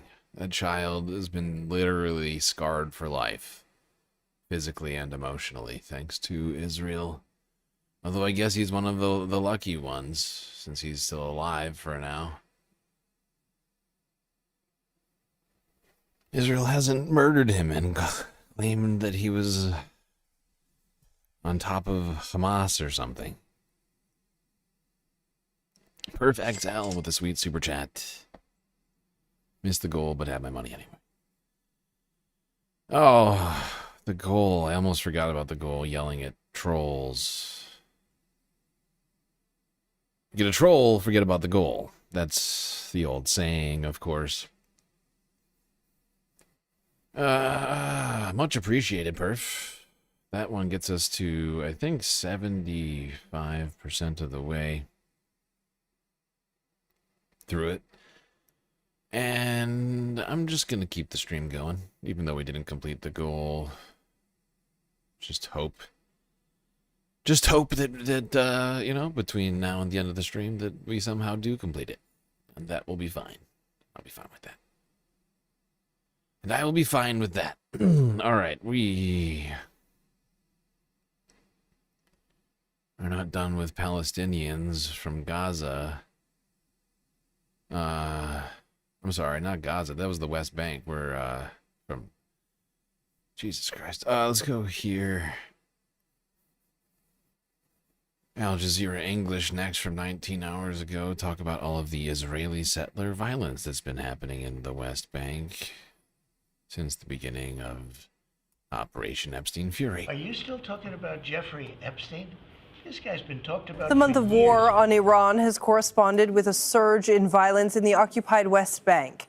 There's been a spike in settler attacks on Palestinian people and their property, and those attacks have turned increasingly lethal. In March, at least 8 Palestinians were killed by settlers. 9 others were killed in Israeli army operations in the occupied West Bank. It's the highest number of fatalities linked to settler violence since October of 2023. Kaname Kun. I was trying to figure out what was going on Twitch, and I was just suggesting that we all try and get along. Because we need each other more than ever in this moment, and sniping at one another over whatever it might be, probably not necessary when we all generally agree with one another on the direction of things, I think. The Israeli military has responded by redeploying an entire battalion of troops from Lebanon to the occupied West Bank. Israeli forces are regularly accused of protecting settlers during attacks or joining in. Palestinians are also reporting that attacks are becoming more aggressive, settlers are openly armed, and according to eyewitnesses, shoot to kill. Adam Shapiro is Palestine Strategy Director at American Friends Service Committee, and he joins us now live from Detroit, Michigan. Thank you for being with us, Adam. I want to get your thoughts on what we just heard. What do you read into that? Help us understand what's happening here. I think there's two things at play. One is in the immediate, is that since the launch of the Israel-U.S. war on Iran, settlers in the occupied territories have taken advantage of what they perceive to be a lack of focus or a distraction, such that they can get away with escalating violence, escalating attacks, and establishing new outposts and settlements in the occupied territories, while the Israeli government, the international community is looking away. And so we've seen woke activists accused your baby of being a demon child? Oh, no. That's sad. I'm sorry. That escalation, wow. As you refer to, the number of killings is way up, 8 in the last month, which is off the charts if it continues. And that's one trend. But the other trend is a longer term trend. And this is not about specific settlers, it's about the Israeli government. And wait, I'm sorry, I had to, because I thought that was you. I mean, I know this isn't really Michaela, but is that really Michaela Peterson's quote unquote for last name? Why doesn't she have her father's last name? Well, that's very strange. Why would Michaela Peterson not have Jordan Peterson's last name? And instead, is she married? Is it that? Is she married? That's probably it. She's probably married. She probably took her husband's last name, like a dutiful wife. I mean, this woman is dangerous, ladies and gentlemen. it's about its policy of building and establishing settlements, either intentionally by its own designs, or when settlers go and establish outposts, effectively Israeli government legalizes them in Israeli law over time. And we've just seen, I think, 30 Israeli outposts that have been retroactively legalized by the Israeli government also in the last month. So it's part of this long-term process to take as much land as possible and ethnically cleanse the Palestinians, while at the same time, we see these pogroms happening by Israeli settlers who feel empowered, who feel immune from any kind of consequences, and they're running rampant now in the West Bank. And what happens to the Palestinian people who are there, who are living there, who are the victims of these attacks? Where do they go after these things happen? I think over the last year and a half or so, we've seen upwards of 35,000, 40,000 Palestinians now being effectively, pushed out of their villages throughout the West Bank. And where are they going? They're going to bigger towns where they feel safer, where they can find community, to the cities, in shrinking areas of under Palestinian Authority control of Area A or what's called Area B, although Area B also has a very robust Israeli military presence, and of course settlements. Area A, we just learned in the last 2 days, now has also started to witness Israeli outposts being set up by these settlers. So even there is not safe in any way from settler attacks, and of course certainly not from the Israeli military. Is there any way for Palestinians to protect against these? No, unfortunately, no. There is no way. Yeah, how are Palestinians supposed to protect against military raids? Because all the settlers have military, help from the IDF.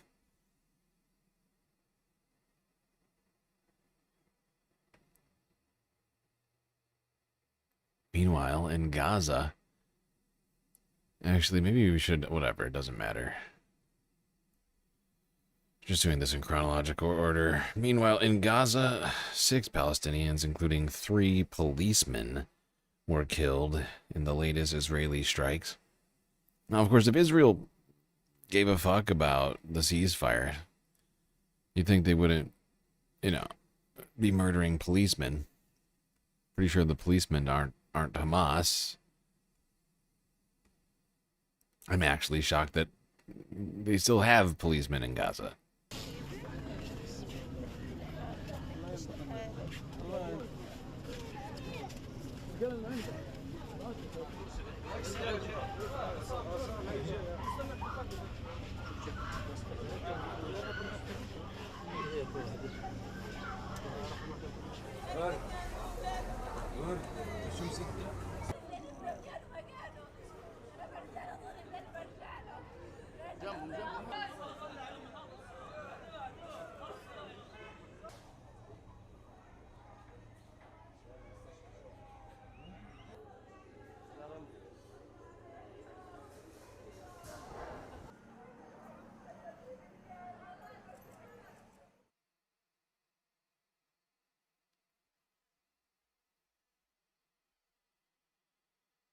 Now, in the occupied On this, we can East cross Jerusalem, to our correspondent in Jerusalem. in occupied East Jerusalem, Israeli police, so people with some authority, prevented a very, very, very, very long-standing tradition. On this, we can cross to our correspondent in Jerusalem, Noga Tarnopolsky.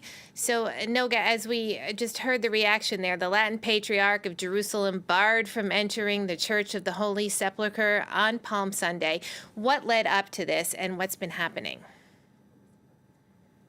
Well, we don't fully know, but clearly it's a mishandling of matters, at least by Israel police and maybe by even the home front command of the Israeli army. It's unclear. The police have laid the blame absolutely at the feet of the army, saying that they were just following the military's rules and regulations for wartime. But even if, it's just not true, because the regulations do permit small gatherings. And one should add, no rabbi has been prevented from holding a service at any synagogue during this time, even synagogues that don't have bomb shelters. In this case, the Cardinal of Jerusalem, Pier Battista Pizzaballa, and the Custos, who is the Vatican representative, had come just with 3 assistants. So it would have been a service of 4 to 5 people in total. This absolutely is permitted. We're hearing on the one hand that it may have been a mistake by kind of street cops who did not understand the seriousness of the matter, but the police statement makes it clear that it was intentional. So right now we have not heard from the Israeli government. We have not heard from the Home Front Command. We just heard this not very clear statement from the police. And as you mentioned, we're beginning to hear. Shock of shocks that in a authoritarian apartheid ethno-theocracy, this long-standing tradition was prevented from happening.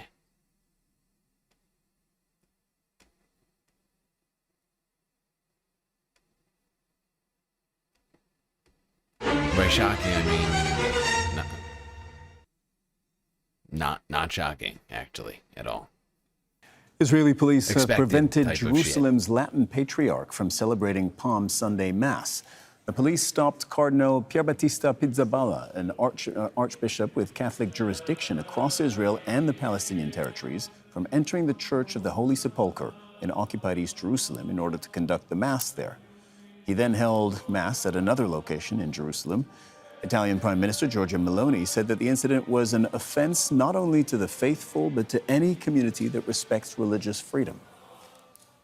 Well, we know from the Latin Patriarchate that this attendance was coordinated with Israeli occupation authorities. It was done to ensure that the Palm Sunday Mass would be conducted by a very limited number of priests, including the Patriarchate, that Mass would be broadcast to hundreds of millions of people in, Palestine and around the world who look to Jerusalem during this holy season of Easter. Now, the Patriarch was stopped on the way. He was forced to turn back. And according to the statement issued by his office, this is the first time in centuries that the Mass of Palm Sunday was not conducted in the Church of the Holy Sepulchre. This is something that not only violates the status quo, the historical status quo in Jerusalem, but it also means a lot to people. No, there was not a Jordan Peterson video being played. It was a discussion around the name of one of the chatters in here, who is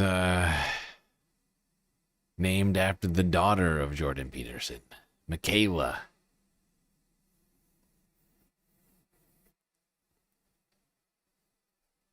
Wow, Twitch has gotten really, really quiet. Probably because of the fighting that was going on over there, I'm guessing. Got no mods. Modless. It's a disaster.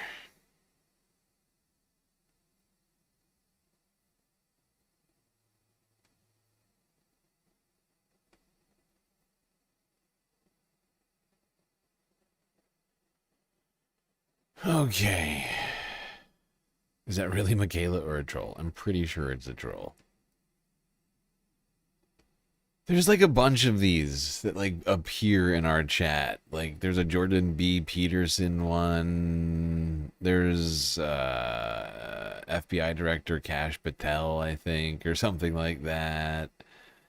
There's like a bunch of these like fake like right-winger accounts that appear. I mean, I guess maybe some of them could be real. But I mean, I kind of doubt it.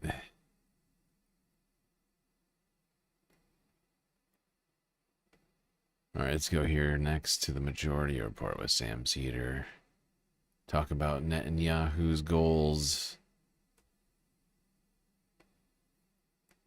for the Middle East. We are back, and we are joined now by Andrew Arson, a professor of Arab and Global History at the University of Cambridge, whose latest piece in Equator is entitled Tearing Up the Map, Netanyahu's War to Remake the Middle East. Andrew, thanks so much for coming on the show today. Thanks for having me, Emma. Yeah, it's great to be here. Of course. So the Equator is a new magazine. People should really check it out. Doing some great work over there. You write that the Middle East is never going to look the same after this. Let's just start from a broad strokes perspective, if you could expand on that. Yeah. I'm almost forgetting. There's also Tammy R. Peterson, which I think is Jordan's wife. The Michaela Folder one's a new one.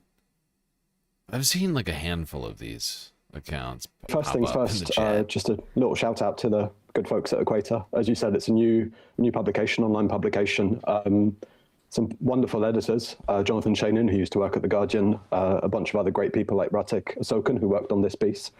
And they're trying to give a kind of decolonial alternative to, publications like the New York Review, the London Review of Books, really spotlight voices from the Global South and experiences from the Global South from places like the Middle East, Sub-Saharan Africa. So you're asking about the Middle East and how it'll change. Broad strokes, I mean, not to sound like a policy wonk, this is an incredibly fluid situation that's changing day by day. But I think if you look at the public statements that are coming out of Israeli officials in particular, there is a very clear ambition to redraw the map of the region and to try to assert Israel's regional hegemony, not just vis-a-vis Iran, but also when it comes to relations with the Gulf states, the GCC states, and also Israel's immediate neighborhood, immediate vicinity, states like Lebanon and like Syria that border Israel. Let's talk about Lebanon. There's been just absolute carnage there. Israel appears to be setting up some sort of prolonged occupation, specifically in the areas south of the Litani River. Your piece goes into the history of, U.S. policy of dividing the region. Perhaps you can talk about that present situation and put it in the context of your piece as well. Yeah, I mean, that certainly is the fear that Israel is returning to the occupation of South Lebanon. Of course, it occupied much of that region between the 70s, 80s, and 2000. And, Israeli officials have been very explicit in their desire to push far into Lebanese territory, 30 kilometers from the Israeli border, from the ceasefire line, all the way up to the Litani River. Ground operations are ongoing at the moment. They're trying to push closer into areas very close to the Litani River. So there's a very long history of this, of trying to create a kind of buffer zone in South Lebanon, trying to empty the region of its population and of what Israel sees as threats to its security. First the PLO and other Palestinian organizations in the 70s and 80s. Then from the 80s onwards, Hezbollah and other kind of elements of the Islamic resistance. To put it in a regional context, I think there has been I think this war very much shows the kind of attempt to frame this in a regional context and to try to break the power of the so-called axis of resistance that emerged from the 2000s onwards, centered on Tehran, but with obviously with branches in Gaza, in Lebanon, and also up till 2024 in Syria in the Assad regime. Let's go back to the 1970s and the 1973 oil shock, which is where your piece kind of really begins. It all comes back to Kissinger, does it not? But let's speak a bit about the history and how kind of this modern attempt to divide the region came to be during that period after the 1973 Arab-Israeli War. Right. So, yeah, that's one of the things that my piece was trying to do, was to think historically about this, not just in terms of Lebanon or Syria. I've written elsewhere about Lebanon and about Israel's wars in Lebanon. But to think, about US policy in the region and the way that from the 1970s onwards, and especially after the 73 Arab-Israeli war, the Yom Kippur War, the Ramadan War, and the oil shock, the oil crisis of 73, the way that successive US administrations tried to devise a new kind of regional policy that was very much about splitting the region in two. I call it in the piece kind of thinking about the region like a diptych of two distinct parts. On the one hand, trying to secure Israeli security through normalization, what Kissinger called step-by-step diplomacy, working with governments in Cairo, in Damascus, in Beirut, in Amman, to try to secure normalization with Israel and to try to sidestep the Palestinian question and the Palestinian political actors, and to try to kind of really suspend the question of Palestinian statehood. And very much linked to that, trying to neutralize the potential threat of another oil shock coming from the Gulf states. So effectively, not to put too fine a point on it, kind of buying off the Gulf states, buying off Gulf capitals, Riyadh, but also other states like Qatar, like Kuwait, like Bahrain, by providing military assistance, by selling weaponry, by training their security forces and their armies, and by trying to provide a kind of security blanket. And in that way, to guarantee that they wouldn't ever again use the oil weapon, as it was called in the 70s, to try to put pressure on Israel and on the US to find some kind of just and comprehensive regional peace. And would you say that that strategy was successful? Because we're seeing Iran throttle the Strait, obviously, and use the oil weapon, as the United States would put it, to their advantage. But the Gulf states largely have been brought under the United States' umbrella via security guarantees, but we are seeing the limits of that. And perhaps we can talk more about how the Gulf states are going to be responding to this chaotic and destructive war that's already costing them billions and billions of dollars.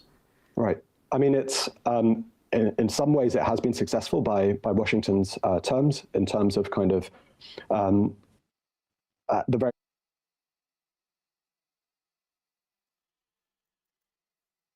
Thank you for the follow, Rosemary Bumble. Rosemary Bumblebee. I see what it is. Thank you for the follow on Twitch. It's very quiet on Twitch all of a sudden over here.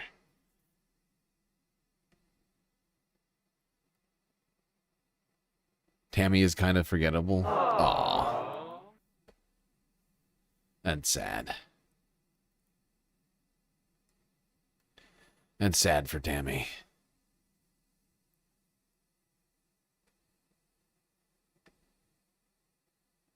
By the way, just a reminder, everybody, if you haven't already, hit the follow button on Twitch and subscribe on YouTube. Don't forget to hit that bell icon, the like button, while you're at it. Really helps out. Right. I mean, it's in some ways it has been successful by Washington's terms, in terms of kind of,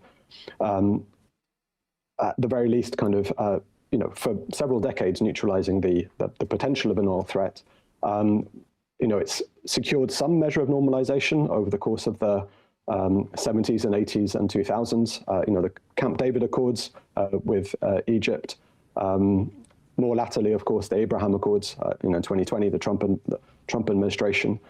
But it was always a very fragile, one of the things I try to say is it was always a very fragile, very precarious kind of balance. This attempt to kind of split the region, was always an artificial separation. And there was always, of course, under running it, the threat that the Gulf states or that Iran, the other states in the Gulf could use oil as a weapon. That. Yeah, it's quite clear that oil is being weaponized right now. It's not going well for the rest of the planet. F.A. Hertz lurking.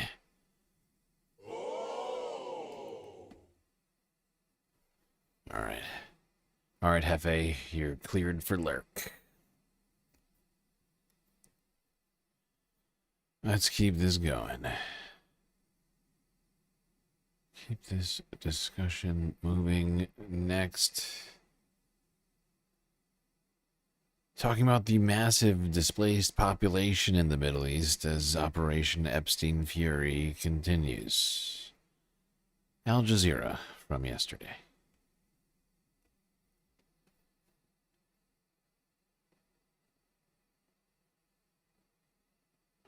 It's been a month since the US and Israel launched a joint offensive on Iran.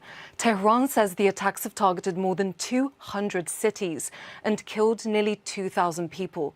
They've also damaged more than 93,000 civilian buildings, most of them homes, but also hundreds of medical centers and schools. The UN estimates more than 3.2 million people are internally displaced, many of them fleeing major cities to rural areas, predominantly in the north. The US and Israeli attacks are having a devastating effect on vulnerable groups. Iran hosts around 4.4 million Afghans, many undocumented. Tens and thousands have returned home through the shared border to a country ill-equipped to handle the number of people in need. Iran has carried out retaliatory strikes on dozens of locations across Israel. Some of the worst-hit cities include Tel Aviv, Beit Shemesh, Arad, and Dimona. But Israel is also under attack from Hezbollah in Lebanon and now the Houthis in Yemen. Lebanon is deeply impacted by this conflict. Israel's strikes, forced displacement orders, and ground invasion have displaced roughly 20% of the population and killed more than 1,100 people. Then there's Iran's targeting of countries in the region. Not only US bases and energy infrastructure, but also civilian buildings have been hit. Its closure of the Strait of Hormuz, as well as attacks on oil and gas facilities, have triggered a global spike in energy prices. Markets have been volatile. And in the past month, the price of Brent crude has gone up 60%.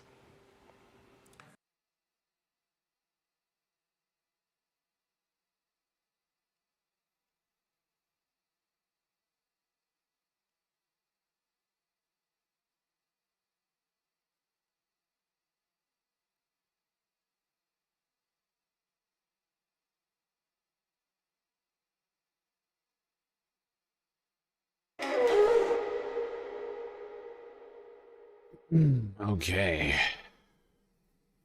What next?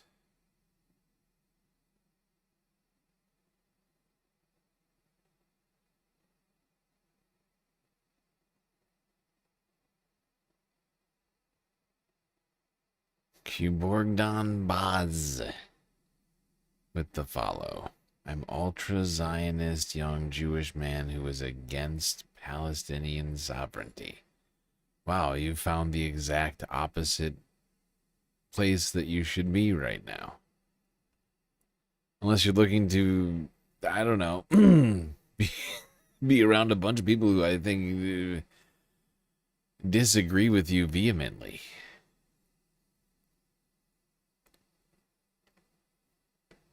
And in a major escalation, Yemen's Houthis have joined the war. The Iran-aligned group launched a barrage of missiles towards Israel on Saturday. The Israeli military has confirmed a missile was intercepted. And in Pakistan, foreign ministers from regional powers are meeting to discuss ways to end the conflict.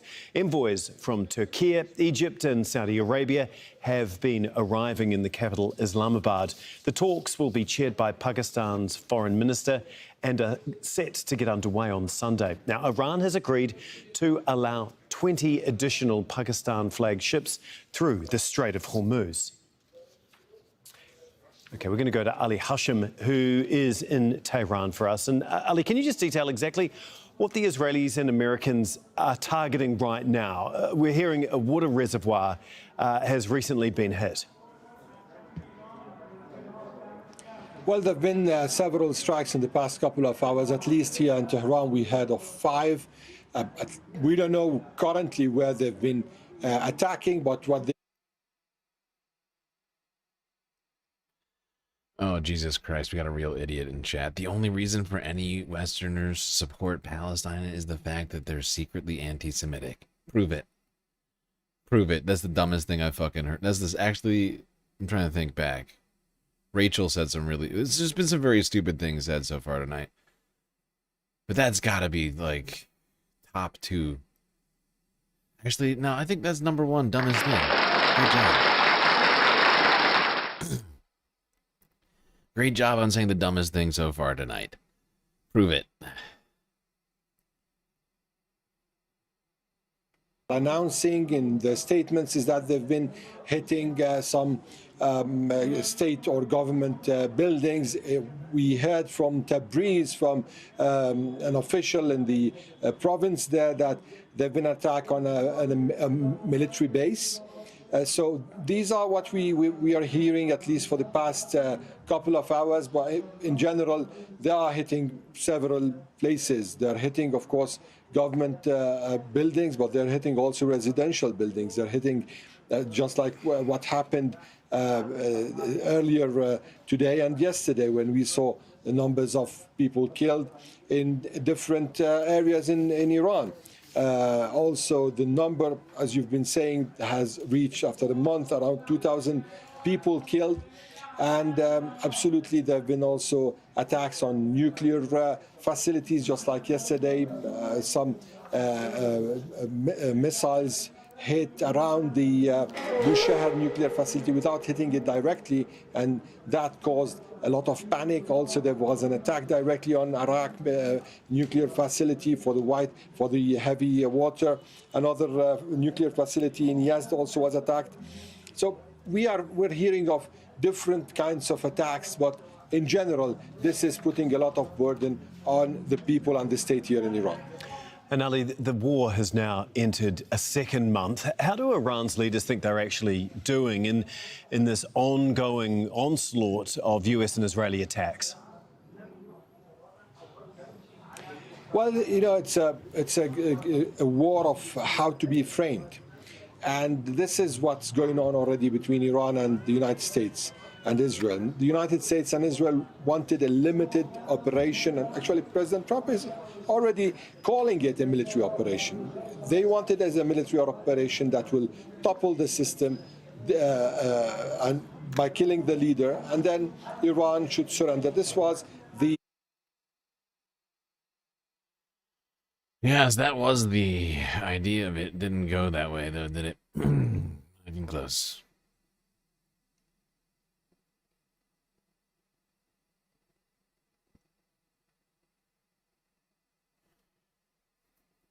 Look,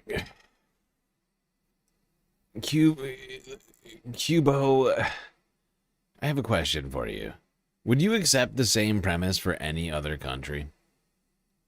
Is having criticisms of China racist against Asian people? Is having criticisms of, you know, Rwanda or of the Sudan or of any other country, is that racist? Is that racist against black people? If you have criticisms of Venezuela, is that racist against Latinos? Are any of these things actual examples of racism inherently? Or somehow signals of secret racism? Because on its face, it shouldn't be, right? We should be able to criticize other countries, especially ones who are being, you know, who are actively committing war crimes. You would think we should be able to criticize that, right? You have a problem with criticizing war crimes in general? Like, can we criticize Russia for war crimes, or can we criticize Myanmar for ethnic cleansing?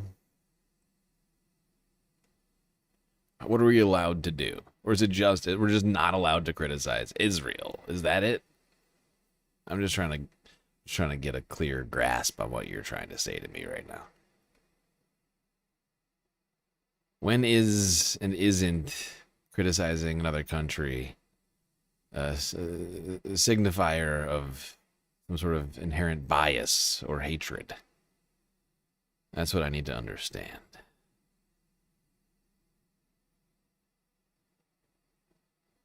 Oh, Oninus 2024, thank you for the follow. Didn't notice you there.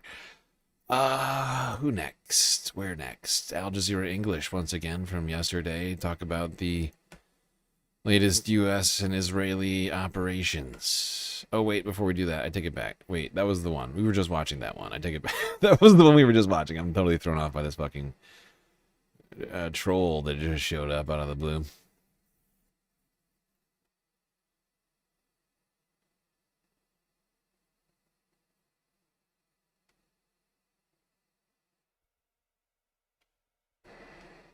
Honestly, if you care about anti-Semitism, you shouldn't make this dangerous conflation.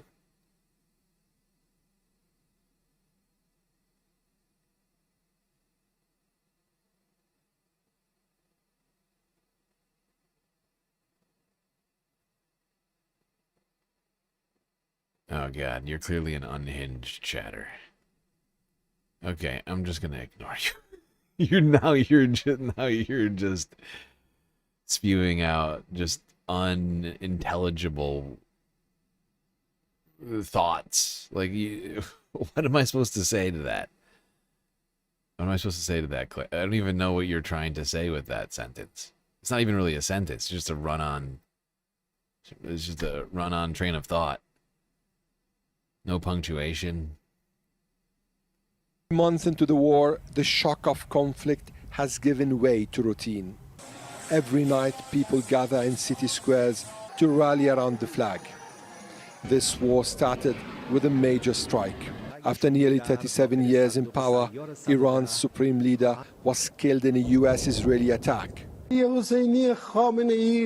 Tehran had long prepared for succession. Like, I'm going to try and follow this for everyone, just so people understand what I'm talking about here. Okay, this is you. Here, I'll even bring the chat over so everybody can fucking see this nonsense. This is you. If tomorrow everybody start hating on Chinese for their government mass oppression of certain groups of people when this was happening for years long and nobody would give a shit, then it's forced by opposite states and funding. I don't know what funding is. Funding from drug and weapon smuggling. This is one of the dumbest sentences I've ever read.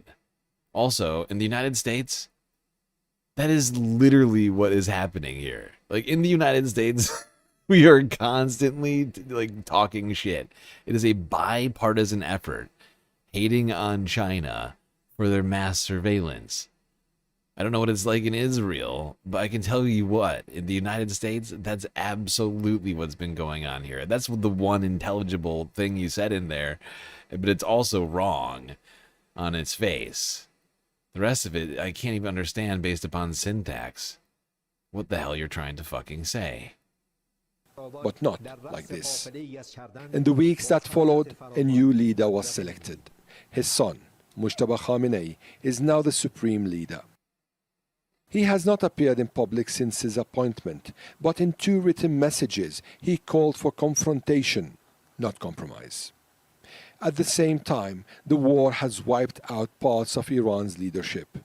Top security official Ali Larijani, Defense Council Secretary Ali Shamkhani, Intelligence Minister Ismail Khatib, Defense Minister Aziz Nasirzadeh were all killed in US and Israeli strikes, along with senior Revolutionary Guard and Basij commanders. US President Donald Trump and Israeli Prime Minister Benjamin Netanyahu had a plan. Short limited war, collapse or change of the system, end nuclear and missile threats, impose a new regional order. But Iran did not respond as they expected. It expanded the battlefield.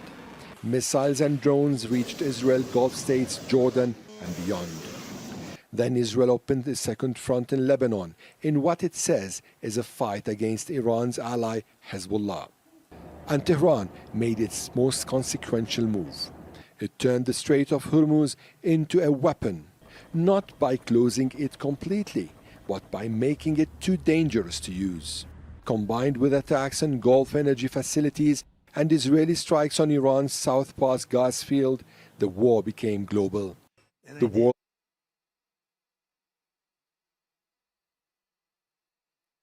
Yep, the United States has escalated this war into a global crisis.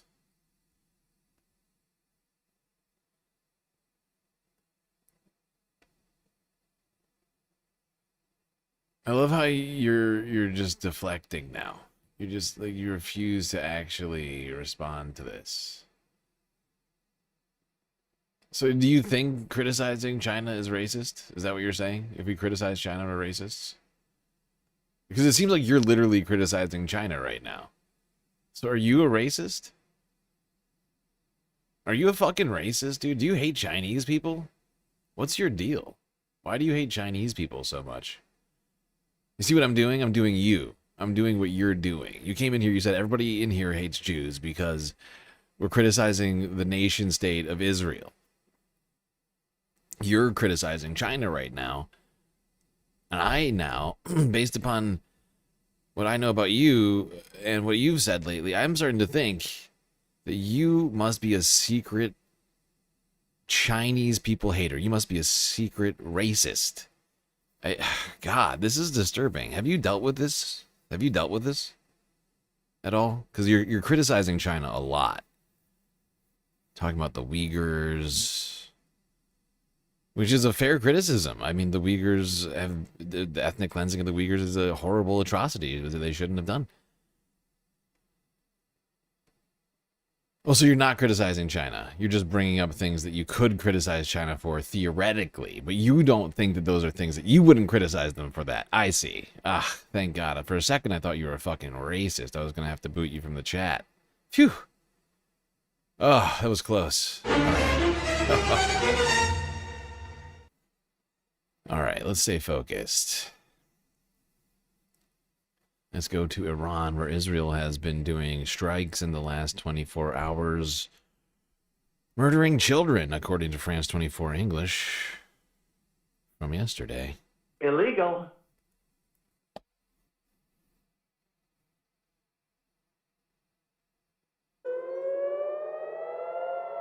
Iranian missiles light up Israeli skies as sirens blaze. Why do you keep talking about Albert Einstein? Like, you've mentioned Albert Einstein like a half a dozen times. I don't understand. What in the shit are you talking about? Why are you doing that? I don't understand. Why are you doing this? You're a very strange person. He was also born in Germany, so I don't see why you're... What? Why is Albert Einstein the fault of the United States?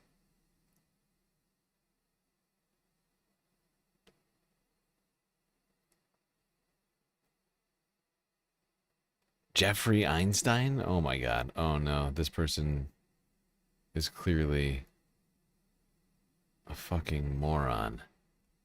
Oh no, You're a moron. This is bad. You're a moron.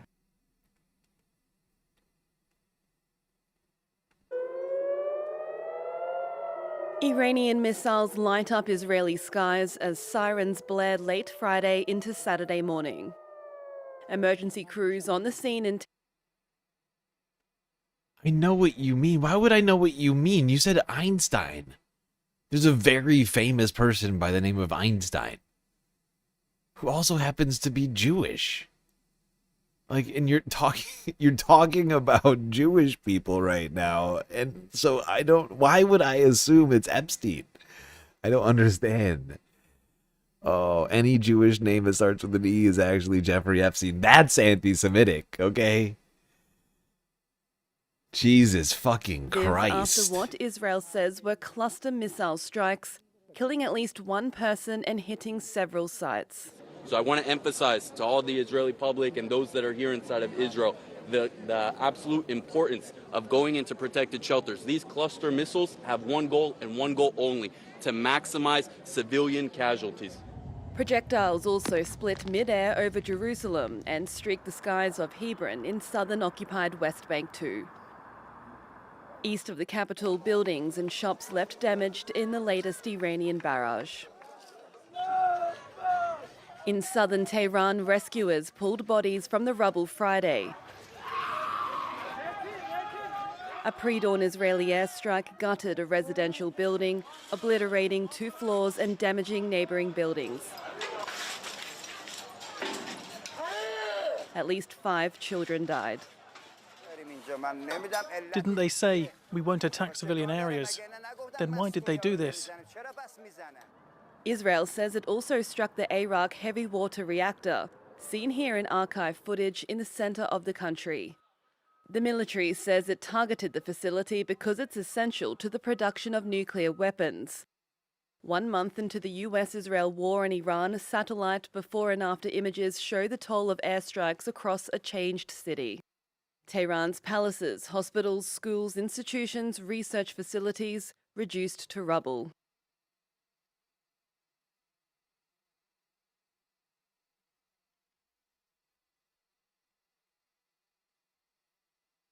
More airstrikes in Tehran today.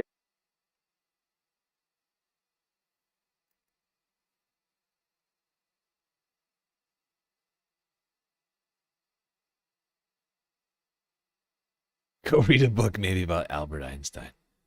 Yes. It's a good idea.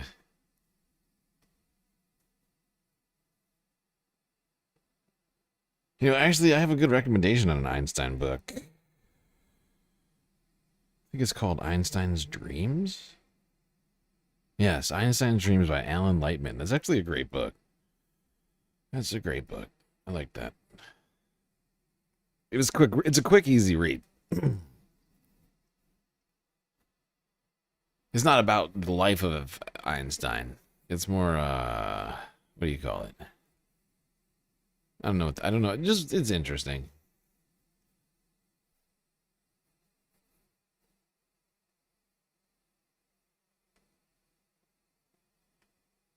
All right, let's continue talking about the Israeli-U.S. death toll in Iran, which continues to rise, now over 2,000, with who knows how many thousands injured. More airstrikes in Tehran today. Earlier this afternoon, around 1 p.m., more loud explosions around the capital. And it's becoming more evident that non-military targets are being hit. State media posted video showing a young boy being extricated from an apartment building, a dozen people killed over the past 24 hours. A cement factory near Shiraz was hit yesterday, a steel factory in Khuzestan. The latest numbers released by Iranian officials show more than 70,000 residential units hit, 20. Historical fiction. Yeah, that's a good way. That's a good way of describing it. Yeah, I would say it's like a historical fiction.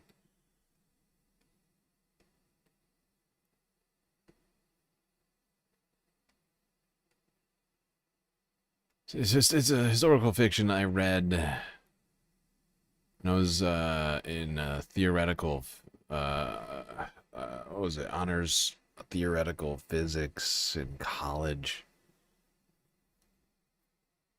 And it sort of dives into different concepts of time and reality, and through the sort of through the mind. Like it's hard to describe how this book. It's weird. It's a weird book, but I liked it. It's quick. It's an easy read, and you can get I think you can get a copy for like $5.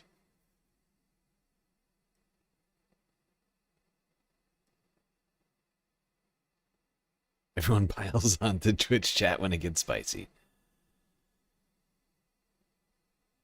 Hey, you know,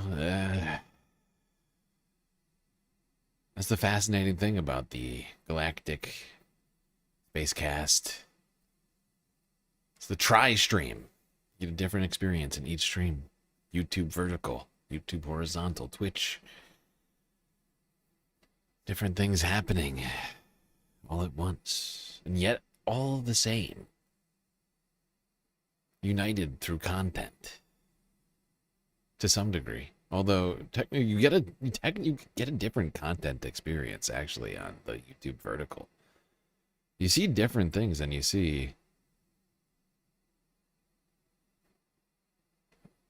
and vice versa from the other streams.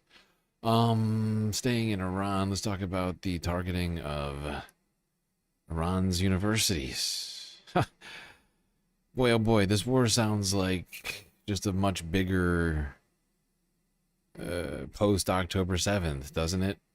Israel's just targeting all the civilian infrastructure in all of the countries in the Middle East, all the universities and the schools, kids, women,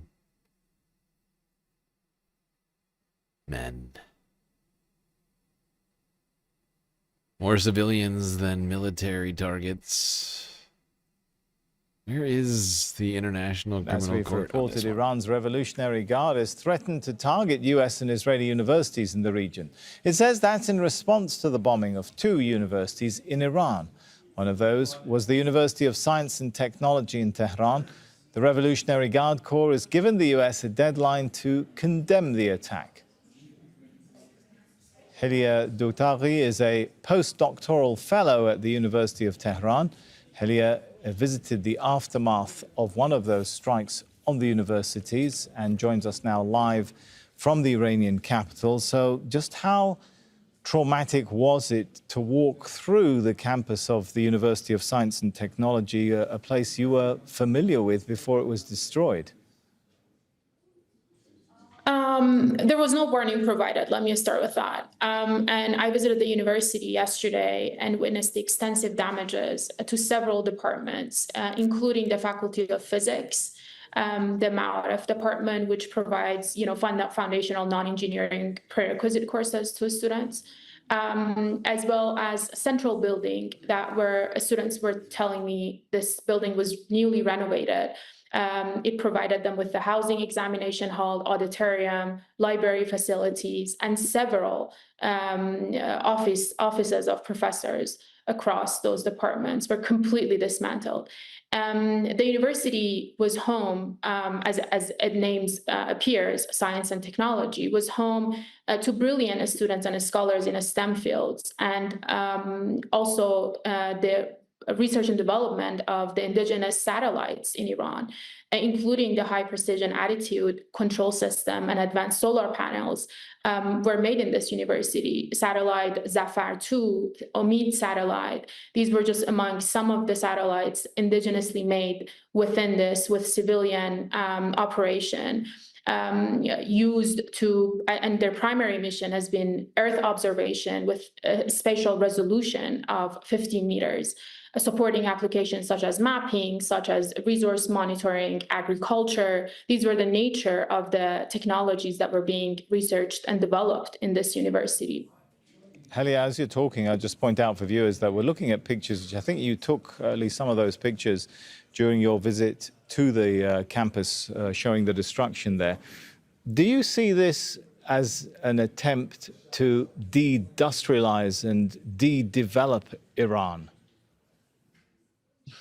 That's precisely, in my opinion, what is happening. First of all, I come from a legal background, so I would like to share the legal analysis of this, where such actions constitute a grave breach of international humanitarian law. Universities are civilian objects. They're protected under Geneva Conventions and their additional protocols. And it's also in violation of Iran's right to development, as I said, why, and the role of the university in the country. The targeting of this particular university following the assassination of Saeed Shamaghdari, a distinguished professor from the same university only last week, and also putting this in the broader context, against half a century of sanctions imposed on Iran, targeting similar industries that are indigenous, that are homegrown in Iran, reveal a consistent and clear pattern, and that is the systemic deindustrialization and underdevelopment of Iran's indigenous capabilities, which have historically enabled Iran to assert its sovereignty.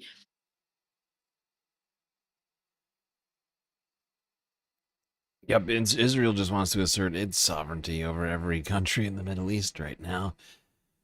Completely disregard international law. And seemingly commit as many war crimes as possible in the commission of all that.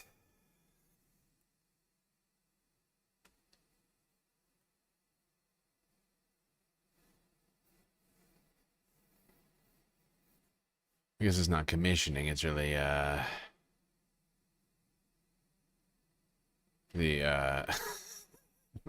my brain is so shit right now. Committing.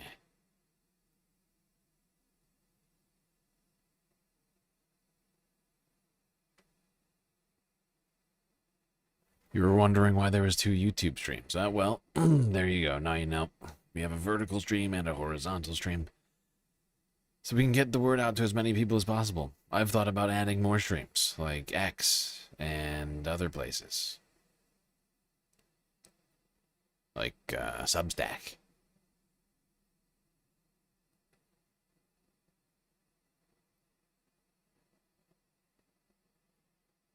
Although I don't know if you can... I don't know how you do a Substack stream. I have no idea. TikTok. Do the TikTok streams. We probably get shut down by Larry Ellison. Alright, let's go to Iraq quickly. This is from Al Jazeera 19 hours ago, where more attacks across Iran have been seen. and the home of the president of the Kurdish separatist government was struck. Multiple attacks have targeted locations in Iraq, which has found itself pulled into the war. The latest wave of strikes hit the headquarters of the Popular Mobilization Forces in northern Iraq. An earlier attack struck the residence of the president of the Kurdistan Regional Government. Several explosions have been reported in the city of Duhok, also in Iraq's Kurdish region. Nicholas Hack reports from Baghdad.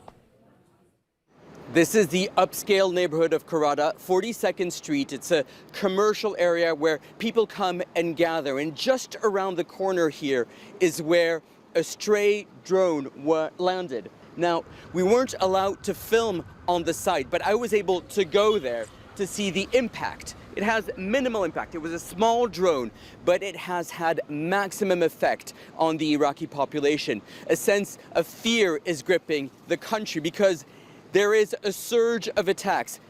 Earlier on, there were attacks targeting the U.S. embassy in Baghdad, where Iraqi air defense systems were activated, as well as attacks in the autonomous region of Kurdistan in Erbil, where again, the U.S. consulate and U.S. air base was targeted, also the house of the president of the autonomous region. Now, you can see behind me there are checkpoints being put into place. The Iraqi security services are taking the matter very seriously.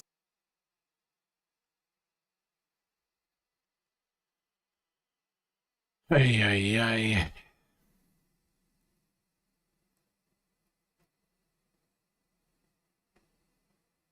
Fact is the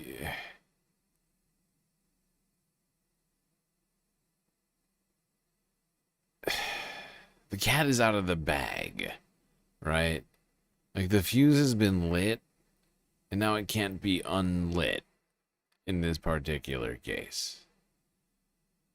Like, it feels like it would take a great deal of to unravel this clusterfuck that has now been created as a result of the actions of the U.S. and Israeli governments. You got like a dozen different, you got more than a dozen different groups all fighting right now. Right? I mean, just count them: Israel, Iran, Iraq, including multiple Iraqi separatist groups, which will just count as just one, even though there's multiple.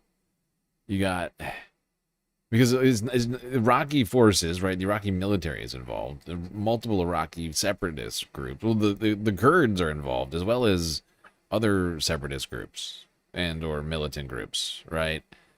You got... Syria is technically involved since Israel invaded into Syria, right? You got Lebanon and Hezbollah. You got UAE, Qatar, Bahrain, Arab Emirates, Yemen's Houthis. I mean, that's over a dozen. That's not including all of the other sort of side actors, right? Like, it didn't even name the United States in there just now. But you got, of course, Russia supposedly funding Iran, or at least supplying Iran with some amount of its Shahed drones. As well as, it's just, this whole thing is just fucked. Like, United Kingdom is allowing the United States to use its air bases. And there's a sense among many Iraqis that they're being dragged into... All right. Let's go now to Israel, where Iranian missiles could be seen as Israeli interceptors attempted to stop them.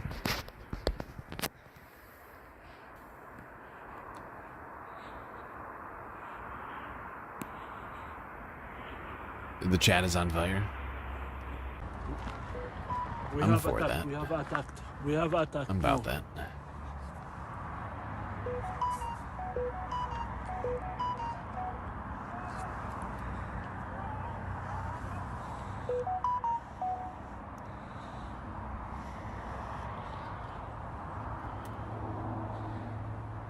What's that sound?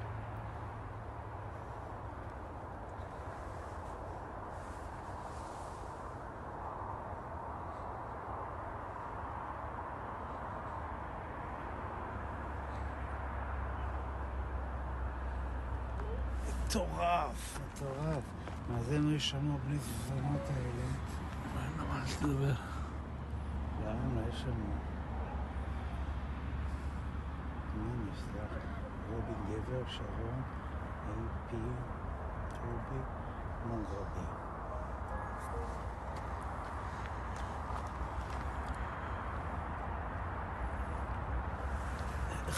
מה זה היה?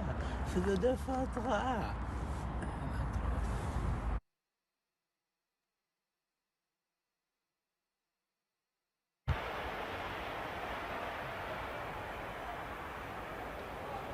This footage was seen from the West Bank. You can see the missile breaking up as it goes over Israel.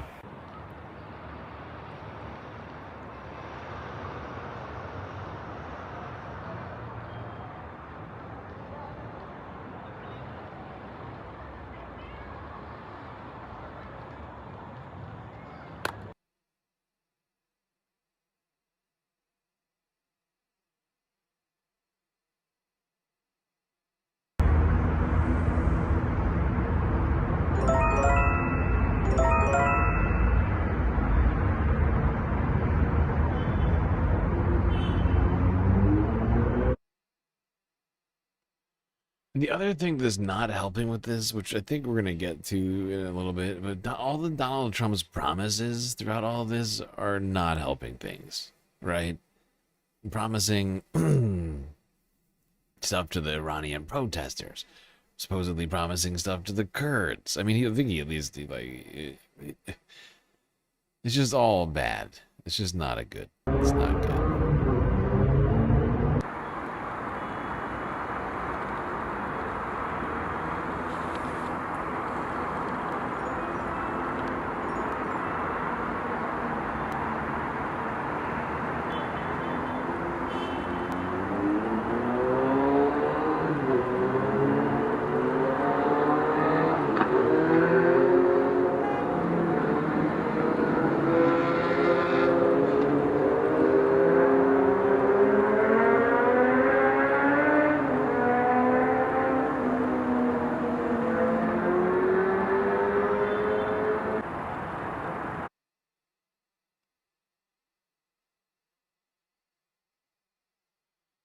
You can hear people racing around down there on the ground.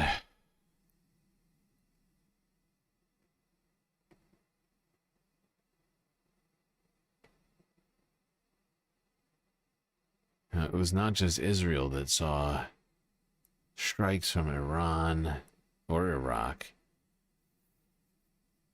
Saudi Arabia saw Iranian strikes over the last day at the U.S. Air Base. It's one of the key staging grounds for U.S. operations in the region, which makes the Prince Sultan Air Base in Saudi Arabia such an appealing target for the Iranians. According to U.S. media reports, around a dozen American soldiers were wounded, including 5 seriously, and several aerial refueling planes were hit in strikes carried out by Tehran.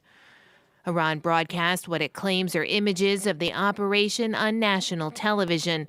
The Islamic Revolutionary Guard said it carried out its 84th wave of retaliatory strikes using missiles and drones.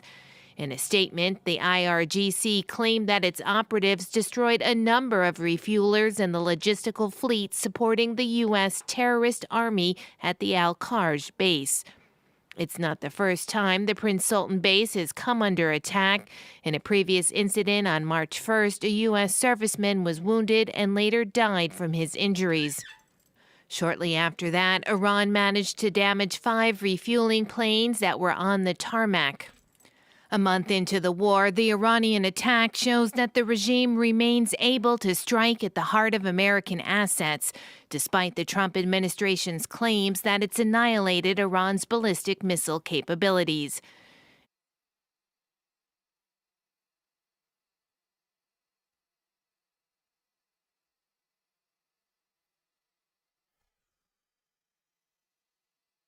Several U.S. troops wounded in this strike, avoiding death. But how many U.S. troops have to be wounded or killed before Donald Trump says enough is enough? Or is there no limit? Does he even care?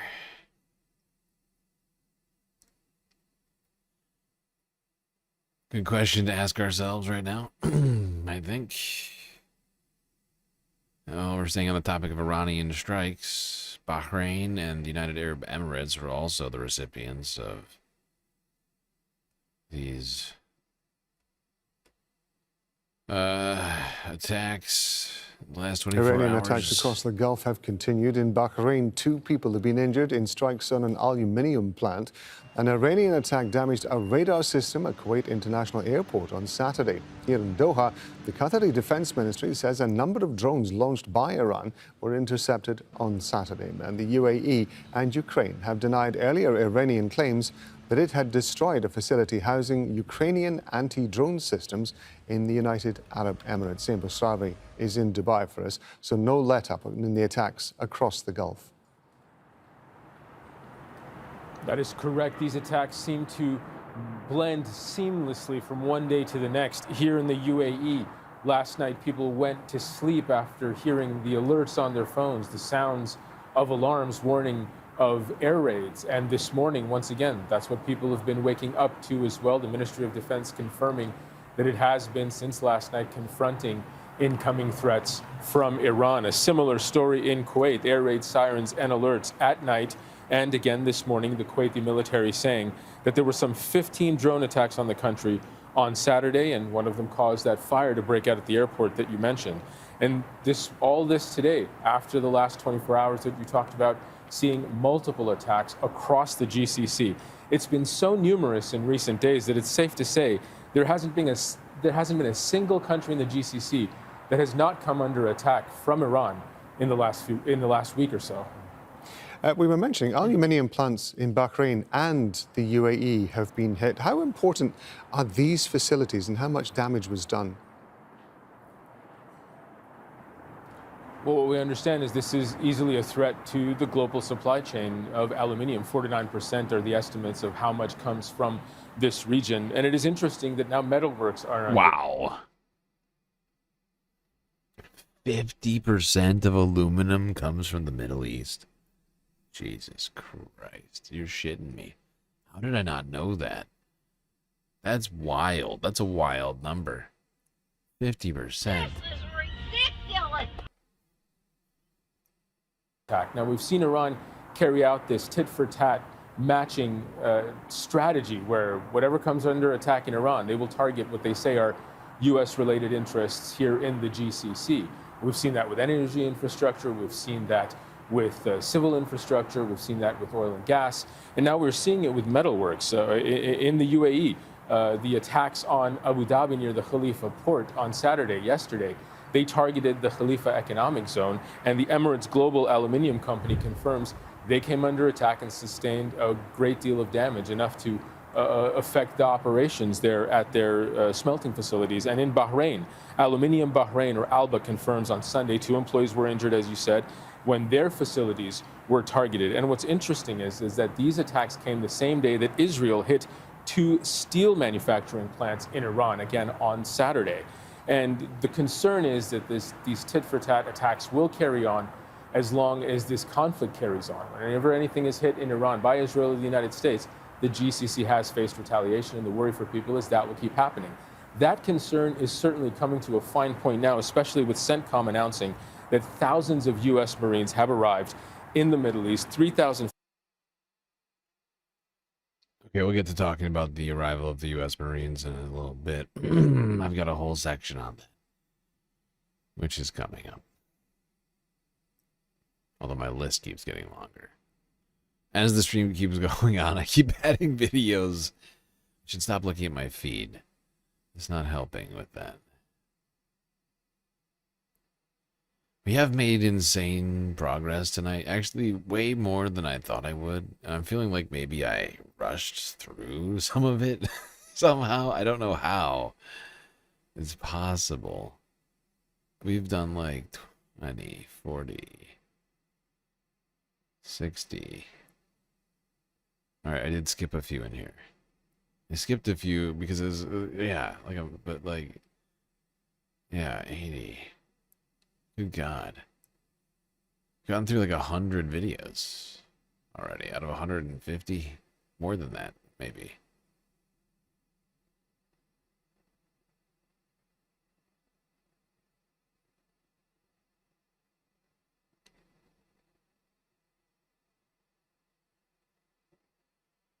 All right. Now, let's go back to talking about the strikes in Iran that were carried out by the U.S. and Israel on its universities. Multiple universities were struck, and now Iran is threatening retaliation for that.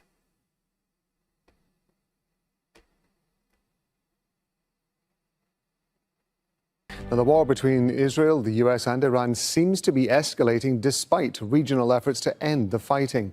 US and Israeli strikes have struck across Iran overnight. Blasts have been seen and heard in Tehran and several other cities. More than 1,900 people have been killed in the attacks so far.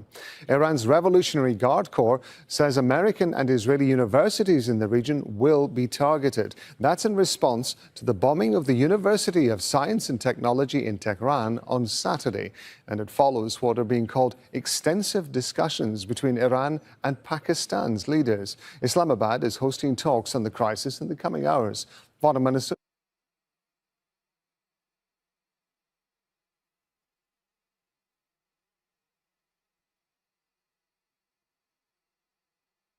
Oh my God.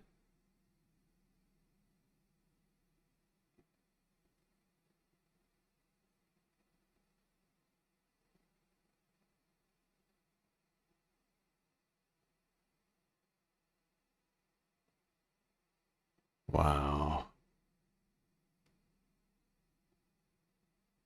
I just want you to take a look at this. I just briefly looked at the fucking AI. I hate when I do this. But just because I wanted to pull this up quickly. There are numerous U.S. universities with branch campuses or affiliations in the Middle East, primarily concentrated in Qatar and the UAE, with others in Bahrain, Egypt, Lebanon, Iraq, Palestine. Although I don't think you're going to see any strikes here. But that's it. I'm about to start reading some other shit in a second on this, but I just wanted to throw that up there while we were talking about this because this is wild. Let's just everybody understand that, right?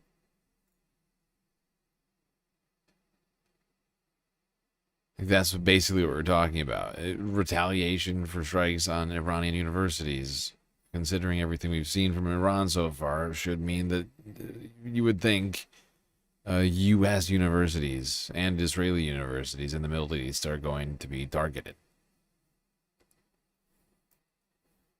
Pakistan's leaders. Islamabad is hosting talks on the crisis in the coming hours. Foreign ministers from Saudi Arabia, Turkey and Egypt are gathering in Pakistan's capital. Talking to Saadi's joining us from the capital, Tehran. Let's start with the attacks in Iran overnight. What more do we know about what's been happening? Well, actually, from the midnight onward, we have been able to hear the sounds of massive explosion. The recent one of which happened just a couple of hours ago in the early hours of the morning. And of course, it is indicative of the continuation of these airstrikes. We know that in the capital, Tehran, in eastern, western, and northern parts of the capital, blasts have been reported. And of course, we know that it is not just limited to the capital, as we received reports from the Khuzestan province, in which a water storage facility in the city of Hafgol was targeted. And of course, this is one of the infrastructure. Okay, I found a comprehensive list on Wikipedia. Hold on. So this is in Bahrain, American University of Bahrain. Founded in 2019 in Rifa.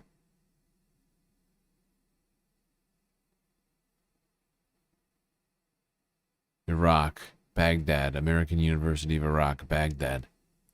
American University of Iraq, Soleimani. American University of Kurdistan, all three in Iraq.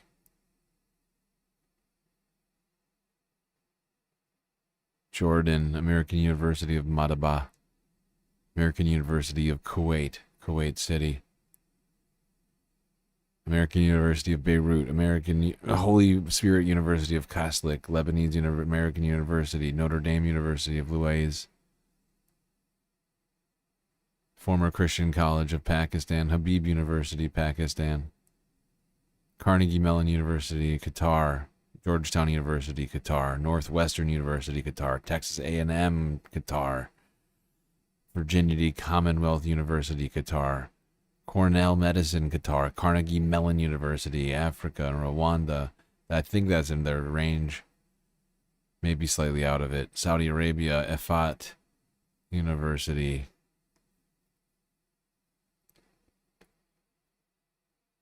Bogazici University, Turkey. Abu Dhabi University, UAE, Ajman, UAE, American University of Dubai, of Ras Al Khaimah, of Sharjah, Holt International Business School. These are all in the UAE.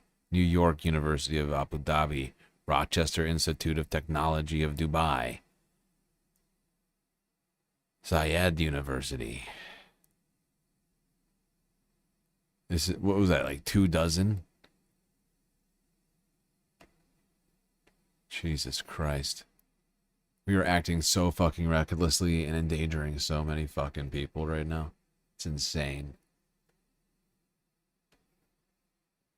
Because this is what I was saying earlier. When we commit war crimes with Israel, it doesn't justify, but it makes it impossible to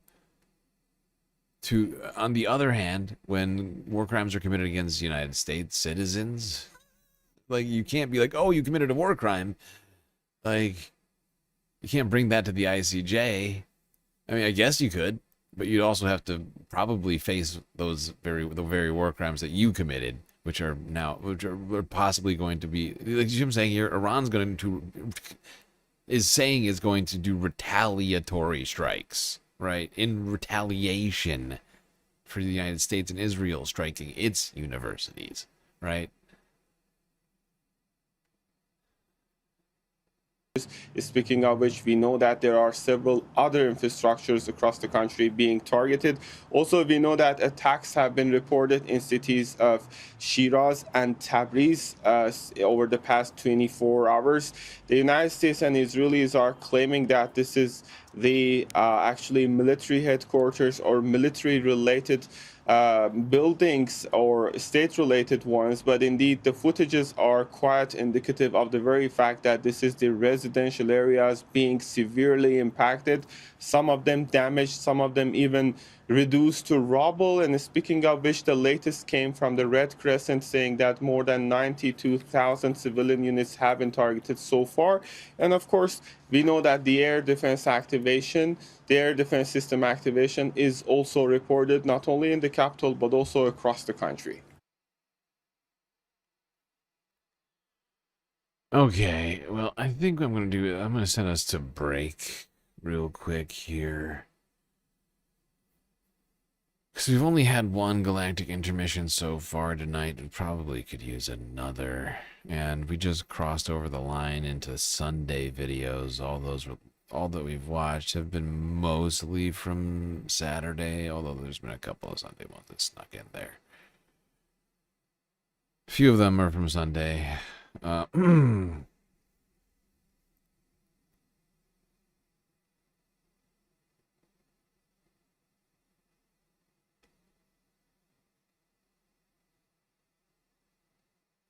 But yeah, quick break. If you haven't already, hit the follow button on Twitch and subscribe on YouTube. We'll be right back after these brief messages. Can I hear that?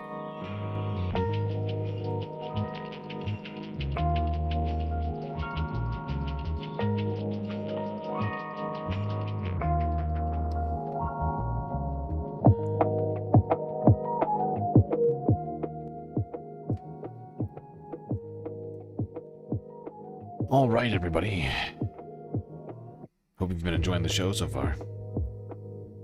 If you haven't already, hit the follow button on Twitch, subscribe on YouTube, and hit that bell icon too. Don't forget to like the stream, it really helps out. While you're at it, do consider contributing to the Galactic News Network, as we are completely funded by individuals like you. That's right, without the support of viewers of the Galactic Spacecast, we would cease to exist. Thankfully, we have a lot of great ways for you to show your support. YouTube, Super Chats, Super Stickers, memberships, gifted memberships, jewels. Twitch has bits, power-ups, subs, gifted subs, prime subs. We got Cash App and PayPal, if you prefer that. Throne as well. But of course, the very best way to get the most base benefits for your earned dollars remains Patreon, where for the low price of $3 a month, you can get access to a myriad space benefits unseen by the rest of the goddamn Milky Way galaxy. All right, everybody, enjoy the break. Grab yourselves a drink, maybe a snack. I will be right back.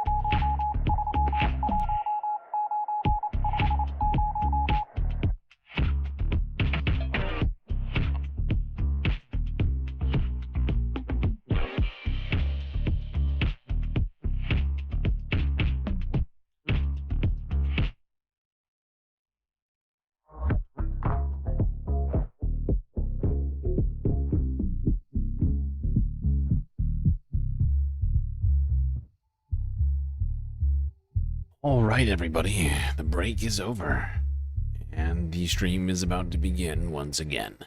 So get back in those seats, otherwise you're gonna miss it.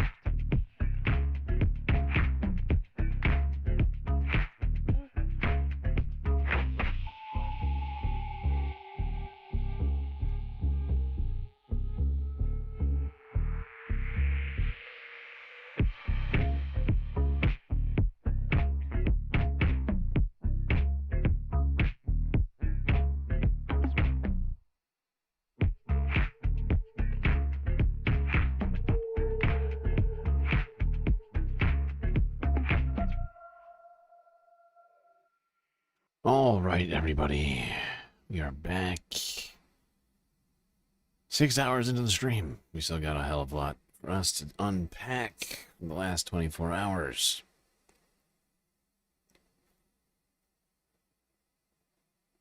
I also want to say thank you to an anonymous viewer who I believe is lurking in the Twitch chat right now, who donated $10 over on PayPal. But you didn't put your name in the message, so I don't know if you want to be shouted out for your great generosity. Either way, I appreciate you very much.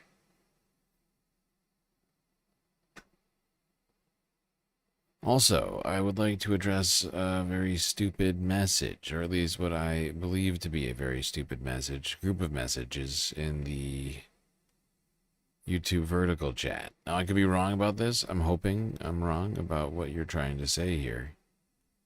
But let me follow you, RJ. Started off with, how many Americans do you think are going to college over in Iran, my man? To credits, hopefully, are all being earned through online classes. Now, I don't know if that's supposed to be some sort of You are not joke, funny. But you're not very funny. It's not very funny. Are you suggesting that as long as Americans don't die, that it's fine? Or something? I'm confused. We know that there are several. I'm genuinely hoping that's not the case, and that you're just a sane individual that I'm misunderstanding, and that I'm the idiot.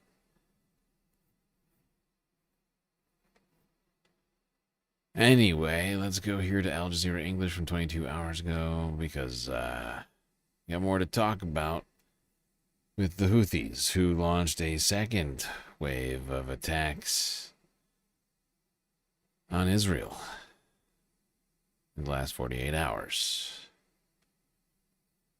We've been reporting Yemen's Houthis have joined the conflict in the Middle East. Well, the group says it launched a second attack on Israel, and that it'll launch many more strikes in the coming days.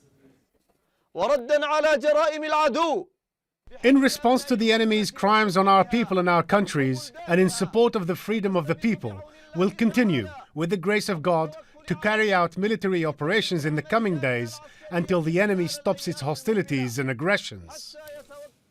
Yusuf Mauri is live for us in the Yemeni capital, Sana'a. And Yusuf, are we now starting to see the Houthis widen the types of weapons, munitions used when you look at their second strike?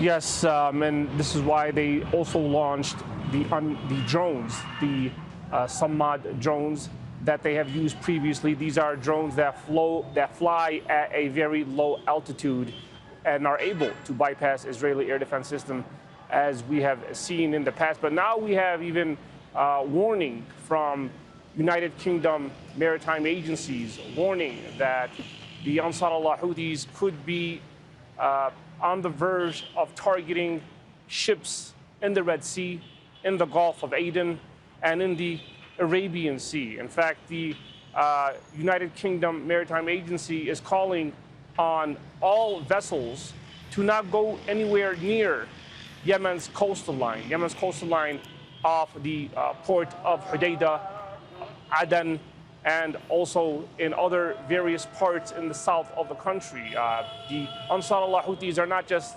targeting, they're not going to be just targeting ships in the Red Sea, they're also going to be targeting ships in the Arabian Sea and even also the Indian Ocean, as we've seen them target ships before, mainly U.S. and Israeli flagged vessels. So that's the main concern right now. And I think with this new alert and notification from these United Kingdom maritime agencies, I think that they are suspecting that the next attack could potentially be an attack on an Israeli flagged vessel or perhaps even a U.S. flagged vessel somewhere in the Red Sea. What's very clear is that many experts believe their next escalation, the Houthis' next escalation, is not only just going to be targeting the Israeli military targets, but also targeting Israeli vessels and U.S. ships attempting to cross Bab el-Mandeb.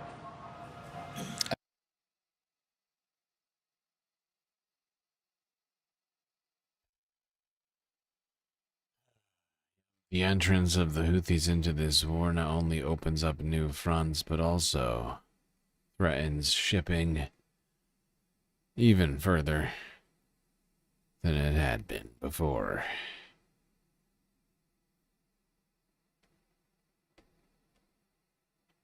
People were questioning whether or not this was an actual entrance into the war by the Houthis earlier tonight. As you can see, it took about 24 hours The to make it pretty Iranian-backed clear. Houthi group announced it's launched 2 missile attacks towards Israel, marking their official entry into the month-long war between Iran and the U.S. and Israel. Up until now, the Houthis had largely stayed out of the war, which has shook the entire Middle East and has already caused serious global economic fallout. With the conflict escalating, the group has now threatened shipping routes in the Bab el-Mandeb Strait in the Red Sea, a crucial passageway where 12% of world trade passes through. This strait has become even more important as the Strait of Hormuz is now effectively closed, forcing Gulf countries like Saudi Arabia to send millions of barrels of crude oil a day through the Red Sea. In 2023, the Houthis launched attacks against vessels in solidarity with Gaza. Between November 2023 and January 2025, the group attacked more than 100 merchant vessels, sinking 2 of them and paralyzing ship movement towards the Red Sea. If the Houthis start attacking vessels again, this would further push up oil prices, and analysts warn that this could destabilize marine security. Yep, and last time I looked, which was like an hour or so ago, oil was trading above $100 a barrel again. I think it hit like $102 or something. Although I don't know where it is right now. I should probably look.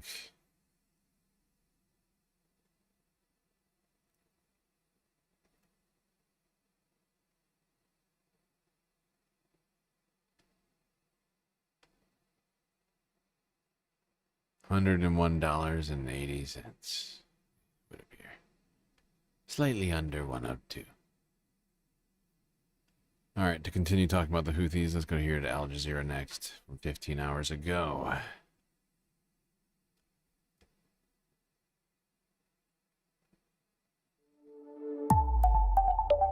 Al Jazeera Podcasts. I'm Marta van der Wolf, and this is The Take. As Israel's war on Gaza continues, we're coming to you on Sundays with a weekly roundup. This week, 179 days into a ceasefire, Israel has killed at least 692 Palestinians in Gaza. Yemeni Houthis launch missile attacks on Israel. Israel expands its ground invasion into Lebanon. Israeli soldiers accused of torturing toddler. Today's Sunday, March 29. Israel has killed at least 72,268 Palestinians in Gaza since October 7, 2023. Israel and the United States continue to strike Iran in what is now the second month of the war. US President Donald Trump extended a pause on strikes against Iran's power plants, claiming the two countries were in negotiations, a claim Iran denied. Al Jazeera's Tawhid Asadi has more from Tehran. This is about 1 month, and we see the continuation of the campaign of airstrikes by the Americans and Israelis here across the capital in Tehran. Overnight, we hear sounds of massive explosions in the eastern and western parts of the city, even though we are not sure about the places which were targeted. However, according to what we have seen over the past few weeks, it's not just the military headquarters or state-related buildings, but also now very residential areas being targeted, leaving concerning numbers of casualty. We know that nearly 2,000 people have been killed as a result of these airstrikes over the past 1 month. And of course, we know that it is not just limited to the capital. It goes without saying that in other cities such as Isfahan, we have reports about the explosions and drone attacks taking place, as well as the activation of the air defense system. Yemen's Houthi group announced they joined the war in the early hours of Saturday. The Israeli military said they detected and intercepted a missile launched from Yemen. The group had warned on Friday that its fingers are on the trigger. Al Jazeera's Nida Ibrahim has more. A significant escalation in a region already on high alert. In Israel, the Houthis' decision to join the battle is seen as a retaliation to strikes on Iranian nuclear facilities and an attempt to strengthen Iran's position in indirect talks with the US to end the war. It's also a message from the Yemeni group, an Iranian ally, to Washington. With exports through the Strait of Hormuz largely blocked, maritime traffic in the Red Sea could be next. The Bab el-Mandeb Strait, an important commercial shipping route, is also used by US carriers to reinforce its military presence in the region. The Houthis have disrupted shipping before, attacking vessels in the Red Sea during Israel's war on Gaza. Water has become a daily struggle in Gaza. After more than 2 years of war, water infrastructure across the Gaza Strip is severely damaged or entirely out of service.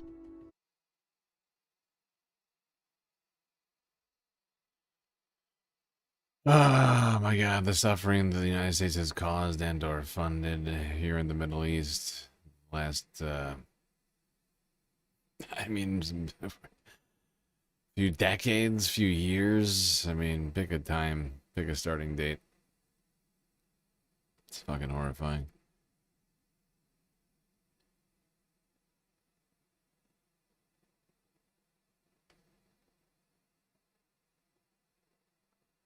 Now, anti-war sentiment is bubbling up in Israel.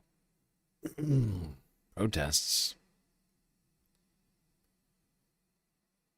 happening in Tel Aviv.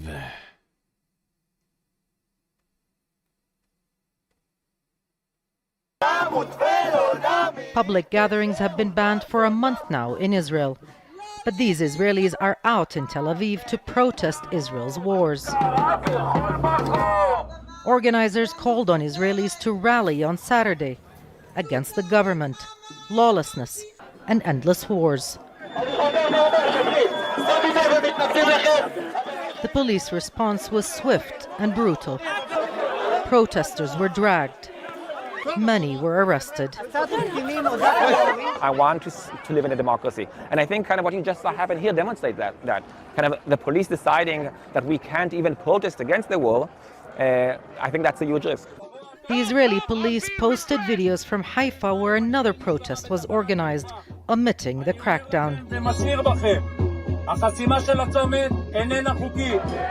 This is the largest anti-war protest Israel has seen so far. When it started, I was also a little optimistic that it could bring change to Iran. I think that was very naive, but that's what we've been told.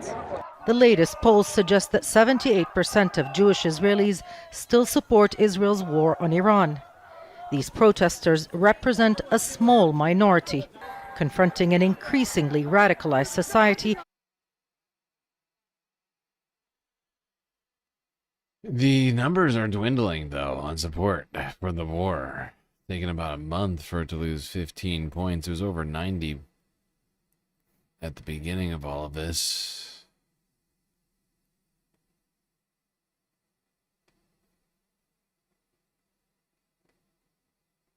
I wonder how long it'll take for the majority of Israelis to be against it. Bima Square, the placards of these protesters share the same message: stop the war with Iran. Several hundred gathered in the center of Tel Aviv to protest the conflict on Saturday. We are 4 weeks into the war, that nobody actually knows what is the aim of the war, because in the beginning they said we are against the missiles, against the nuclear, maybe to take down the regime in Iran, but after 2 weeks everybody understood that it's not going to happen. These demonstrators hold Benjamin Netanyahu responsible for the war. Obviously, I believe that this war is part of Bibi's game plan.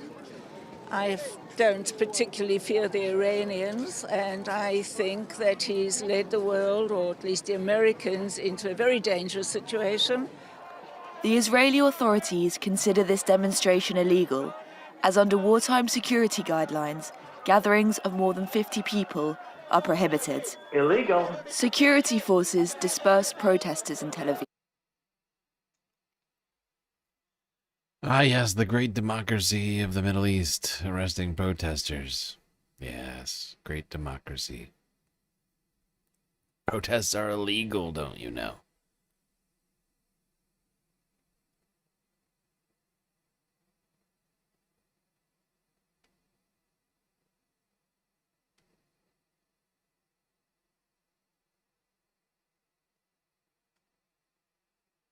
All right, let's go here to the Associated Press next from 19 hours ago in Jerusalem, where people are heading into a subdued Passover and Easter, which is coming up next weekend, as Operation Epstein Fury rages on. I'm here at the Western Wall Plaza in Jerusalem. In normal times, this plaza would be packed with people ahead of the Passover holiday next week. But like many other sites in Jerusalem, including the Al-Aqsa Mosque compound and the Church of the Holy Sepulchre, this place is largely closed during the ongoing war. The spring holidays, including Easter, Passover, and Ramadan this year, are normally a time of hope. The seasons begin to change. But this year, as the war drags on, people will not be able to celebrate in the normal way with large public prayers or public celebrations. Unlike previous rounds of conflict, where Jerusalem has largely been spared as a target due to the presence of a large number of holy sites, there have been several missile impacts in the Old City, including just a few hundred meters away from the Al-Aqsa Mosque compound. The city's normally bustling markets are completely shuttered as exhausted Jerusalem residents prepare for another holiday under the shadow of war.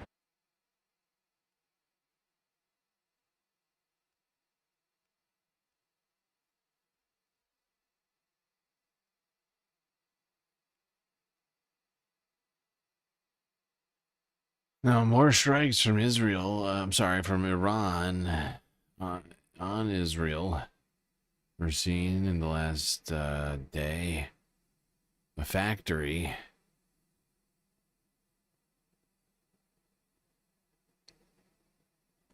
among them. Here's the AP from 15 hours ago.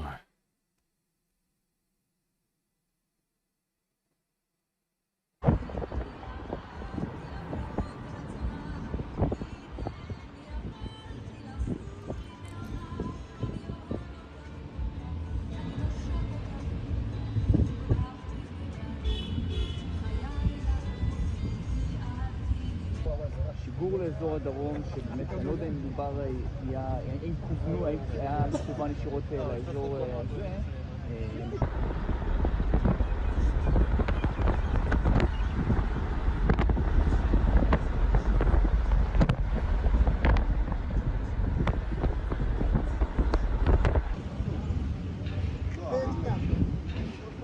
Look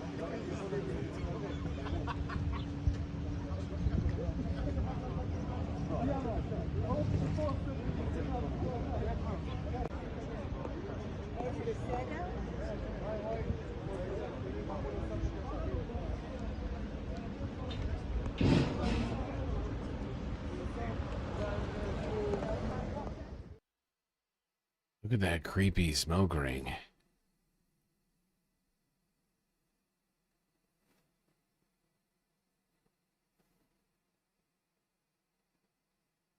We're going to start with Noor Day, who's in Ramallah in the occupied West Bank. So, Noor, this afternoon, there have been multiple missile attacks specifically on Beersheba in central Israel. Tell us about what just happened. Well, there have been 9 or 10 now volleys since midnight, Cyril, and really, yes, the focus has been the Negev area, Beersheba being at the heart of those targets. And just in the past 20 minutes or so, we've received reports of at least one direct impact on a building in that city because of an Iranian missiles. It seems that it's one of those missiles with a cluster warhead, which means that it splinters into very many smaller missiles, and it has a big radius of up to 10 kilometers. And so the first responders are looking at 10 different sites where there might have been impacts. Of course, we'll update you with that. We do not have any information if anybody was injured, but certainly southern Israel has taken the brunt of Iranian missiles today and have really stayed or went to the bomb shelters for much of the day. So southern Israel, not central Israel, my bad. There's been an attack on a chemical plant, and I think that's what we're seeing right now, the live feed of that in Beersheba. What happened there? Well, that one is still an ongoing story. It's that chemical plant is part of an industrial zone, Cyril. It is home to 19 different factories, including one for bromine, but that plant or that industrial zone is also home to the main hazardous waste disposal facility in Israel. So it's a very high stake, very strategic kind of location. And the fact that the military censor immediately disclosed the information about the impact has to do with the fact that it could pose a public health hazard. We've seen specialized crews head to the area. We've seen even the firefighters wearing masks, taking precautions. They've been telling the residents of the area to keep their windows closed if they do not leave the area. The main highway connecting central Israel with southern Israel with Beersheba has been closed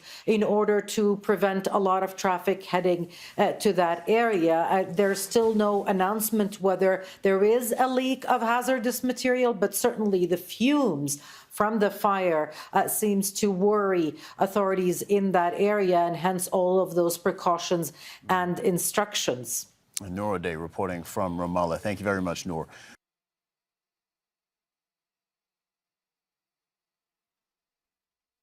Here's my take. In the years after Barack Obama's presidency, okay, it became an hold article on of there faith for that Reed. one of his Jesus fucking Christ.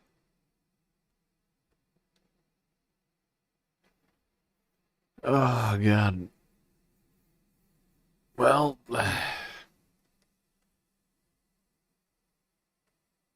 that's an escalation, it would seem, or at least another tit for tat.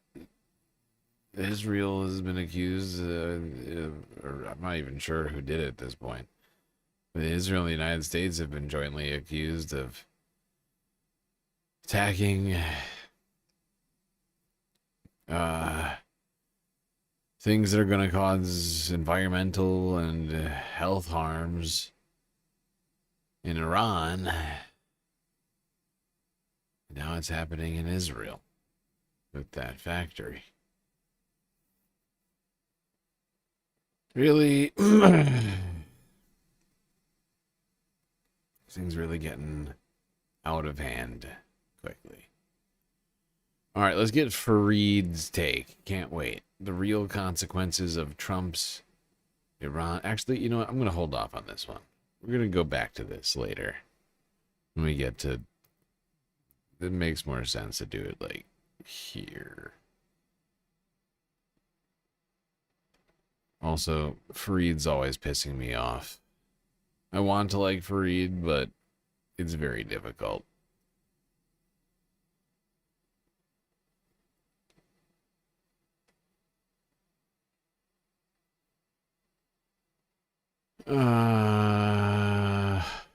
Instead, let's go here, where more missiles were spotted soaring over Jerusalem as as strikes across the Middle East continued. All right, screw you, Fareed. We'll be back.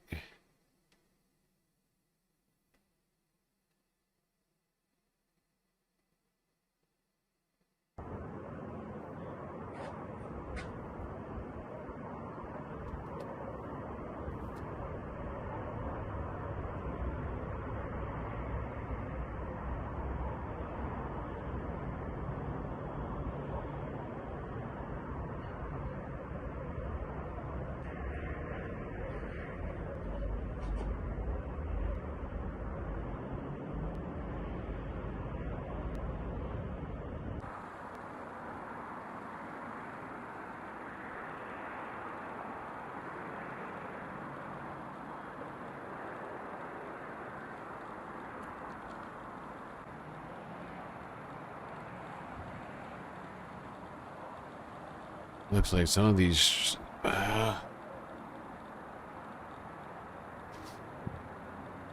attacks are making it through. You can see a flash of light over across the other side of the skyline here.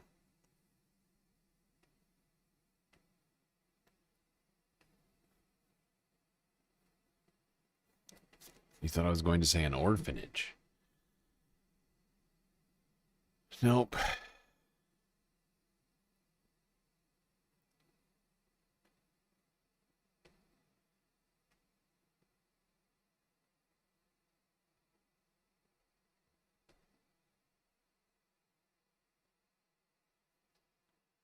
Now, back in Iran, Israel carried out an airstrike on a news media station, right? Like a TV station, a Qatari news channel.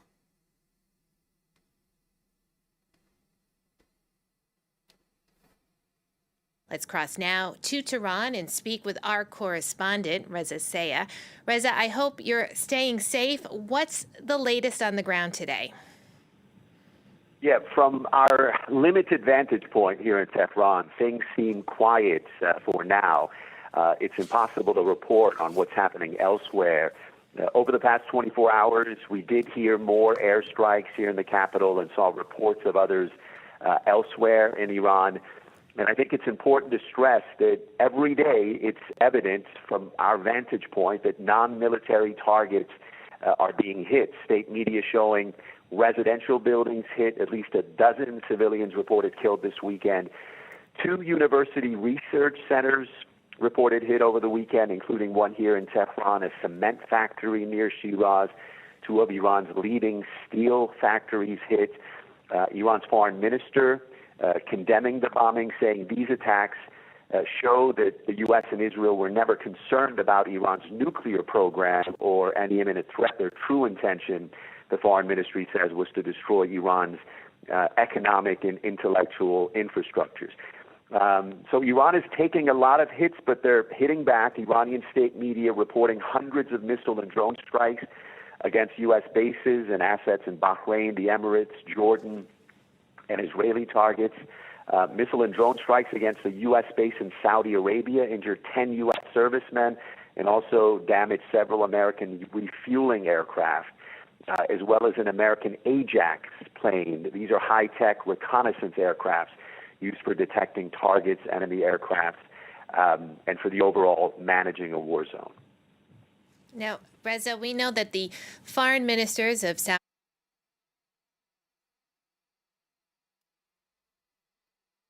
Arabia, Turkey, and Egypt have been meeting in Pakistan to look for ways to de-escalate. This whole thing is it's just completely out of hand. So many fucking war crimes. What are we even supposed to do at this point? I mean, I just keep pointing them out, but you're not supposed to attack journalists. This is clearly another war crime.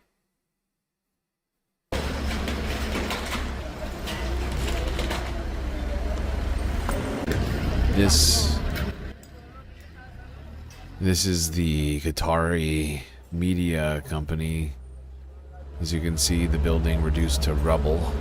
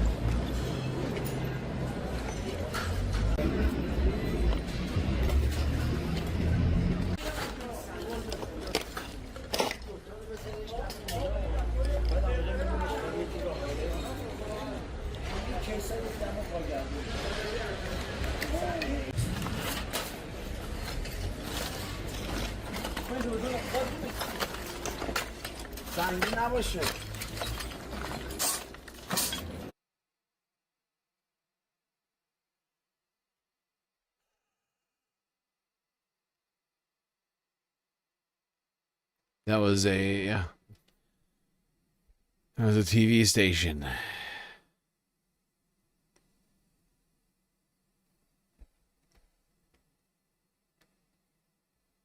Completely decimated.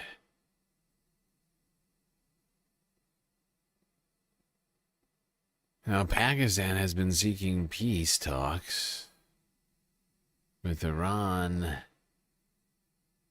and other people. The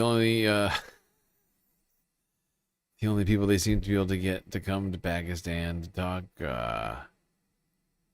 are the Gulf states right now.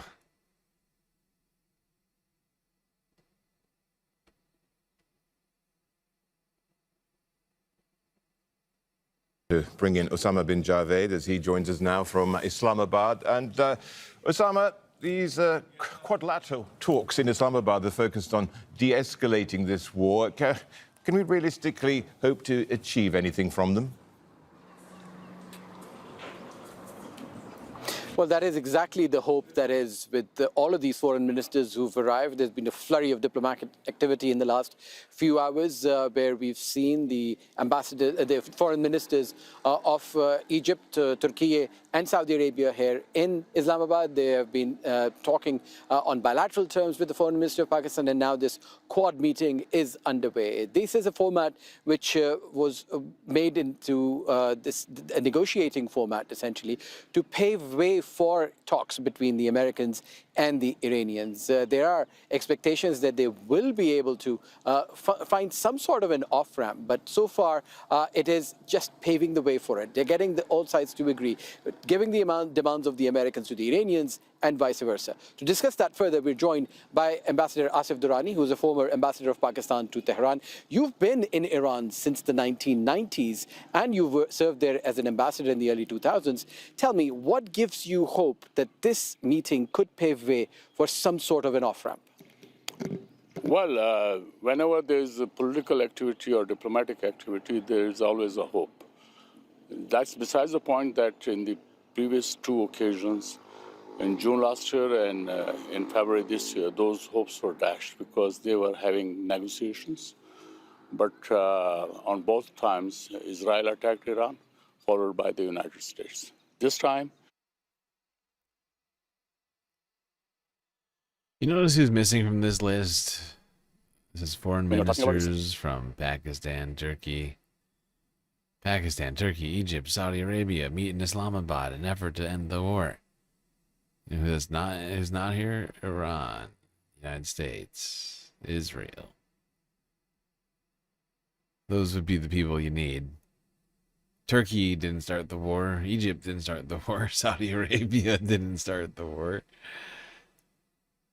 Pakistan war. also didn't start It was the war. expected that it will end in a week or so, but it has not. It's now entering the 5th week. So, which is why I think the glimmer of hope, I would call, is through this mediation.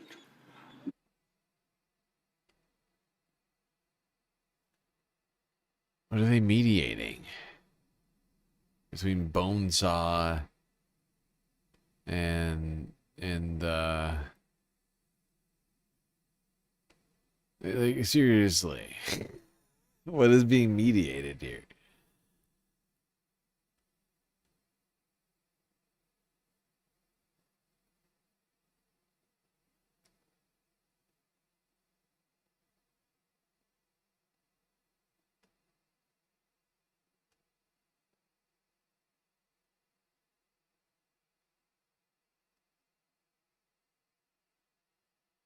In my opinion, this is gonna collapse the Gulf states. The more I think about it, like this is, like some degree, possibly a long time coming. But the facade of the Gulf is all coming crashing down. And now it's just a bunch of principalities run by a bunch of theocrats. A bunch of fucking... It's just, it's just a bunch of theocrats sitting on oil money and getting protected by the United States, who've been banking on that for years. They're having that all come home to roost now.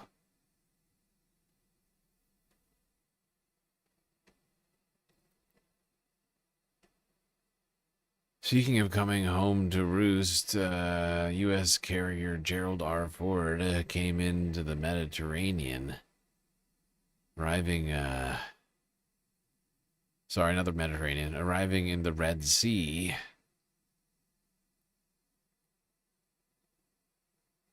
As U.S. forces continue to build up in the Middle East. Here's a clip from Forbes breaking news. 15 hours ago now.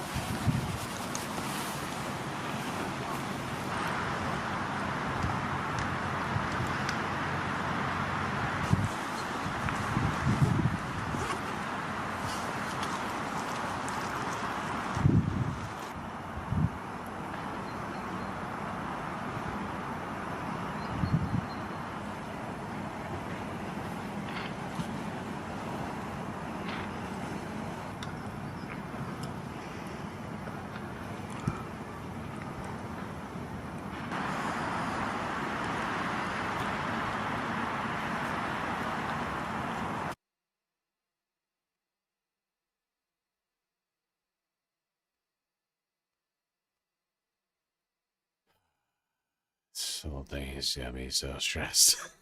It's got me so fucking stressed. We were literally the beginnings of what would appear to be World War III.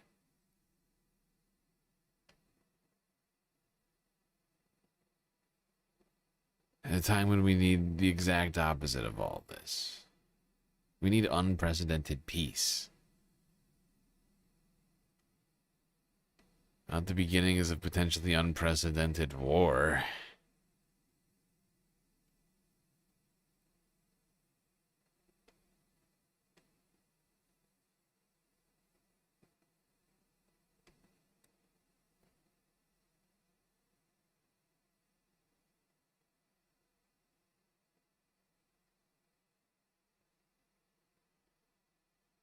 Now, another strike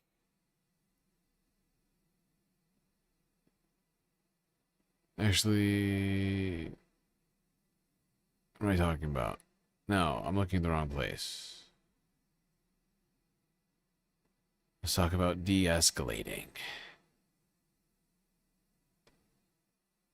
Let's talk about de-escalating this war. Channel 4, 2 days ago. Allahu Ahad, Allahu Samad. On Iranian television, revolutionary guards praying amid their missiles in an underground tunnel. State propaganda, yes, but also evidence of the forward planning which has kept Iran fighting this past month, making America's own planning for this war look woefully inadequate. Only a third of Iran's missiles have been destroyed for sure, according to US intelligence officials. Their anonymous briefing seemingly contradicting Donald Trump's claims that he has already won.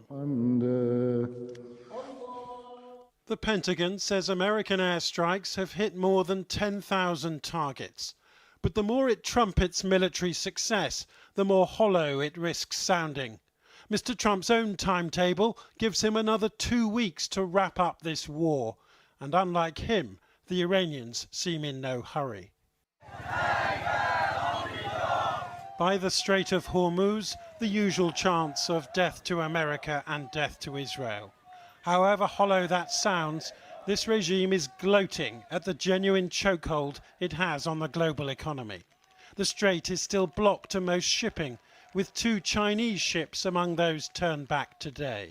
Some 11 million barrels of oil a day lost in transit. And today Iran doubled down. This newsreader quoting the Revolutionary Guard as saying the strait is still closed. All right, I'm going to skip past this one. Mostly because things aren't de-escalating. They're re-escalating.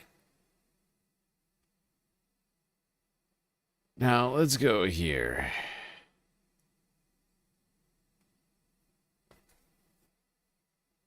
See what Fareed Zakaria has to say. He's got a take. Fareed's take. Oh, okay. What are the real consequences of Trump's war with Iran? Tell us, Fareed. Here's my take. In the years after Barack Obama's presidency, it became an article of faith that one of his central errors in foreign policy was the Syria red line. He said that he would attack Syria if it used chemical weapons. But when evidence emerged that it had used those weapons, he pushed the question of intervention to Congress, which declined to act. A disaster, Donald Trump called it at the time.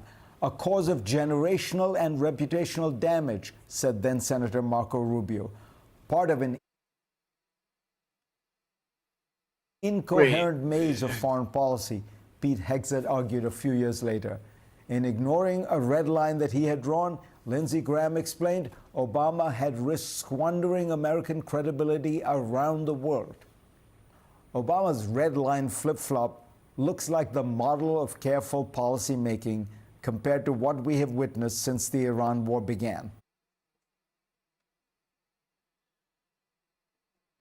Wait, so Fareed is making the fucking claim that it's a flip-flop just because Obama couldn't get Congress to sign on?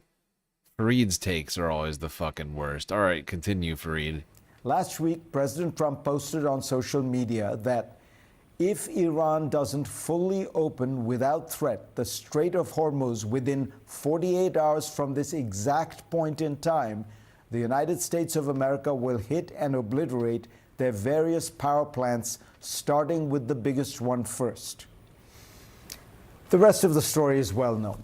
Iran refused to be cowed by this threat and continued its attacks and its closure of the strait. Trump's response? To quickly climb down and announce that he had postponed any action on energy infrastructure for 5 days, claiming that suddenly, overnight, Iran and the U.S. had been engaged in productive conversations toward a complete and total resolution of our hostilities in the Middle East, quote unquote. The Iranians denied any such talks were taking place. Now Trump says he's extending the pause by another week and a half. It is by now clear that Donald Trump is being graded on a curve. When he says he will raise tariffs to 130%, Good morning. Well, we can tell you that according to the AP, and I have to say according to several Israeli ministers, the operation Southern Lebanon, What the fuck? at least the south. Why did that video just start playing? Hold on.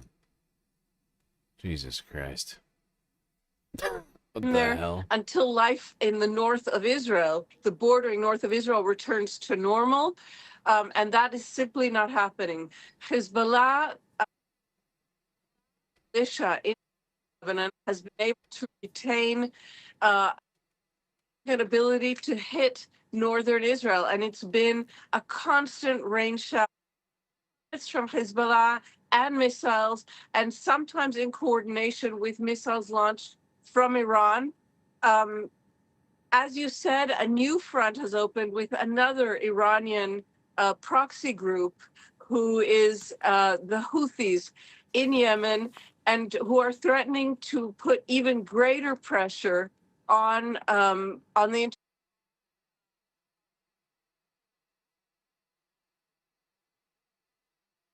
through the Where does this tab even exist? The tab doesn't exist. It's like phantom tabs just appear and like start playing. I have no idea how the fuck this happens. This is so stupid.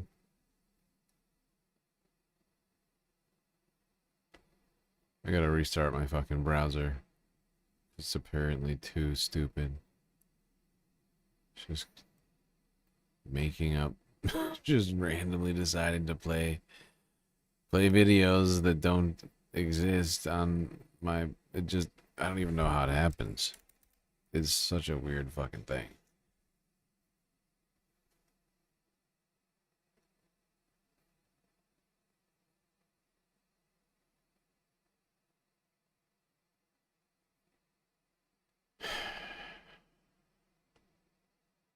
I'm exhausted tonight. I don't know what it is, but I am beat.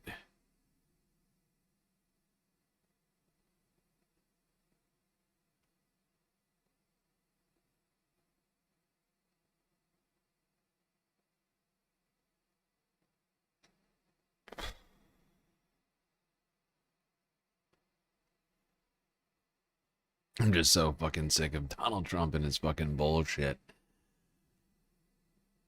I'm just so fucking sick of it. It is so infuriating and yet simultaneously monotonous.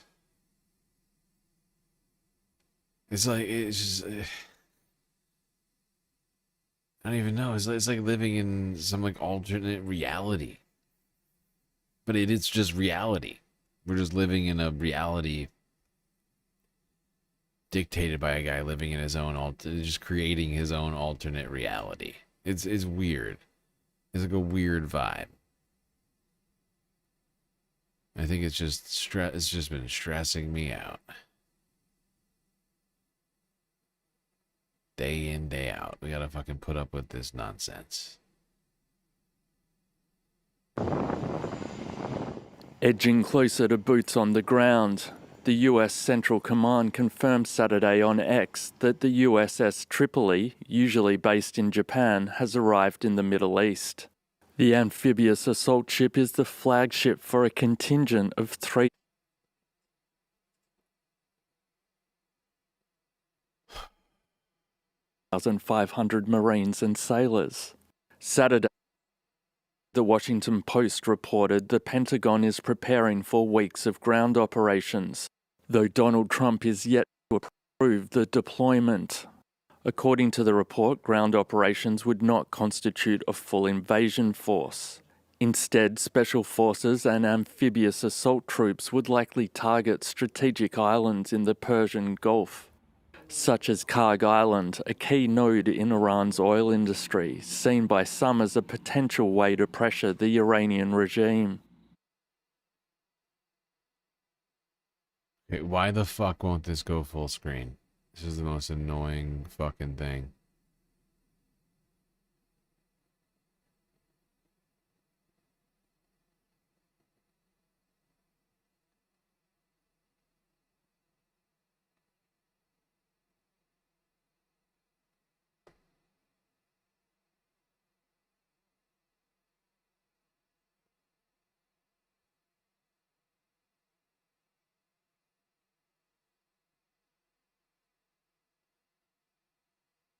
There we go. Oh my god.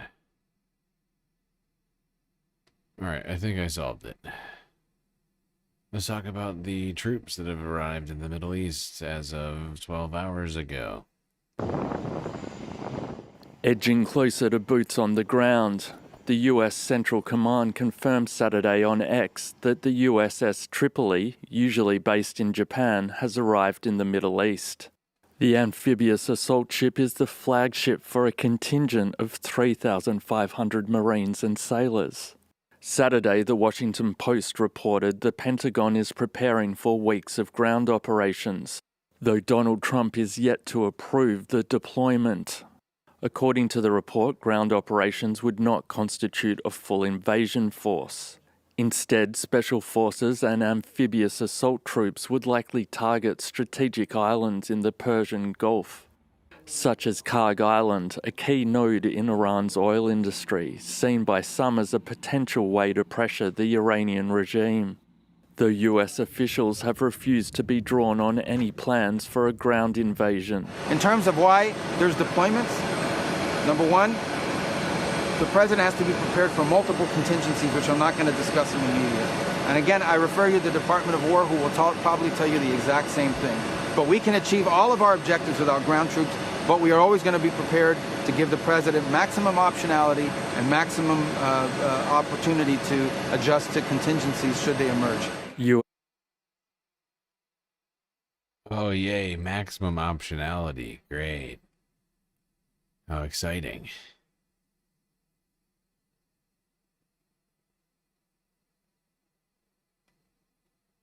Yeah, I know the visual. To discuss all of this further, we can now bring in Dr. H.A. Hellier, Senior Fellow at the Royal United Services Institute for Defense and Security Studies.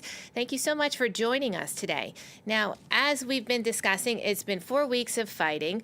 President Trump has said that the U.S. has all but obliterated Iranian military abilities. He's portraying Iran as a defanged adversary. The Israeli military is saying that it's rendered roughly 70% of Iran's hundreds of missile launchers inoperable. And yet, Iran continues to carry out devastating attacks, launching 20 to 30 missiles a day. So how do we square what's happening on the ground with what's been said by the officials? Thank you very much for having me. So I think that this simply reinforces that we've been told many times different things by the American administration over the past month that have to be not taken, unfortunately, at face value.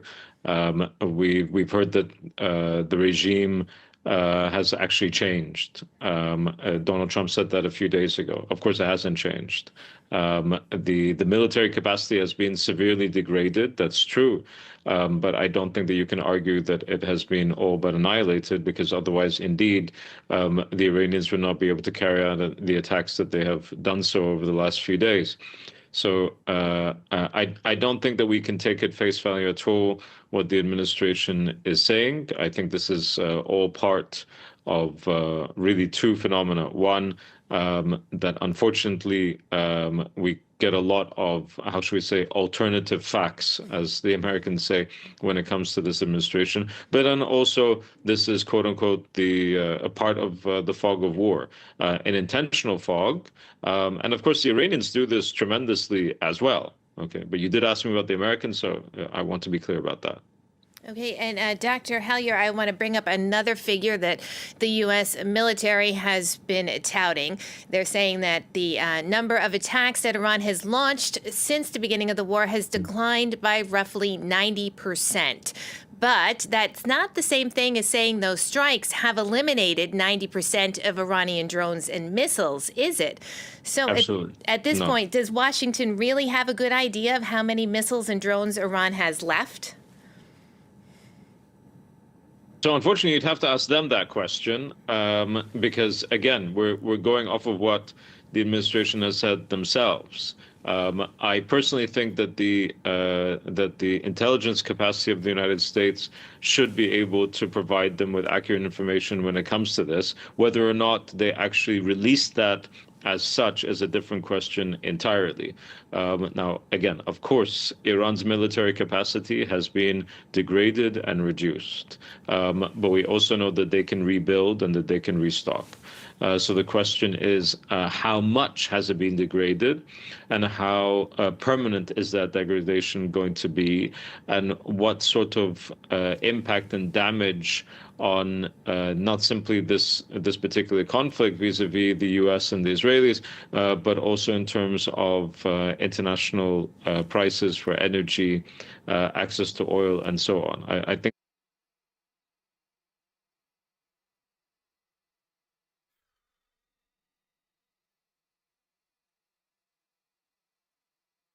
Another war for oil, huh? There's an old saying in Tennessee, I know it's in Texas, probably in Tennessee, that says, fool me once, shame on you. If fool me, we can't get fooled again. Now, according to Iran, IRGC troops, among other military factions, are apparently waiting for U.S. Marines to arrive. Hello, I'm Karen Giannoni. The Speaker of Iran's parliament has warned the US that Iran's military is waiting for a ground attack and ready to rain fire upon any troops that try to enter Iranian territory. He claimed Donald Trump is planning a ground operation in secret. His comments come as fresh reports in the Washington Post suggest the Pentagon is preparing for weeks of ground operations in Iran. The Pentagon hasn't commented on the reports yet. More than 3,000 US troops arrived in the region on Friday on board the USS Tripoli. But Donald Trump has claimed in recent days that talks with Iran have been going very well. Meanwhile, Iran has threatened to target Israeli and American universities in the Middle East in retaliation for a strike on a university in Tehran. Iran's Revolutionary Guard Corps warned staff and students, as well as nearby residents, to keep a distance of 1 kilometre from American universities in the region. It comes as the Houthis in Yemen say they'll keep targeting Israel in the coming days after launching their first attacks since the war began. The group, which is backed by Iran, says it fired 2 waves of missiles and drones on Saturday. This report from our World Affairs correspondent Joe Inwood. High above the Middle East, an Israeli jet refuels, ready for another operation. This is the image the US and Israel want to project, of precision, of control. But on the ground, it appears very different. Iran is still fighting back. There are reports in the US that the use of ground troops is now being considered.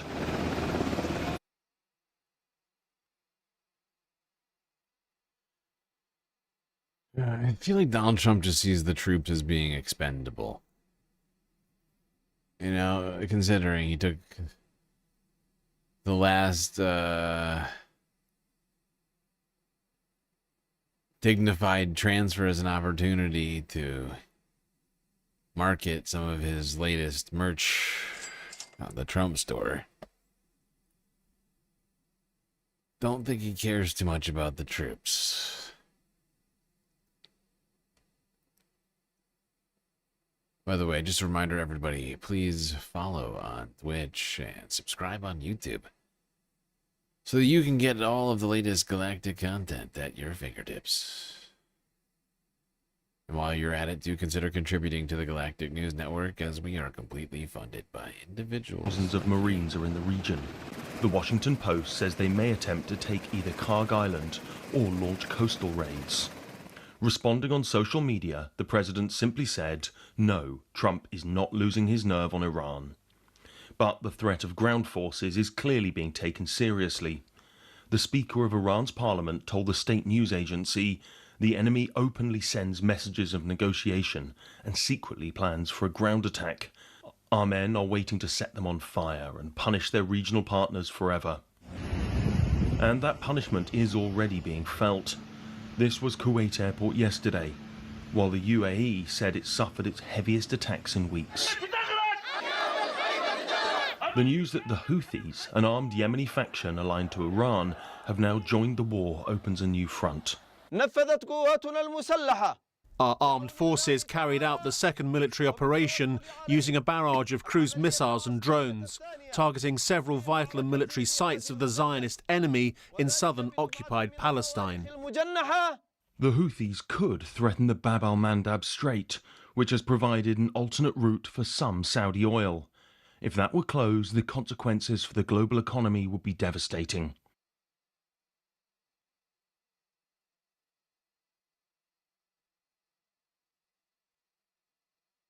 Oh, I think this is the lowest viewers we've had on YouTube horizontal in quite some time. I wonder what it is. Maybe everybody else is exhausted too. Maybe that's a sign. Well, I guess we still got like 50 people watching. It's just weird. It's weird. Earlier there was nobody on Twitch. Now there's nobody on YouTube horizontal. It's very strange.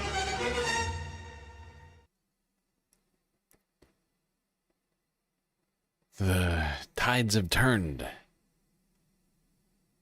And which stream has the most viewers? It's actually YouTube Vertical that's winning right now.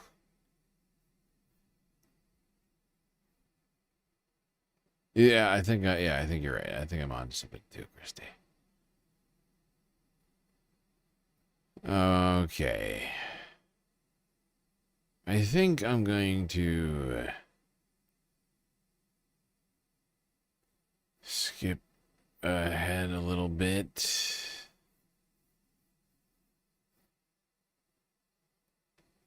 From this BBC clip to Channel 4 news, talk more about this Iranian force awaiting U.S. troops. In Iran, powerful explosions hit Tehran and the port city of Bandar Hamir as Israel carried out another wave of strikes.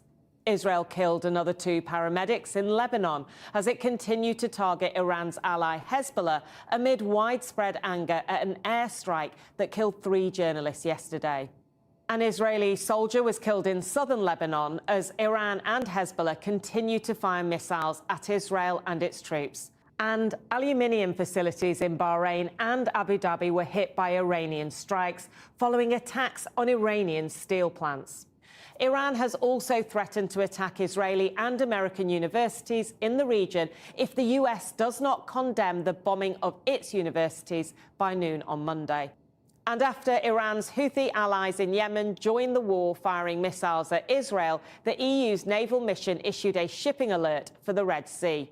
It's feared the Houthis will resume attacks on ships in the Bab al-Mandab Strait, exacerbating the economic crisis caused by Iran's effective closure of the Strait of Hormuz. Amelia Jen reports. Another night of explosions in Tehran as the US-Israeli war against it enters a second month. Here in a video released today by the Iranian Red Crescent Rescue Organization, a survivor is found beneath the rubble. Thank God, one of the response teams says as he confirms his name. Among the buildings struck were the offices of the Qatar-based news channel Al Arabi, with 10 people injured. The missile hit, the ceiling and everything fell on our heads. It was a real miracle that we survived. Days after the American Secretary of State Marco Rubio said the war would be over in weeks and not months, the Washington Post reports that the Pentagon has drafted plans for ground operations, with Donald Trump to be asked whether or not to sign them off. Previous US ground invasions have been controversial, deadly and costly.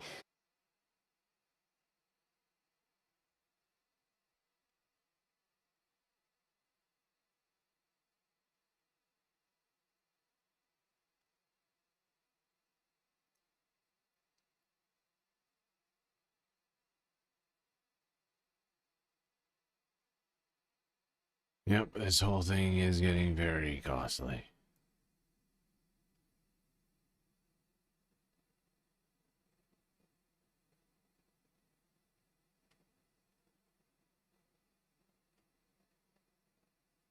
It's costing a fuck ton of money. It's costing lives.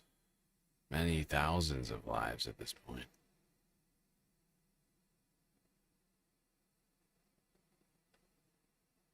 Just a bunch of senseless, unnecessary violence.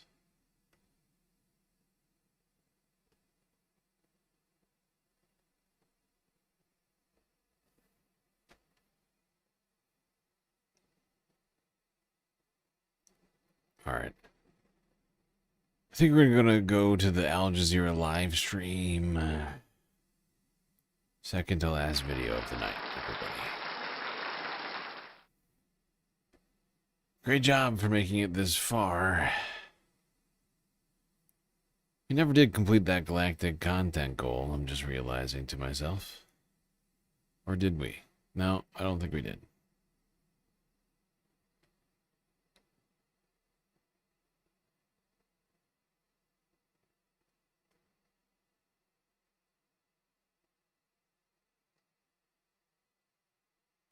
All right, update us, Al Jazeera. Tell us what's happening right frickin' now.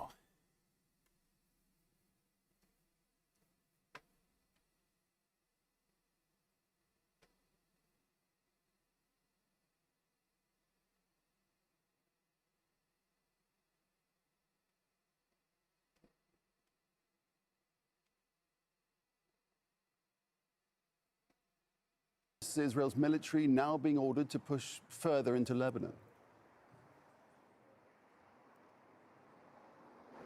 Well, this seems to be the Israeli strategy. They're very adamant on diminishing the threat of Hezbollah, on disarming the group, and part of doing that requires them, according to the Israeli defense minister, to push deeper into southern Lebanon, not just to the south of the Litani River, but also they're talking about areas in the north, because they have been saying that a significant number of rockets being fired from Hezbollah are being fired from the north of the Litani River. They talk about capabilities that the group had that they did not anticipate, that they had been underwhelmed or basically underestimating the power of Hezbollah. But since this battle, since this round of fighting between them had started, we've been hearing more and more officials saying that Hezbollah has hundreds of rockets. Some of them can reach very far away places, as we've seen in the beginning of the war. One mid-range missile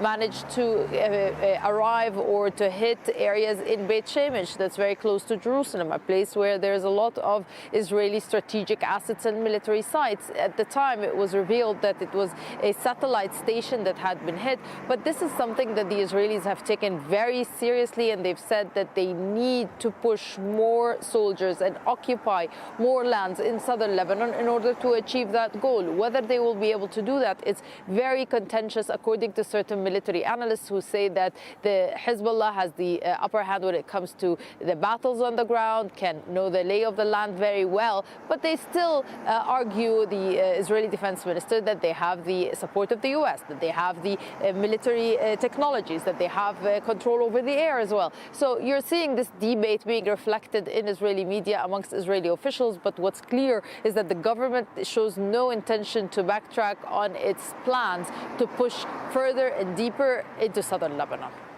Okay, Nida, hang on there, because I want to get more on this from Beirut now. We can cross to Zaina Hodu standing by for us there. So, Zaina, we have this growing advance, this growing offensive in the south, and still Beirut is being struck as Israel tries to root out Hezbollah. Yes, yet another strike targeting Beirut's southern suburbs. It came with a warning, the Israeli military saying that it intended to target those neighborhoods. The majority of people who live there, the hundreds of thousands who used to live there, have left. They left weeks ago, but there are still a few people who return to their homes or who sleep in their homes simply because there aren't enough shelters in the country. But one of those strikes targeted an apartment in a residential building, signaling that this could be a targeted assassination. We've seen a number of those attacks in the past weeks since this latest confrontation began. So Israel continuing airstrikes, not just in Beirut, across southern Lebanon as well, as its troops push further into Lebanese territory. And Zena, this advancing offensive in the south is having implications for everybody, not least the UNIFIL teams that are there, and indeed one peacekeeper has been killed. An Indonesian peacekeeper killed when a projectile landed in one of the UN's positions in southern Lebanon. These UN peacekeepers are basically trapped in a war zone, a very active war zone.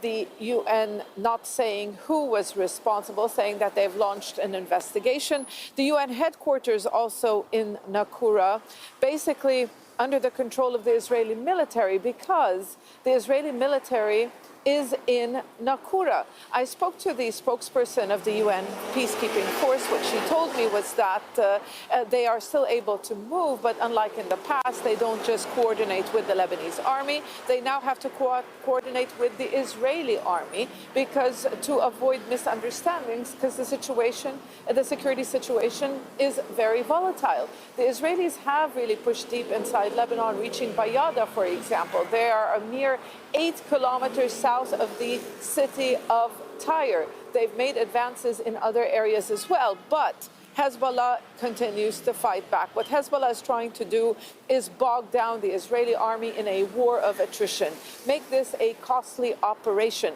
But what the Israeli military is trying to do is avoid direct combat by trying to encircle Hezbollah's strongholds, besiege them, prevent supply lines, cut supply lines, so Hezbollah fighters cannot sustain this fight. This battle has only just begun. Even though the Israeli military controls territory, the big test will be consolidating control and making sure that Hezbollah cannot target their positions and Hezbollah cannot fire rockets across the border.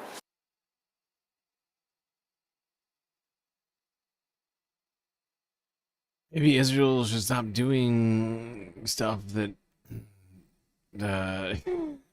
would cause Hezbollah to do such a thing. You know, like invasions or missile strikes. Or doing that genocide that they love so much.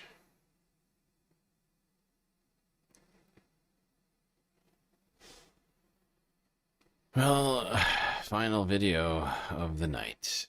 All the way in North Korea, where the president of Belarus made a visit with Kim Jong-un.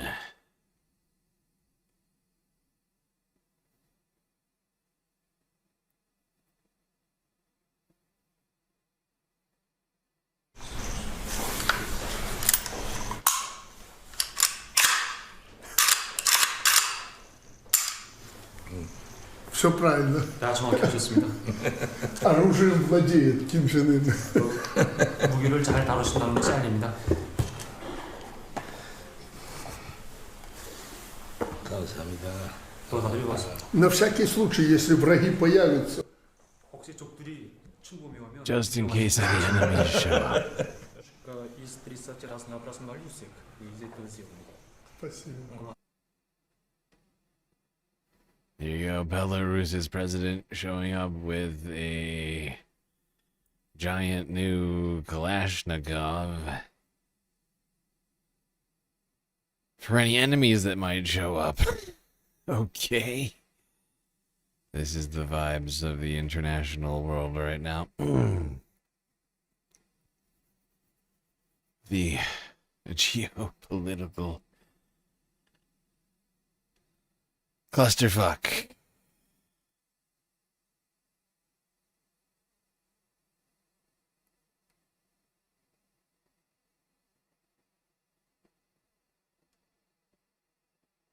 Boy, oh boy, what a weekend.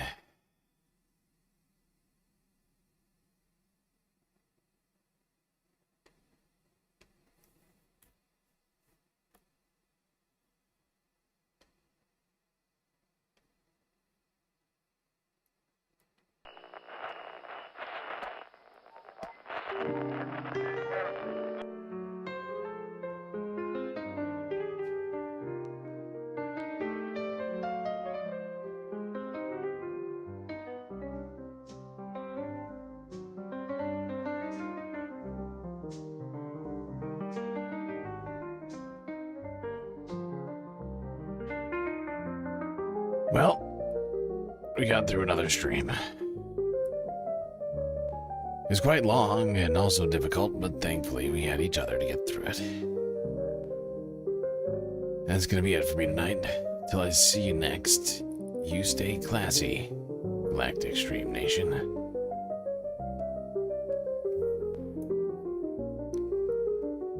Can't forget this. These are your galactic patrons.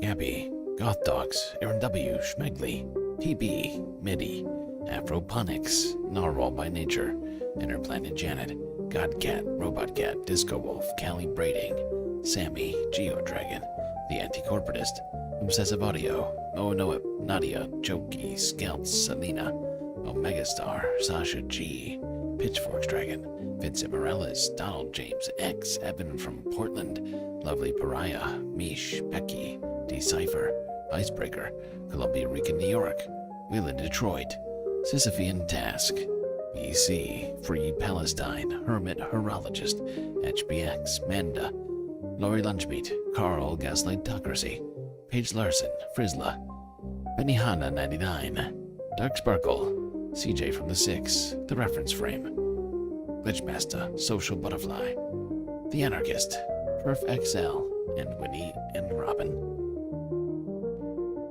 That's right, all these people here have helped produce the show with your eyes and ears. Just got done enjoying. You can too for just a few US dollars a month on Patreon.